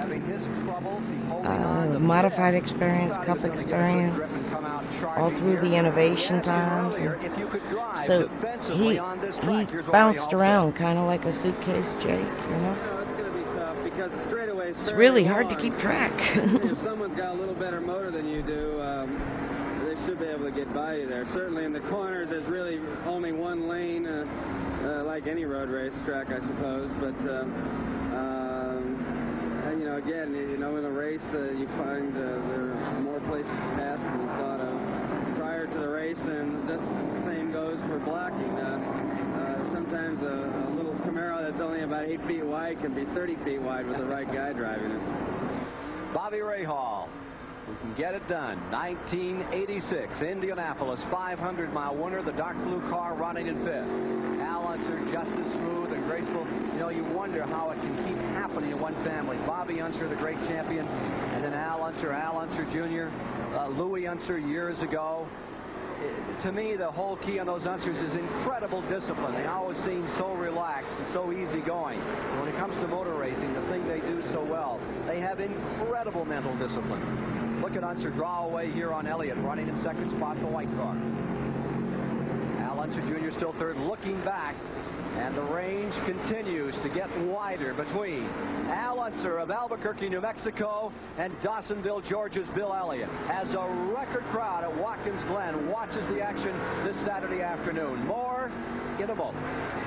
11 laps are now complete here in the 4th and final round of IROC 10, 1986. Unser in front, but Chris, what a battle for 2nd place. The yellow car, Al Unser Jr. closing up on Elliott. He's put on a couple of counter strokes to try to move by. He's had to settle back into 3rd position. He looks like he wants it. Well, young Al is a very aggressive driver, and he's putting the heat on Bill Elliott there in 2nd place. That's where all the eyes are on. Right now, the leader, Al Unser, has slowed just a little bit. His last lap speed is 109.9. That's down exactly a half a mile an hour. The interesting thing is that car, Ken, does not have a good track record this year in IROC. It was 10th in Mid-Ohio with Yarborough driving, and 11th in Talladega with Haywood driving, and here it is running away at Watkins Glen. There's that 2nd place battle. Those tires are the key issue. The whole field has come back, not just the leader. Well, all of them have retarded the spark a little at this point in the race. Not willing to gamble on having those tires get too far off when they get to those final 10 laps. I think they're all willing to settle back for the moment, save the rubber, and be ready for the charge at the end. Well, there's Al Unser dirt tracking it a little bit. Well, the drivers are very concerned at all the turns here but one, because here's Al looking out the back of his car.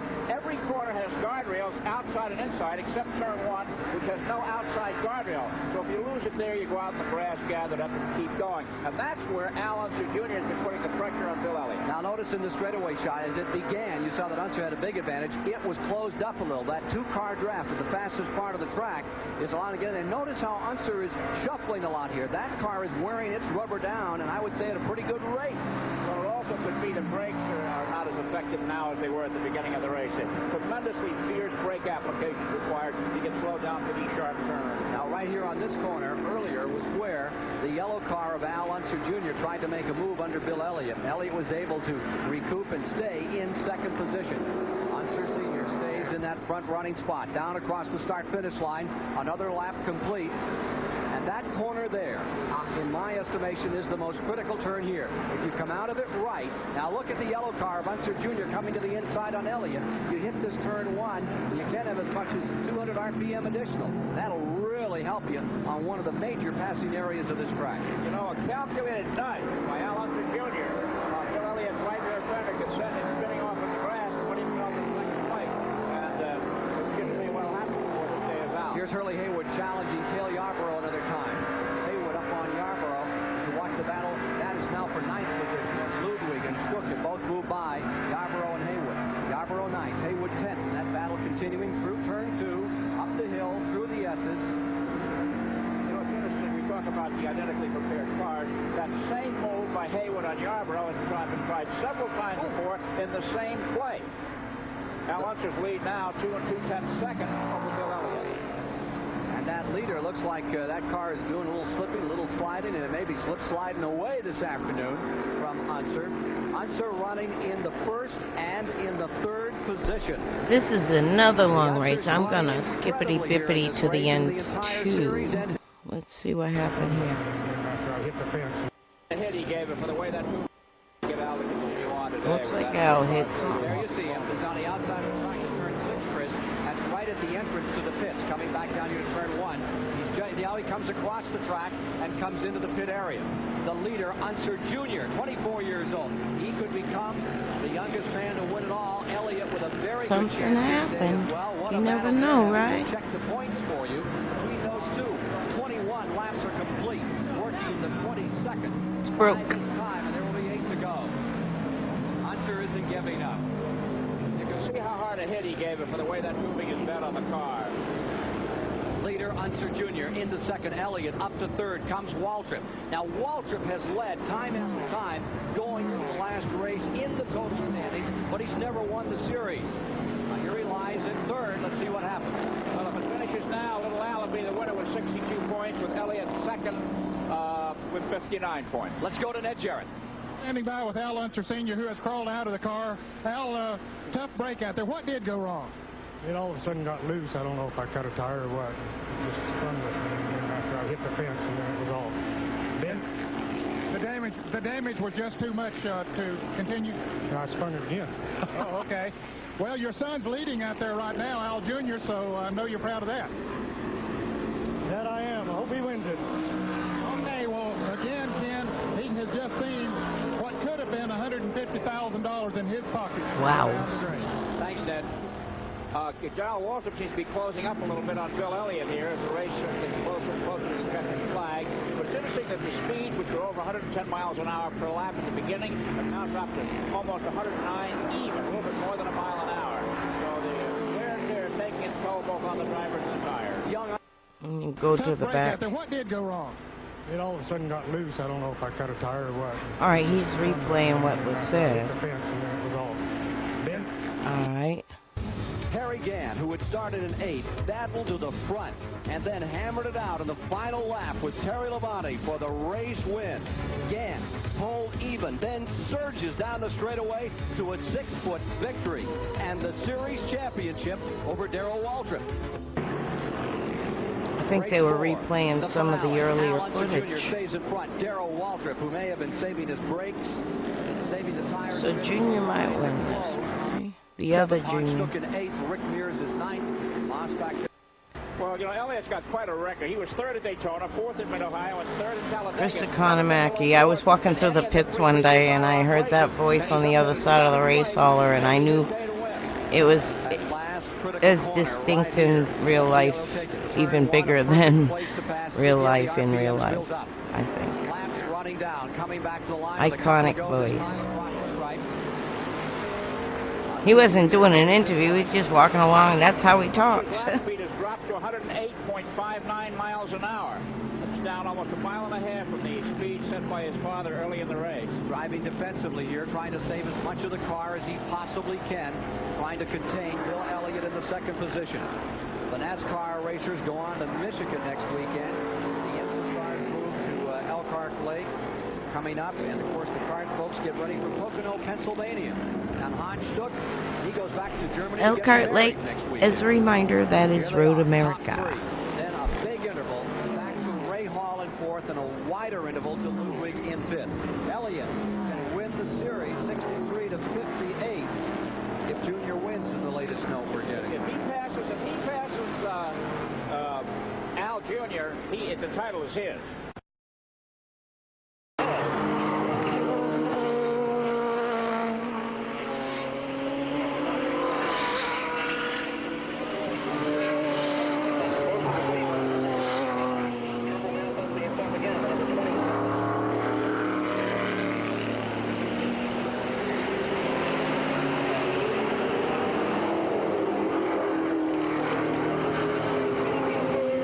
I know it's not clear, it's 1986, but my dad's car would probably be in this. It's a GTO. These are GTPs with the wings. The GTOs and GTUs are running in there. Now Dad would be the Fiero Valvoline.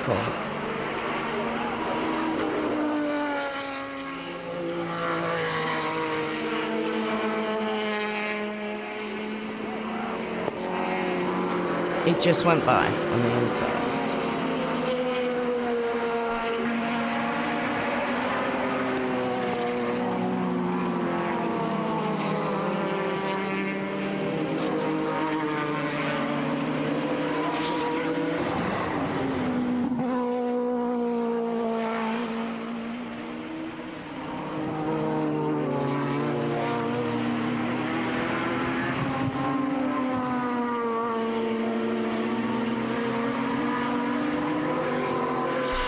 Camel GT back in this day had 3 classes: GTP, GT Prototype, GTO, GT over a certain CC engine, GTU under a certain CC engine. So this is how they were classified back then.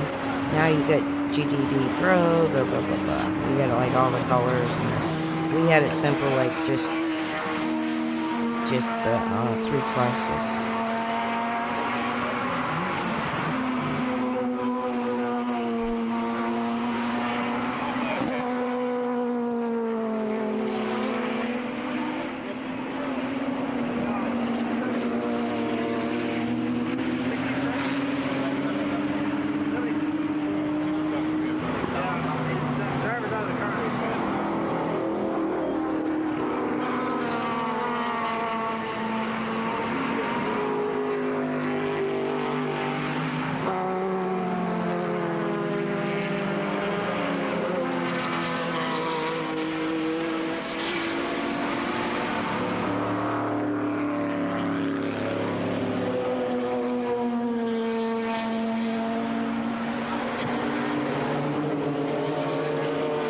I saw it, just went by.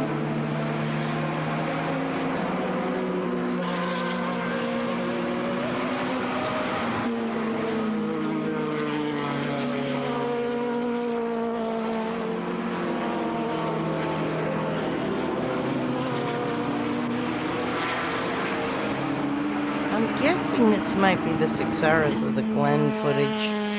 It just said sights and sounds. Watkins Glen, sights and sound, GTO and GTU action. GTP, GTO, GTU. Now they raced on the boot, you know. I'm guessing it's either Bob Earl or Steve Millen driving the Valvoline car for Damon.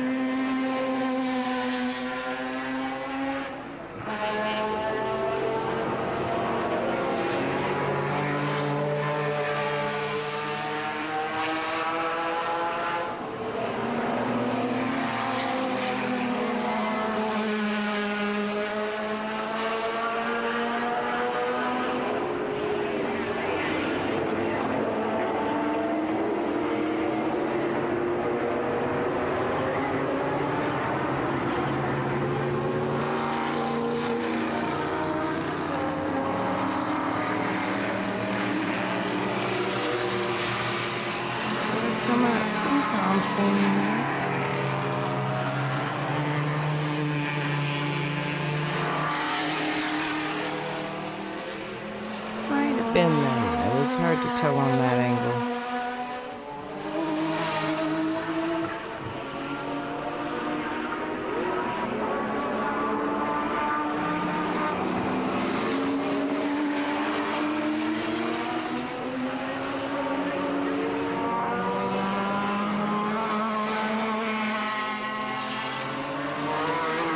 Those GTPs are like your LMP2s now. I mean, or LMP3s or whatever the LMPs are. Prototypes.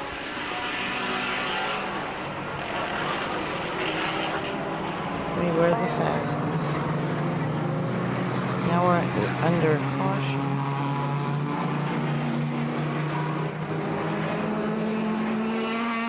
Saw the pace car.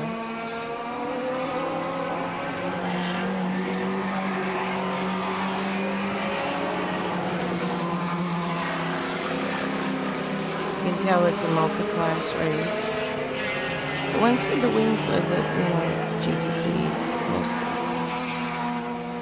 GTOs sometimes had a wing.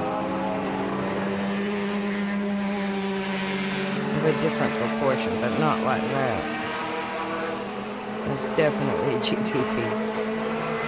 Those last three. Or four.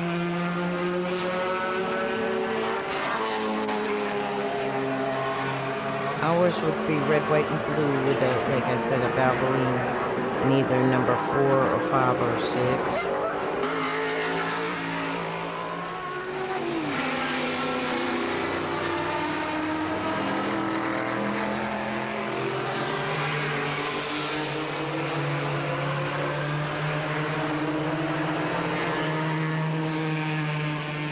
That's us.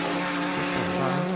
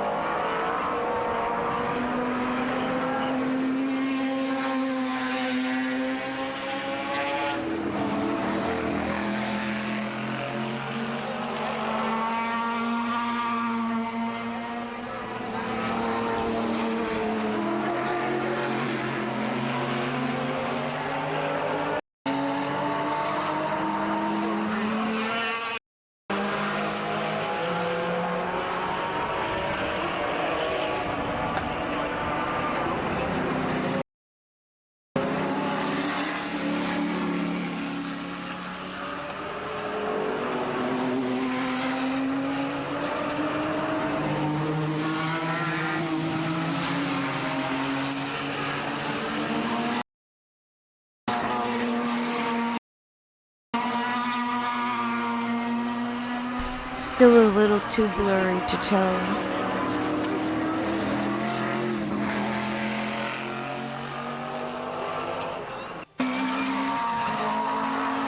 It's a pretty cool shot. Alright, that's a little clearer. It's just the technology was really shitty back in '86.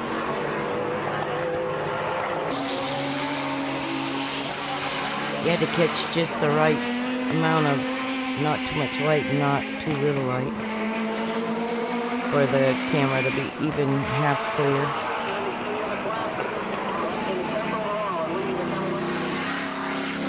I'll try to freeze frame it if I can see if it's Dingman's car. GTPs. Another GTP.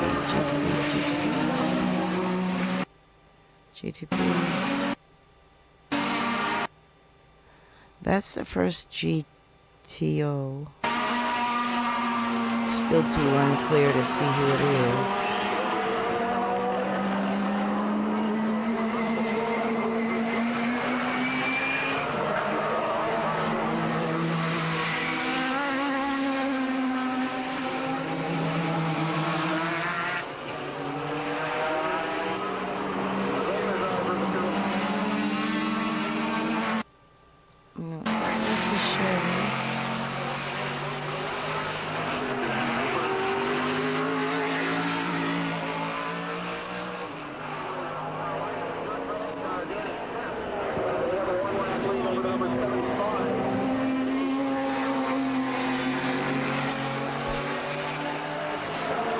I think that was the Nissan GTO.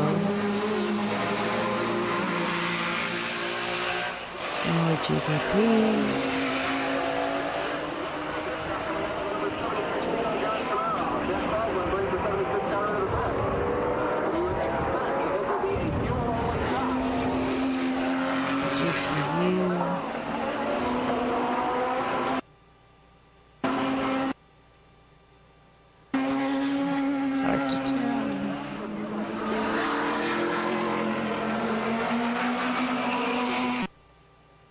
Switching in. Prototype in victory lane in only its 4th race ever. IMSA For Bundy, the win was doubly sweet, coming on his home track in a car that had never GT. before Now finished this is a race. all GT. Obviously, that it's special to us. We come in with a goal.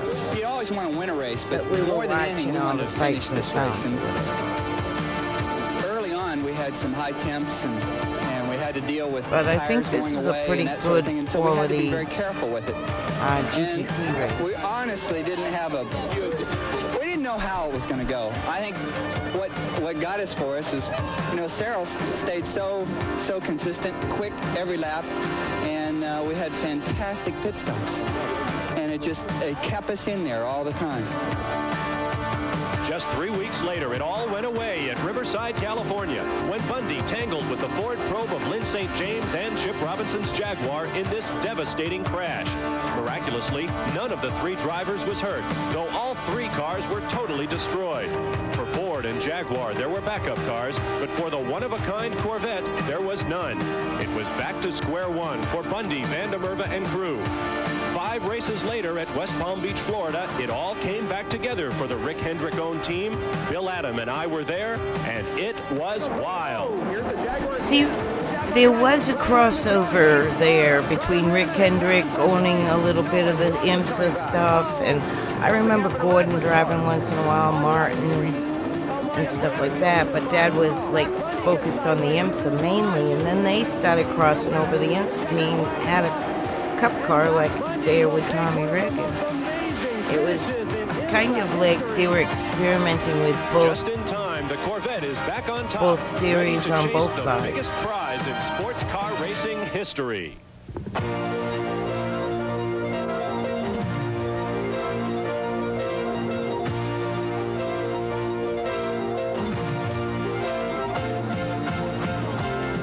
ESPN, home of the most extensive coverage of auto racing on television, presents Auto Racing 86.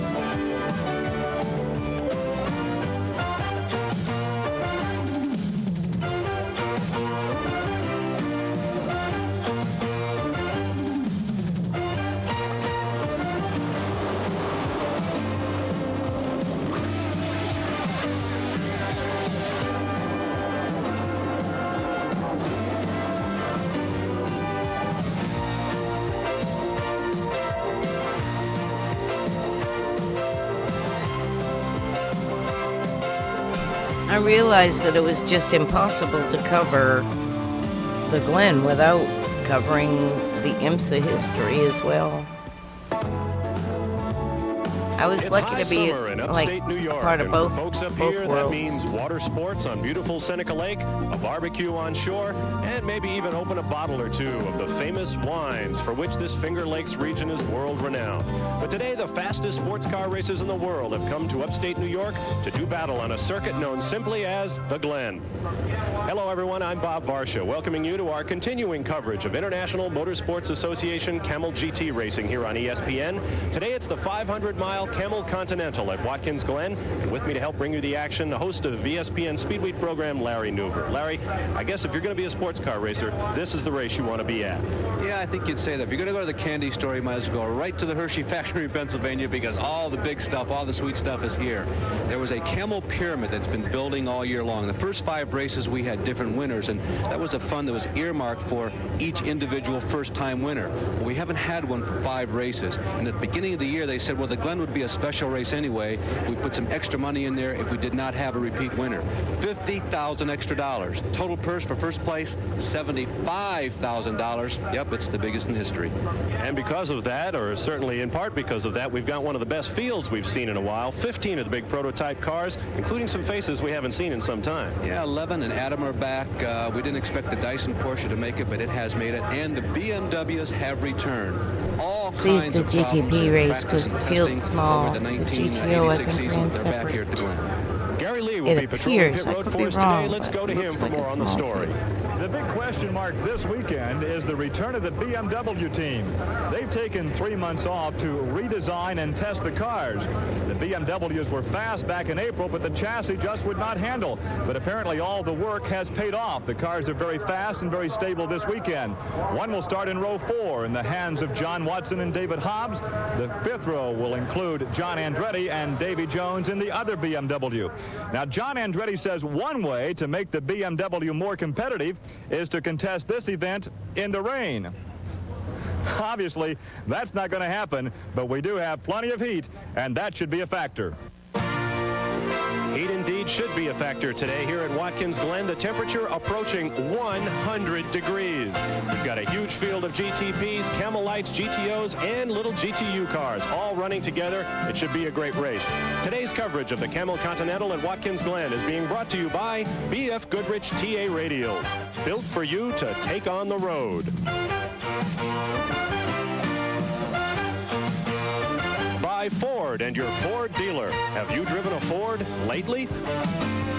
By Budweiser, Beechwood aged for that clean, crisp taste. This Bud's for you. And by BMW, the ultimate driving machine. To arrange a thorough test drive, simply phone your nearest BMW dealer. We'll be back to set the starting grid for today's Camel Continental and take the green flag for 500 miles of sports car racing right after these messages.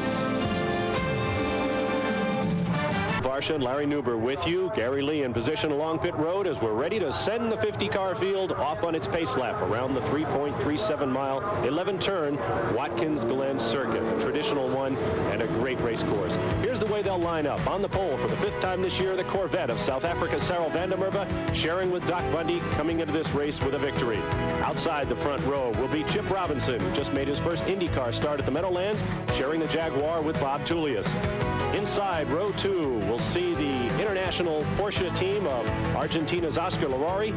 And although entered with Massimo Sigala, the picture you see there is Dr. Giampiero Moretti of Italy. On the outside of row 2 will be defending IMSA Camel GT champ Al Holbert, sharing his Porsche with World Endurance champion Derek Bell. That lone brown car was so fast. Bob Wallach in a Porsche 962 owned by Bruce Levin. He'll be sharing today with Paolo Barilla, with whom he won the Miami Grand Prix this year. On the outside of that row, Rob Dyson will put his Porsche along with co-driver Drake Olson. Moving to row 4, we'll see Irishman John Watson in one of the BMWs. Back for this race, he'll be sharing with English veteran David Hobbs. Outside row 4 will be the Buick March machine of California's Whitney Gantz. He'll be sharing with Scotland's IndyCar ace Jim Crawford.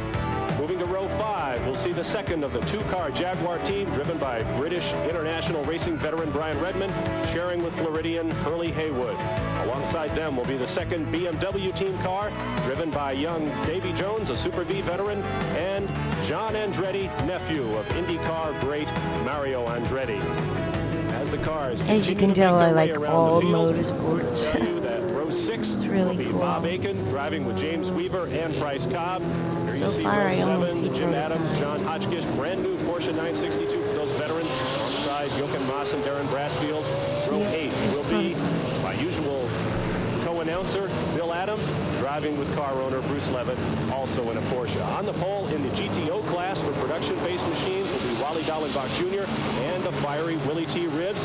Camel Lights pole sitters will be Ray Bellum and Gordon Spice in the Pontiac Fiero GTP car. And the GTU, or under 3-liter engines and production-based machines. Pole sitters there, Bob Earl and Terry Visger in a Pontiac Fiero. Larry, and I think we've got a great lineup for a race today. Bob, one other thing. Wait, the Glen looks terrific. It doesn't get as much attention as it used to. Do that one more time. Co-announcer Bill Adam, driving with car owner Bruce Levitt, also in a Porsche. On the pole in the GTO class for production-based machines will be Wally Dallenbach Jr. and the fiery Willie T. Ribbs. The Camel Lights pole sitters will be Ray Bellum and Gordon Spice in the Pontiac Fiero GTP car. And the GTU, or under 3-liter engines and production-based machines. Pole sitters there, Bob Earl and Terry Visger in a Pontiac Fiero. Bob Earl in the Pontiac Fiero is my dad's car. Holy crap, I finally found one of his races. Much attention as it used to when it had the Formula 1 race annually, but Baby, boy, does it look let me nice. see if I can save that to his It's going to be a playlist. very interesting race. And they're coming down. I've never heard of the green flag rewinder. is out, and we are going racing at Watkins Glen. Quickly, the Corvette back out front. Cyril Vandermeer puts that turbo V6 Chevrolet out front quickly. Moving into second place is Chip Robinson of the Jaguar. And this is a replay of a race we saw just a few weeks ago here on ESPN around the streets of West Palm Beach, Florida, when it was the same front row. Wow. Okay, I found one of Dad's IMSA races. Has something to prove. Chip Robinson, though he's run in the top 5, top 10 all year long, he's never won one of these races. And the Corvette, you heard Doc Bundy suggest that, well, we just wanted to finish. And Bob Earl is running, so it's probably the number 4. That car's still around and being shown at some exhibition races as well. I believe it's out in California. It's been for sale off and on online. As you said, Larry, the track appears to be in great shape. And Cyril Vandermeer continues to look like a potential winner. And remember, this is a 500-mile race, not a sprint race. So you got to figure the crews have set these cars up a little softer than normal because they have to have some endurance engineered into the machines for this event. And still, with that endurance engineered in, look how rough and rocky the ride is for the drivers. Here's Al Holbert making a move on Oscar Larari for third place, and he's got him neatly outbraking into the turn. The winningest driver in IMSA Camel GT history, Al Holbert, out of Warrington, Pennsylvania, not only organizes the Porsche Motorsports team and drives in the IMSA Camel GT series, he also builds these cars, and more than one of the cars. I ain't gonna lie, I was getting sleepy and saying, well, okay, we'll just skip through this because GTP and I don't have a dog in the fight, but holy crap. It's Watkins Glen and it's 1986 and my dad's car is in the race. Even here in the very early stages of this event. I have a new second wind. As we said, temperature approaching 100 degrees today. Very hot for these engines, particularly the turbocharged engines, which rely on cool air pounded into those cylinders. A very long race. 500 miles, the longest race the series has seen. The car I'm referencing is bottom left-hand corner on my banner. There's 2 pictures of it, one of the nose and one of it sideways. That's Bob Earl's car. Looking to the inside of Chip Robinson. The top speed, by the way, in case you're interested. Ready for And like I say, it's still in existence. If you Google Dingman Brothers, you'll see it come up in some chat rooms. Somebody owns it out in California, which is really cool because they race it on some of the exhibition races. I know it's been brought to Daytona for one of the classic weekends as well. About 3 or 4 years ago, they brought it to Daytona for speed weeks in 24 hours. So it's kind of neat. My dad had so much hands-on in building that car. It was a Spice chassis. They bought it from Marsh. Yeah, he fabricated the theater body on it, and the front end, and the whole early indications are these guys are lapping at about 1 minute and 42 seconds a lap. Now that compares to a qualifying time in a range of 140. So these guys are just running slightly off of their qualifying pace when it was an all-out effort. I think it really points out just how competitive racing across the board has become. So many of the Indianapolis car races. Now in the multi-class races, you won't get to see the second or third classes, except for when they're lapping them. But that's just how it goes. To remain competitive all day long, you just about have to go flat out from start to end, no matter how short or how long the race is. Pace continues to be hot up front, and here's Holbert looking inside Chip Robinson. From our long back stretch view, it's a little bit difficult to tell if he has him or not, but as they break for the turn, he does, and Al Holbert moves into second place. In the background, you also got a very quick glimpse already beginning to lap the GTU cars. A quick glimpse of the Dyson Porsche with Drake Olson moving up. Olson was looking perhaps toward fourth position. Sarel van der Merwe, Al Holbert in second place in a Porsche, Chip Robinson third in the Jaguar. You see the Porsche number 3 of Oscar Larari running fourth, and Bob Wallach is in fifth place, also in a Porsche. It's hard to classify anybody as a surprise, but I suppose that Larari car qualifying so well, he was strong all week long also. It wasn't just a flash in the pan during qualifying. He seems to be able to hold that pace here in the early stages. Story behind that car, one of the few powerhouse European teams that finally come over to run the IMSA competition in the United States. Had their problems early on, didn't run well at Daytona, didn't run well at Sebring, but they're certainly running well here today at Watkins Glen. Van der Merwe continues to lead. Holbert, the only guy running up front with his headlights on, Bob. He became the winningest all-time driver earlier this season.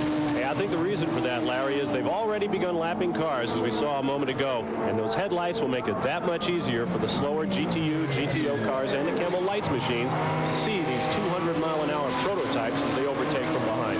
As much as a 40-mile-per-hour speed differential between the front and the back of that pack, that means a lot of high-speed passing around this 11-turn course. And you know, Holbert is already showing some signs that maybe, just maybe, he would like to take over first place. A little bit surprising. Al Holbert, one of the Porsche drivers who was upset earlier this year when it was decreed that they would add 160 pounds in weight to these machines in order to make it more competitive. We'll have more on that when we come back right after these messages from our sponsors.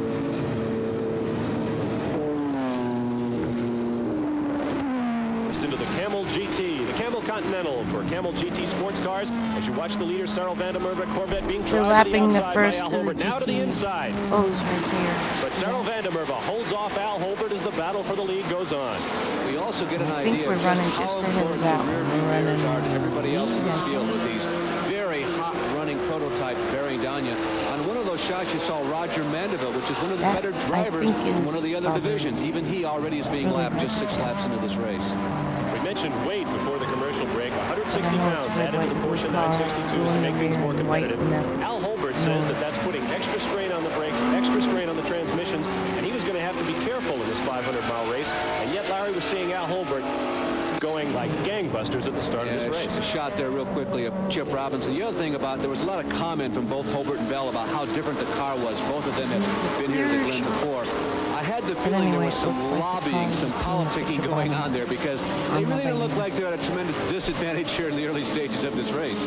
Al Holbert, never at a disadvantage. The 4-time Camel GT champion, second only to the late Peter Gregg in championships. Gregg had 7. Good look there, and it's some kind of fluid spraying out of the side of the Corvette. You can see him once again bearing down. See how heavy the traffic is? 50 cars started this race. Nobody has dropped out yet. Perhaps we got 1 or 2 that might be showing up in the board in short fashion here, dropping out of this race with the traffic very heavy and expected to stay that way all day long. We've got a quick look there at the 3rd and 4th place cars. Chip Robinson's Jaguar, Bob Wallace Porsche. Here's the number 16 Porsche, driven by Drake Olson, running 5th on the racetrack right now. Good story behind this car.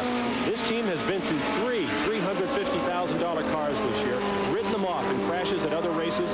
This is a brand new car that they've worked all week long to get in shape for this race. We asked Drake Olson whether a week was enough time with one of these cars. If all goes well, you can expect to have the car pretty well in the ballpark within your first 2 sessions out. My guys put this car together in 6 days, and we were turning fairly competitive race laps right out of the box. So it's not unreasonable to get it dialed in fairly quickly, provided they have prior experience and know what they're doing when they put it together. Young Drake Olson, one of the fine up-and-coming race drivers in the United States, has a factory contract to run in Germany when he's not busy on the IMSA Camel GT season. Holbert Holbert's gone by. That's a pass for the lead. Al Holbert has assumed the lead from Cyril van der Merwe. Al Holbert not sitting back and waiting. He had intimated to all of us, well, maybe I'll relax a little bit in the early stages of this race. We're not exactly sure how the car is going to perform. As we told you earlier, it's not strictly a sprint race. He's not holding back at all. Look how heavy the traffic is. And you see the reason for the headlights right there, looking back in the mirrors, seeing those overtaking GTP cars. Now the gaggle of them is heading down into the turn here. Al Holbert, Cyril van der Merwe. Review our top 5 as quickly as we can. Chip Robinson of the Jaguar running 3rd. 4th place is Bob Wallach in a Porsche. Drake Olson, another Porsche, is running 5th. All of the top runners still very close together. Al Holbert making his way through traffic. Cyril van der Merwe moving up from behind. Great racing in the early going here at Watkins Glen. Down through a portion of the track known as the Boot. Unlike many of the racetracks these guys go to every year, this one has a lot of up and down as well as left and right turns. Bob, I must tell you, one of the most scenic race plants, really, in the United States of America. It's a beautiful place to come. Racetrack with a lot of tradition. Formula One has raced here, and rumor has it may race here again sometime in the near future. There's so much talk about a second venue in America for Formula One racing. You just wonder, will it be San Diego, will it be Laguna, or maybe here, maybe? Sitco car, I think, is the Camaro. It was one of the ones that we would, either they'd win or we would. It was kind of one of the top 5. You see the pit entrance, and look at that traffic. Whoa, Cyril van der Merwe barely avoiding slower cars making their way to the right.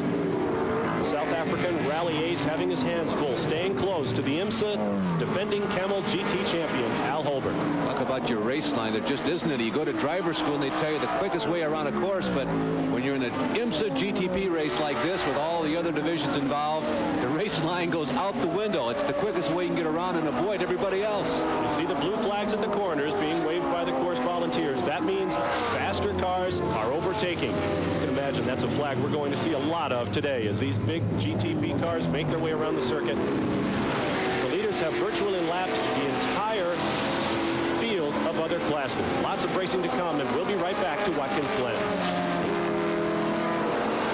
Al Holbert, headlights on his Porsche 962 as he makes his way down the long front straightaway. There you see the number 44 Jaguar, a non-turbocharged V12 Jaguar being driven by Chip Robinson, followed closely by Frenchman Bob Wallach in another Porsche. Al Holbert, in addition to the weight, which we've already talked about today, is also using a side intercooler, which is different from what a lot of the cars do. They have the intercoolers right above the driver off the roof. Normally it seems like it'd be a little easier to keep things cool, but they've decided because of all the weight redistribution that maybe let's go with that plan. Good battle going on here for 3rd place behind Holbert and van der Merwe. Robinson trying to hold off Bob Wallach. Wallach, a tremendous athlete, once a member of the French national ski team, now turned race driver, drives for the Porsche factory team over in Europe. Wallach is a fiery, feisty little guy, too. He's had some very well-publicized moments with A.J. Foyt here in the States, but they have patched things up, if indeed things are... Oh, and Wallach almost getting out of shape, coming out of that tight right-hander there. They have patched things up, and Wallach and Foyt are very respectful right now of each other in terms of their driving skills. We have another car. You see the number 16 Porsche of Drake Olson as Bob Wallach gets the tail loose again. A 3-car battle for 3rd place here at Watkins Glen. Chip Robinson, Bob Wallach, Drake Olson. Remember that Olson is in that brand new chassis. Look at Olson looking to the left side, all over the racetrack, wagging the tail of a dog, looking for a way to get around Wallach. Tires could very much be a factor in today's race. Very hot pavement. Wallach using Bridgestone tires, the Jaguar on Goodyears, as is. Whoa, and we see Drake Olson going to the inside, but no, he cannot get by Bob Wallach. Larry, I can't get over the tremendous competition in the early going. These guys all want to get to the front. Yeah, they really do. And Olson, as you can see, trying to pick up whatever help he can from the draft. Remember, these cars are suited quite well, thank you, aerodynamically, and there really is a draft effect. Now, because you're on a road course, you have to anticipate the right-hander, the left-hander coming up. You have to be very careful. It's not as predictable. It's a lot more trickier than being on an oval. Once again through traffic, the GTO Camaro up front, and Al Holbert ducks in front of Cyril van der Merwe as they make the pass. Here comes the battle for 3rd. Robinson leading Wallach, leading Olson as they dive in Indian file into the turn. And we We saw at Riverside, at the top of the show, how getting out of shape sometimes can get you into very serious trouble. You saw Chip Robinson's car sail as if he'd just gone off of a high-banked half-mile racetrack just because he turned around and went backwards. The wind got underneath all the bodywork and just lifted the car in the air like a sail. The battle continues for third place.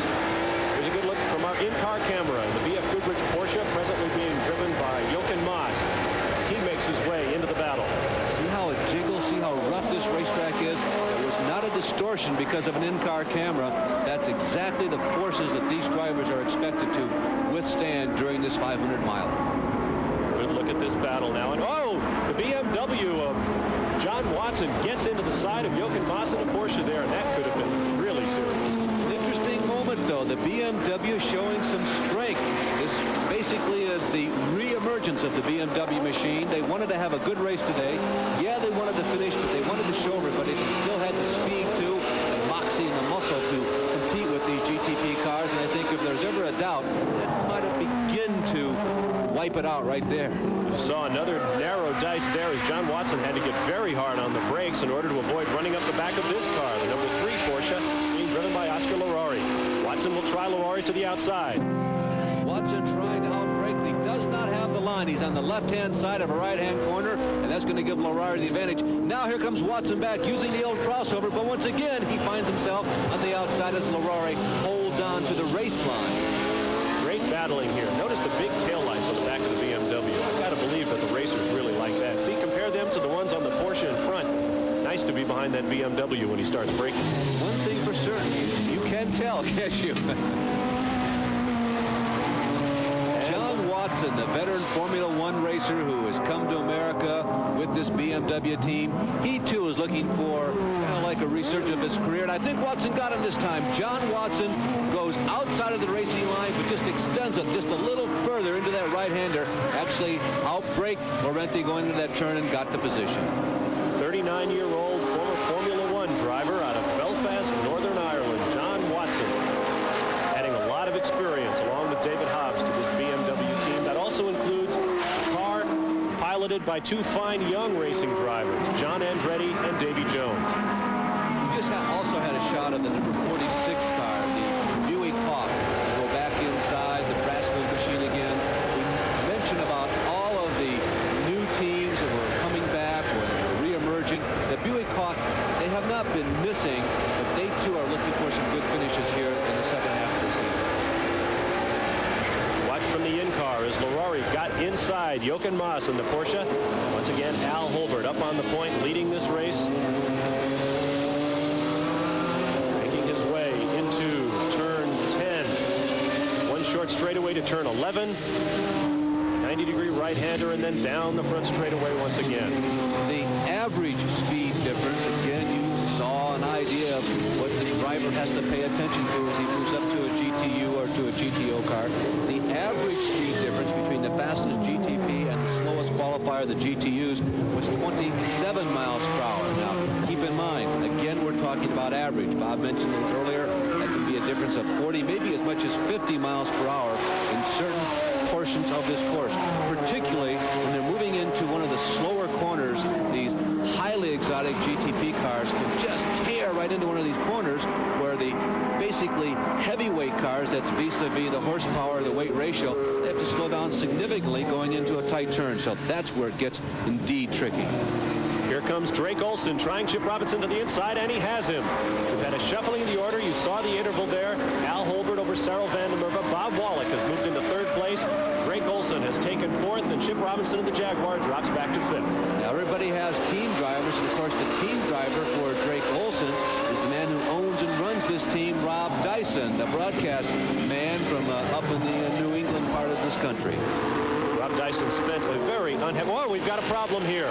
Oh, my. This is Willie T. Ribbs in the brand-new Chevy Camaro, sharing that car with defending Trans Am champion Wally Dallenbach Jr., and it looks like Willie has a terminal problem. We'll have to get more on that as soon as we can hear from Willie T. Ribbs. If I'm not mistaken, that's the team Gordon would occasionally drive for, too, because it is a Chevy. Larry Nuber with you, and you're looking at the leader in the GTO class. production-based cars with engines of 3 liters or more.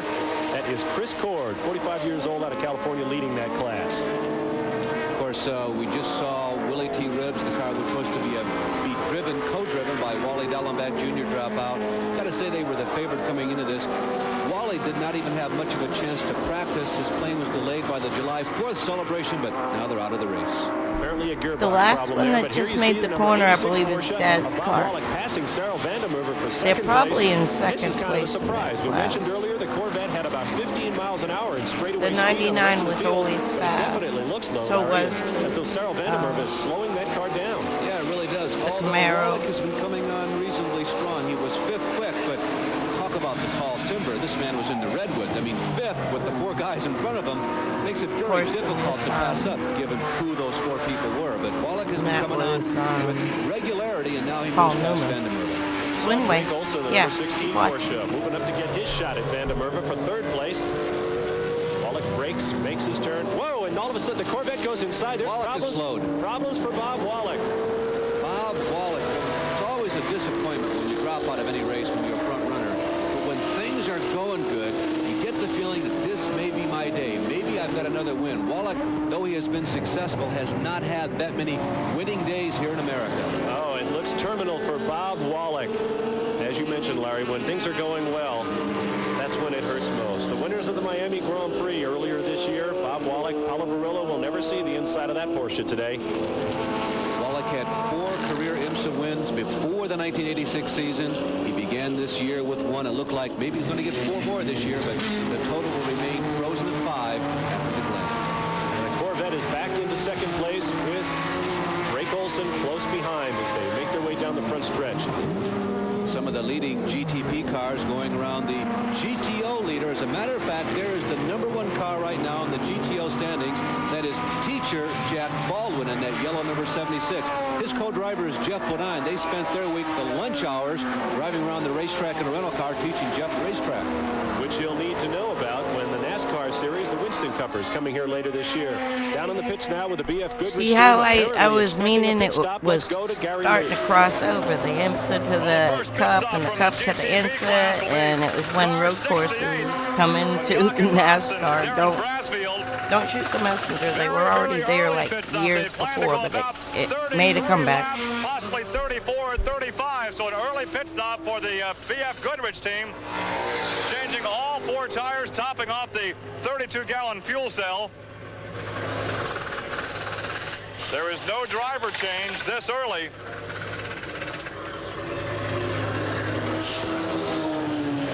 But apparently it was a planned stop.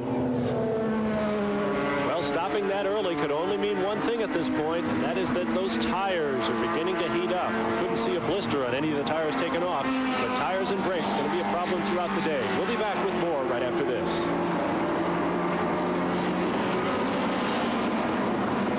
For the Camel Lights category of prototype cars, that's David Loring and a Mazda-powered racer.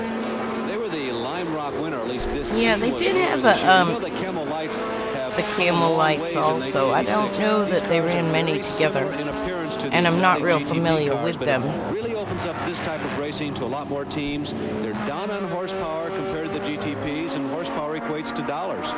There you see the pole sitter in this class. That is the Pontiac Fiero prototype car, presently driven by its designer and builder, Gordon Spice, out of England. We'll be sharing that today with Ray Bellum.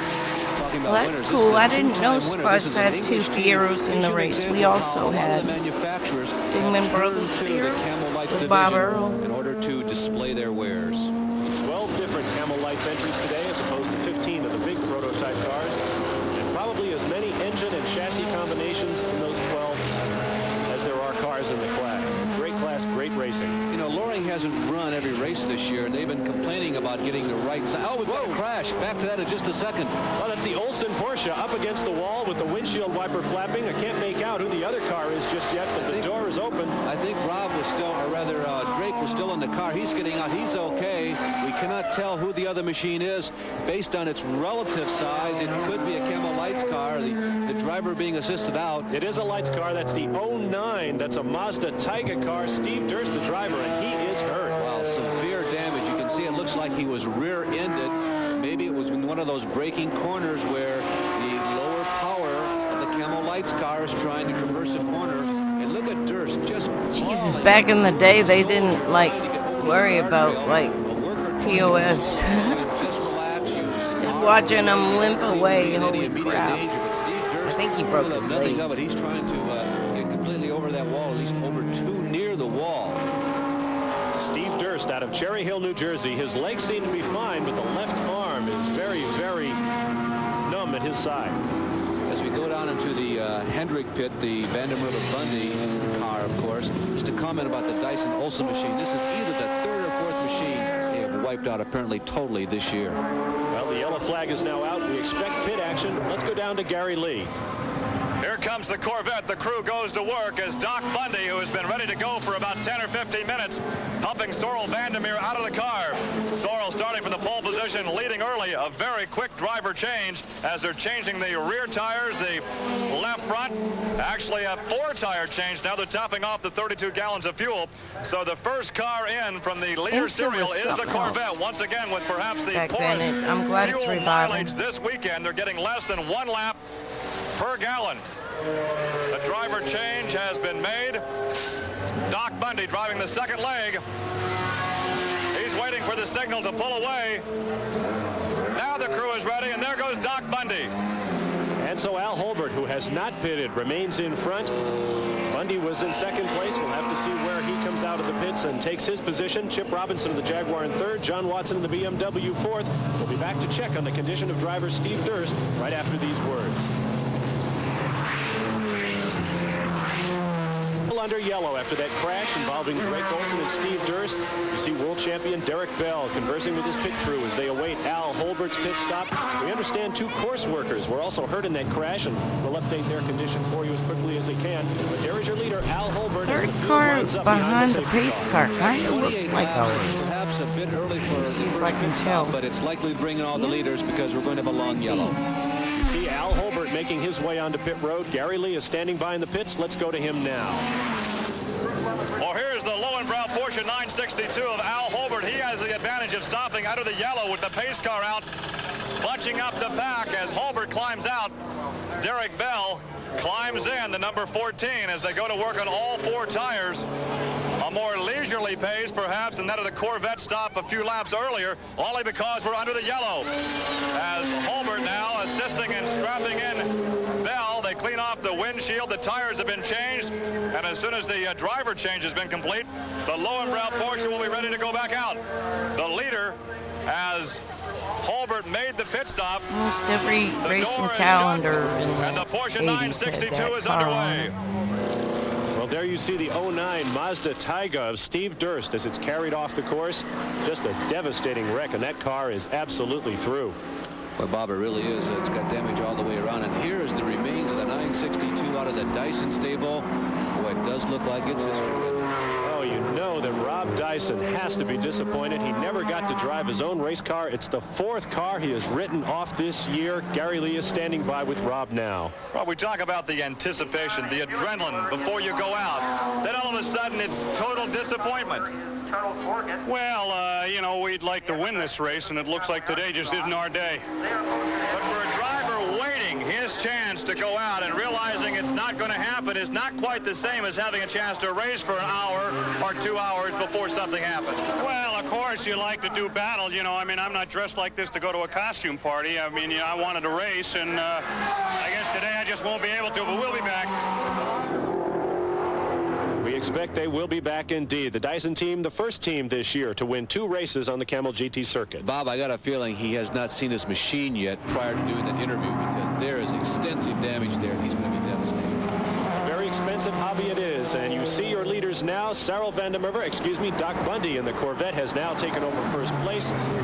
Derek Bell driving the Porsche is in second. Bob Tullius in the Jaguar is third. We'll be back to racing at Watkins Glen right after this. Glen, you're looking at the number 80 Ferrari Alba car of Martino Finaudo and Ruggero Melgrati, winners just a few weeks ago at West Palm Beach here on ESPN. Gary Lee is standing by now with Al Holbert. Let's go to Gary. I say, once again, is the cool suit doing its job out there? Yeah, very well, and I just wish it were cooler. How taxing physically is it on the driver when it's this hot and humid? Oh, it's usually difficult, but the car is really well balanced. The car is super. Early on, you were chasing down the Corvette. Did you let him take the lead early and set your own pace? No, I had no control over what he did. When things settled down, then, of course, I had an opportunity. My pace was a little quicker than what he wanted to run. It would really motor me up the straightaways, and the chutes, he'd get next to me on occasion. But, you know, our brakes worked a bit better. Well, Al Holbert, a master of car setup, had serious doubts about what to do with his car coming into this race, but it's obvious, Larry, that they've got all the marbles in a row now. You know, Holbert exudes a very calm, easy-flowing exterior. Don't let that fool you. This guy is a real tiger. He's a master strategist, and behind the wheel, the drivers will all tell you this guy is rock solid tough. No loss of ability now as defending world champion Derek Bell takes over that Porsche. Leading the GTO class, Chris Cord, Dennis Ossie sharing that car. Whoa. Wow. And they almost took the Corvette right off it. It's a lead change. Derek Bell takes to the inside, taking advantage of a traffic problem suffered by Doc. I fast forwarded to where they were like overtaking the GTO so I could see where we were running. And unfortunately, he moved the wrong way for the vet. Classic traffic incident. Two drivers thinking that they'll each go the other way, and they wind up going to the same side of the racetrack. Derek Bell, your current leader. Bob, I got to tell you that I think of all the racing drivers, particularly the international race drivers, nobody has more fun at the sport than this guy. He and Redmond, I think, are the two friendliest people, the happiest people to be around. I'm not saying I want to live with them, but spending as much time with them as possible would be a lot of fun. They are very, very fine gentlemen. Derek Bell making one of his 15 or 20 trips across the Atlantic Ocean each year. He also drives for the Porsche factory team on the World Endurance Circuit, now known as the World Sports Car Championship. 15 or 20 trips across the ocean each year. That's really got to take it out of him. Following up on my point, though, we had the Toyota in the lead, and you also saw the number 76 yellow Camaro being driven by NASCAR star Geoff Bodine and Jack Baldwin. So that is a very, very close battle as well, and we'll be keeping an eye on the GTO cars. Good look at the interval there between Derek Bell opening up a big lead on Doc Bundy and the Jaguar of Bob Tullius. By the way, for those of you who might be watching who've ever been on this race course, the big problem Bodine was having, there he is again on the screen, he wasn't using the brakes enough. When he went out the first few laps here, as we look at the Bellum Spice car, the car is running so well high up, placing in the Camel Lights division. In this much lighter car than the Winston Cup car, Bodine was being too gentle on the brakes. His co-driver told him, hey, we got brakes in these things, use them. He went out and then improved his lap time by like 2 or 3 seconds.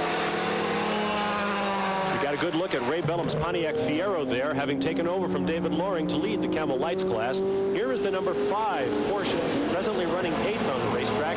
Bob Aiken behind the wheel right now, sharing that car today with Englishman James Weaver, American Price Cobb. And Cobb, by the way, got the ride because his normal car owner, Rob Dyson, wasn't absolutely certain they were going to be able to field the car for this weekend, and Rob wanted Price to get more time behind the wheel, more experience, and so called his buddy Bob Aiken and got this ride for Price. Looking back another place, here's the battle for 9th place. It's John Morton behind the wheel of the car, the Porsche that he shares with Jim Busby, battling with the number 18 BMW. You see the number 80 Camel Lights car in front of them. BMW is what I call the young BMW. That's the John Andretti, Davy Jones car, as opposed to the John Watson, David Hobbs team car, the experienced machine.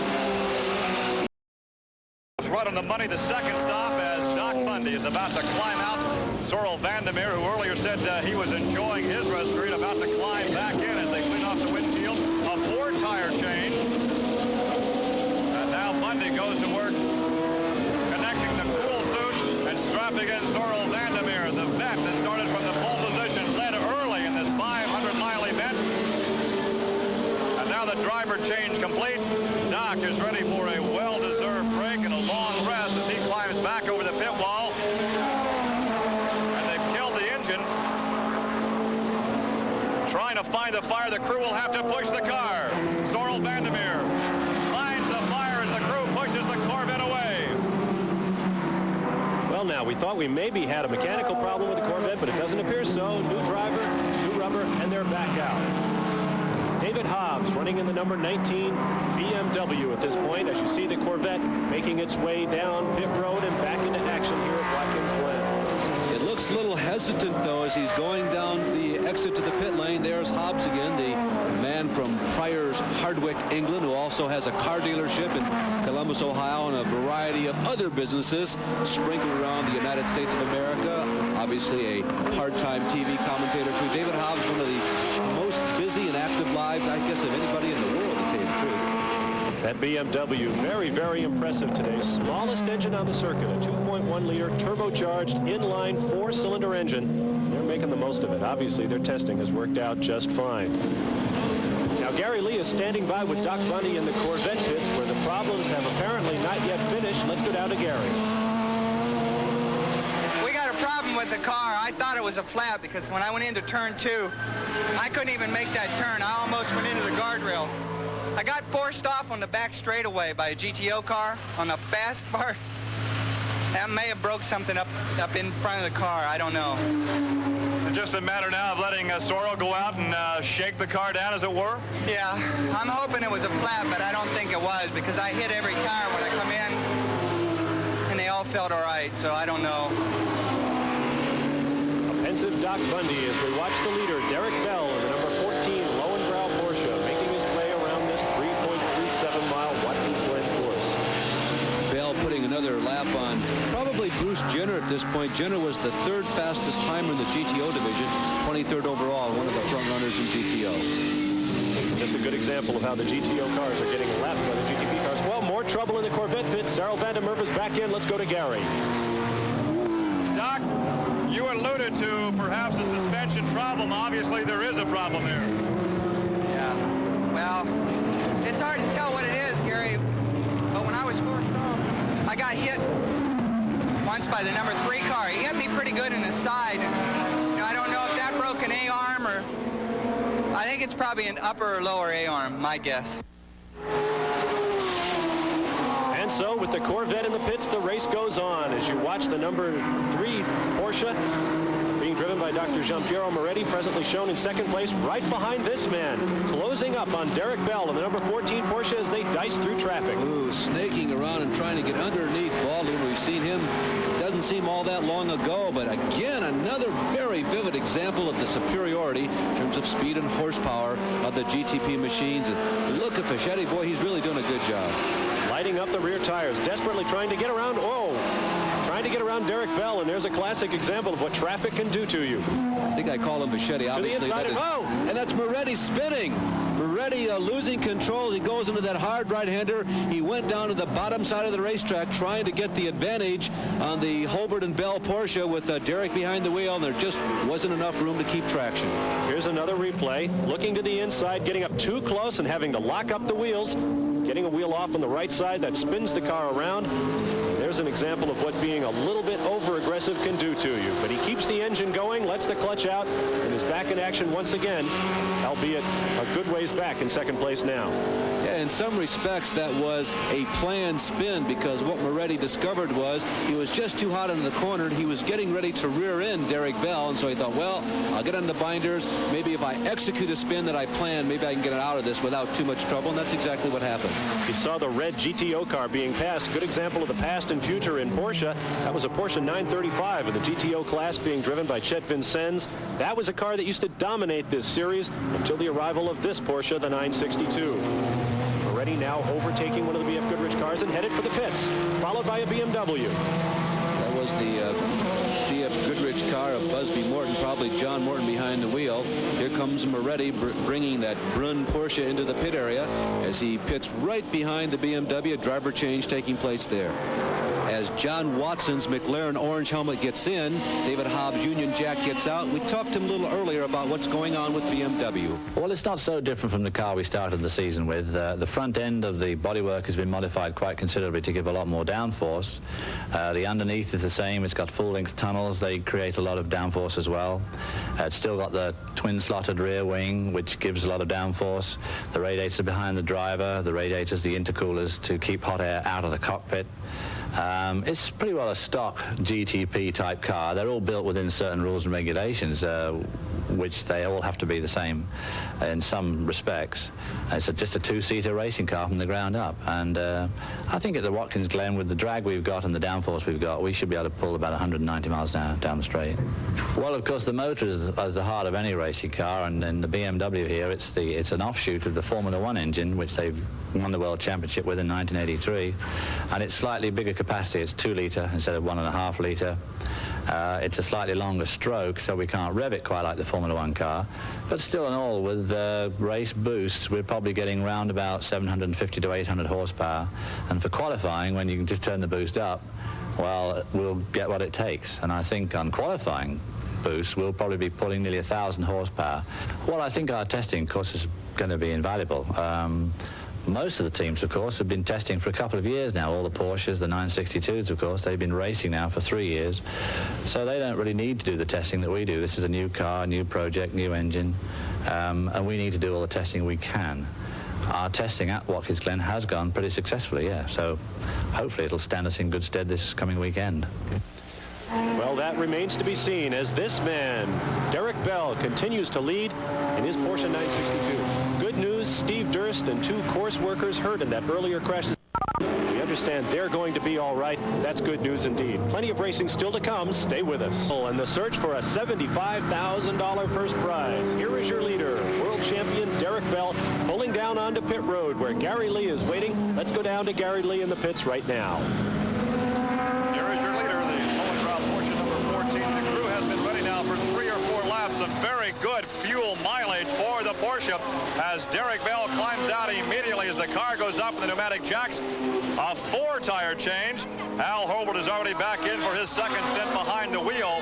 Now, Al had hoped to make the race on only 3 stops. However, with the mileage we're getting now, although good, it appears that this Porsche will have to make 4 stops to go the distance. So already the driver change has been complete. Derek Bell about to climb back over the inside pit wall. He walks back to have a seat. And a very, very fast pit stop for the Lowenbrow Porsche number 14. There's a lot of congestion, a lot of traffic in the pit area. They have to push the car back to give Al Holbert enough room to get that Porsche out of his respective pit. He kills the engine, refires the engine, kills it again, fires it again, and there he goes, Al Holbert. Well, despite that fire drill, a 46-second stop. 14 was so far out in front that Al Holbert still has the lead. There you saw the number 3 Porsche of Dr. Jean-Pierre Moretti running in second place. John Watson and the number 19 BMW you see right there following the number 5 Porsche of Price Cobb is presently running in 3rd position. Bob, I would agree with Gary unless they pull a rabbit out of the hat on the number 14 Porsche. Even though they went 38, 39 laps by our unofficial count, that's textbook distance in terms of a load of fuel, but they stopped so early the first time at lap number 28. It doesn't seem like they can go the distance on 2 more stops. There is a look at the number 7 car. That is the Jack Roush prepared Mustang of Bruce Jenner and Scott Pruitt. Jenner apparently in the car at this moment. They are leading the GTO category for production-based over 3-liter engine cars. No turbochargers in this class. A big 5-liter V8 prepared in Jack Roush's Livonia, Michigan shops in that machine. Scott Pruitt with a healthy lead in GTO points. Running in second place, a sentimental favorite, the number 91 Porsche 935 of Chet Vincennes. And here is your 3rd place car, the Jack Baldwin, Jeff Bodine Chevrolet Camaro in Levi Garrett colors today. 3rd position in the GTO category. There is your leader in GTU. These are the under 3-liter divisions. Roger Mandeville and Danny Smith sharing a car. Mandeville, a 2-time champion in this class. He has led since the 20th lap here at Watkins Glen. And there, back up to the GTP cars, is the vet still trying to work out whatever might have gone wrong in that little shunt about 5, 6, 7 laps ago. And one of the BMW cars beginning to mount the challenge. Here is the leader in the Camel Lights category for the smaller prototypes. That is the Charles Morgan Logan Blackburn Buick-powered Tiger Racer. Charles Morgan from Conway, Arkansas. Old-time sprint car drivers will remember a name of Bobby Ward, a guy who was from Conway. Okay, Gary Lee is standing not hotter than that inside these cars, so it's a real workhorse. Skipped ahead to see where the GTO went. 3rd in the GTU season point standings. to this man. I beg your pardon, that's Bruce Jenner in there. He is presently in second position in points. His teammate in the Roush Mustang, Scott Pruitt, a former go-kart champion out of California, is the leader in points, comfortably, I might add. Yeah, Pruitt has won 5 times this year. He's accumulated 142 points, much more than anybody else in IMSA racing. Jenner is currently second in points. He picked up his first win ever this year in IMSA racing when he won at Sebring. Jenner, of course, the Olympic decathlon champion at the Montreal Games back in 1976, and made a very smooth transition into motorsports. He, in fact, raced go-karts in former years, something he and his co-driver Pruitt have in common. Here is your leader in the Camel Lights class, Ray Bellum and Gordon Spice, Pontiac Fiero, a car that won in only its 3rd race. Phenomenal achievement for these complex prototype machines. Well, a car that came out of Detroit, but a couple of England drivers are behind the wheel. They have 2 previous wins. I think we mentioned that earlier this year. They won at Charlotte and at Laguna, and the car has performed very well considering its short tenure in the sport of Major League Automobile racing. Take another long look down the backstretch. You see the number 44 Jaguar of Chip Robinson and Bob Tullius making its way around. A few problems earlier in the race have dropped them back to 8th place, but they're still in it. Chip Robinson, who lives near the Flemington Fair Speedway in New Jersey. From time to time, Chip goes down the street and takes in the good old modified dirt track racing. But Chip Robinson, who probably is headed toward Indianapolis, is staking his claim in racing on the pavement. Here's a sentimental favorite for all you ESPN Motorsports fans, Bill Adam, who normally occupies the chair next to me here. Bill decided with their $75,000 on the line, by gosh, I'm going to go racing. The heck with television. Are they paying you that much for the show? Sure. For Bill and Bruce Levin, who is involved in this, it's their first race in a long time. The first race for this car. It's a freshman, over the pond and out of the box, so they're working a lot of bugs out, not only the machine, but themselves this weekend. Pit stop here. David Hobbs will replace John Watson in the car. I believe it's still Watson inside the machine, though, as you see Hobbs with the British flag Union Jack emblem on top of his helmet. Here is your second place car, the BMW having pitted. This is Oscar Larori of Argentina, presently running in second place on the lead lap with Derek Bell in the number 14 Porsche. We mentioned Bill Adam and Bruce Levin. Levin got out of his Porsche and fell down, collapsed from the heat. If you don't believe it's hot here, folks, Bruce Levin collapsed. He was taken to the hospital. He's been cooled off. He's reportedly in fine shape. And let me tell you, you don't want to be the nurse trying to keep Bruce Levin in the hospital if he wants to get back to the racetrack.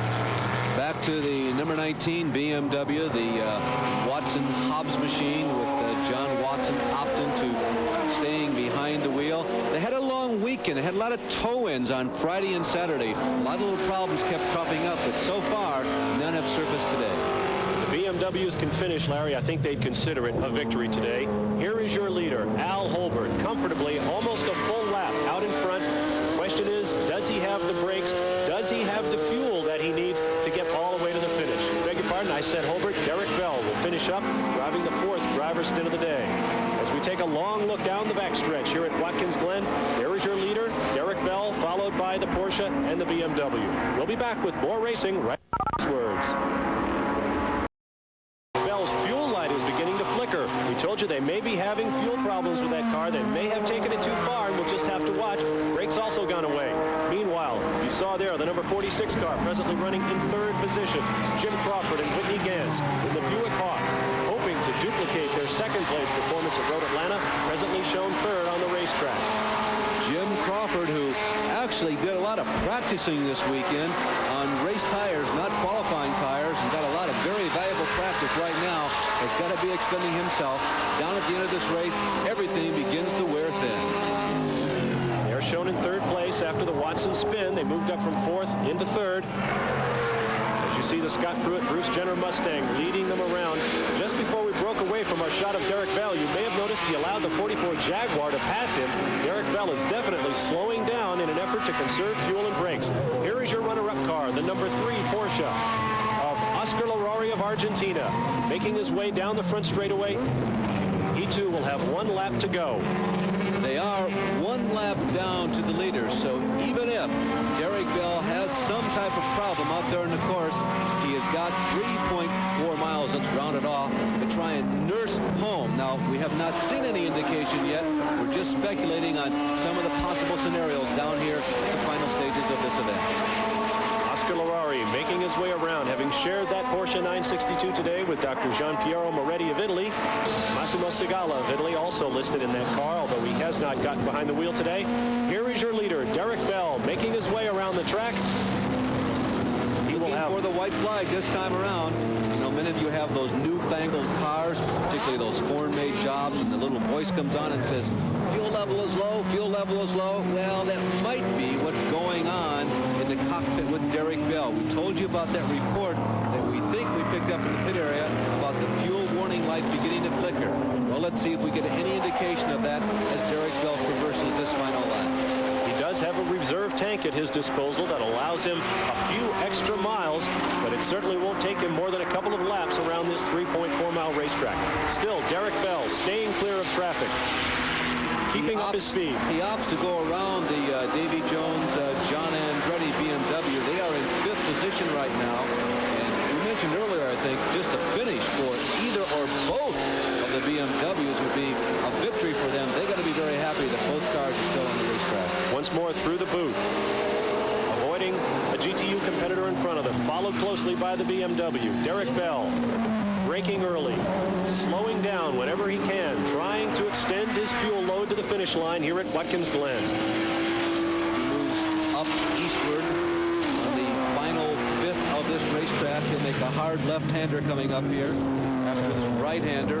Then he'll go back toward the pit area, the final 2 bends before the start-finish line. Overcoming the Vincennes Porsche 935, presently running 3rd in the GTO category.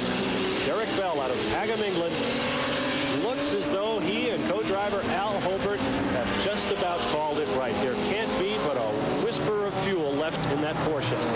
Boy, 41 laps absolutely test all of the slide rules and calculators going for the amount of fuel. He's swishing back and forth trying to get that last drop of fuel out.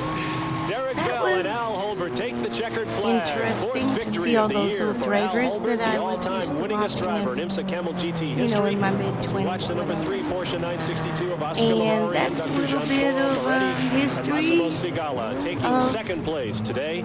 The Glen. Well, I do you know suppose it y'all ever gets routine winning? After Bell went by the Miss- start-finish line, the hand came off the steering wheel, just like he was at a 4-way stop, thanking a fellow driver for letting him go through first. And here's your 3rd place car, the Buick Hawk of Whitney Gans out of California and Scotland's Jim Crawford. They have to be a very, very happy team today as well. And there is Derek Bell on his traditional cool-off lap. It looks like he's got his helmet off already. That's an indication of the extreme heat. There's Derek giving a wave to all of you there at home.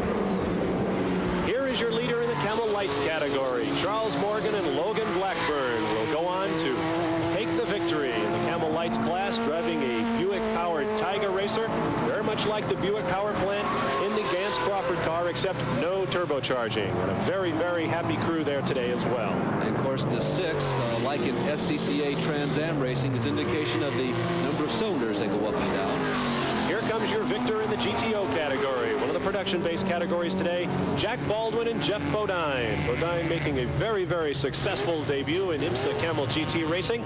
Al Holbert and Derek Bell, your winners, and we'll be right back to talk with them after this. Yeah, we were a little bit of a crossover situation, weren't we? Aware that the brake light was on for the whole hour, and I just wanted to overstress the car, you know, and have to change pads.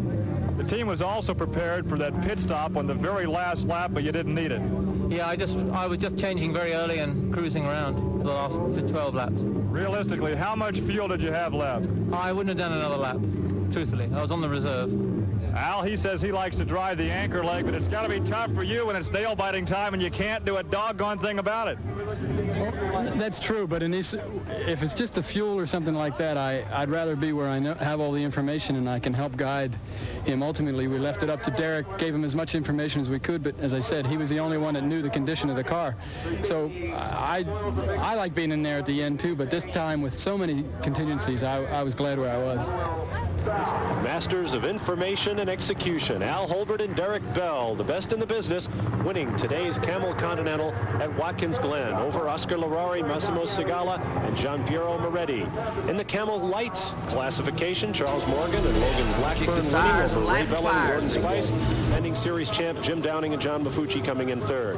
In the GTO class for production-based big engine cars, Jack Baldwin and NASCAR star Geoff Bodine emerged triumphant. In the GTU class for smaller engine cars, Roger Mandeville and Danny Smith have won as well. Too bad. Today's ESPN coverage of the International Motorsports Association Camel Continental. Well, I appreciate y'all hanging out. I'm going to call it a day.